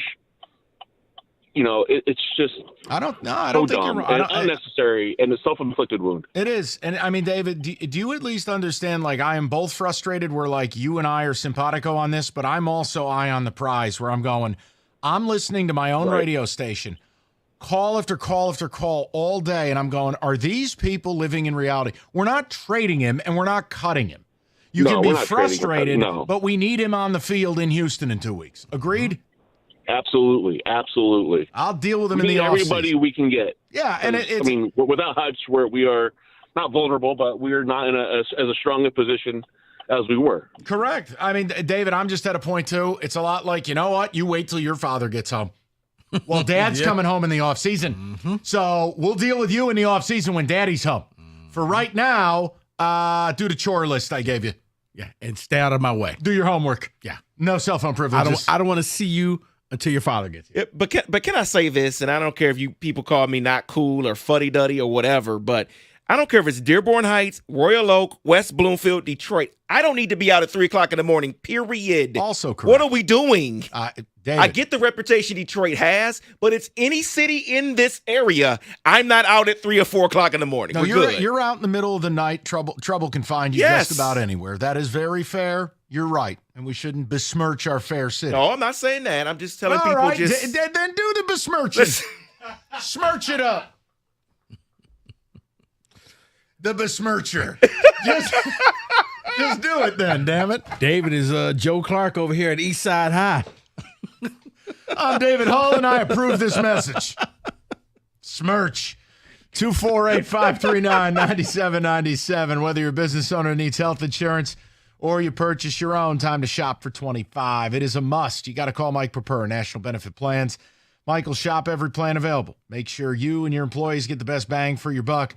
And we know it because Mike has delivered for 30 years. So what do you got to do? Call Mike. He'll show you a variety of options, including the least expensive one. He's a free consultant for you. Call Mike Prepper now, 877-734-2200, or on the web at nbphealth.com. Remember, National Benefit Plans wants to be your health and life insurance agency for a lifetime.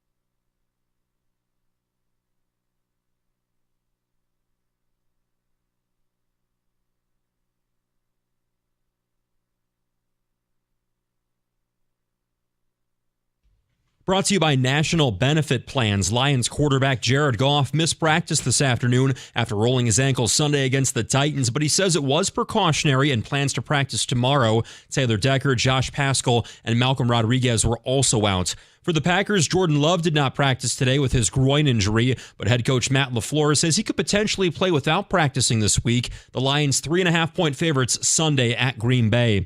Meantime, Lions head coach Dan Campbell has addressed the Jameson Williams situation. He hopes the wide receiver grows from this and puts himself in better positions, but says it's not a distraction for the entire team.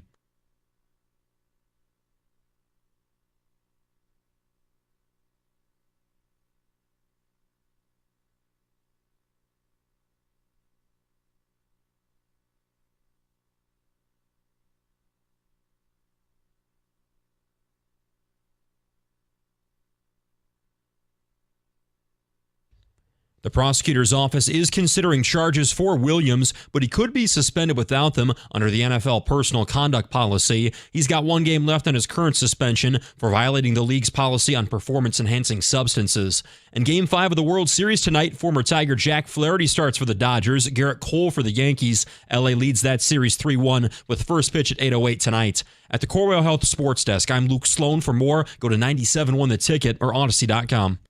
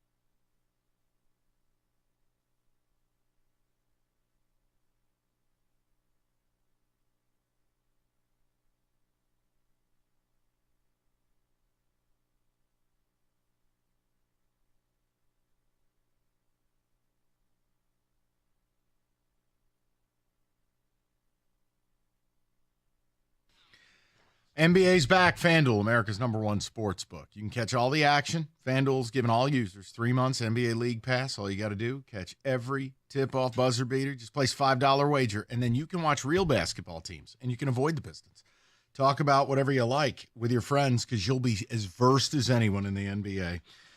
It is FanDuel.com/ticket. You can get 3 months of NBA League Pass with that $5 wager, courtesy of FanDuel. Make every moment more. Official sportsbook partner of the NBA, 21 and up, present Michigan.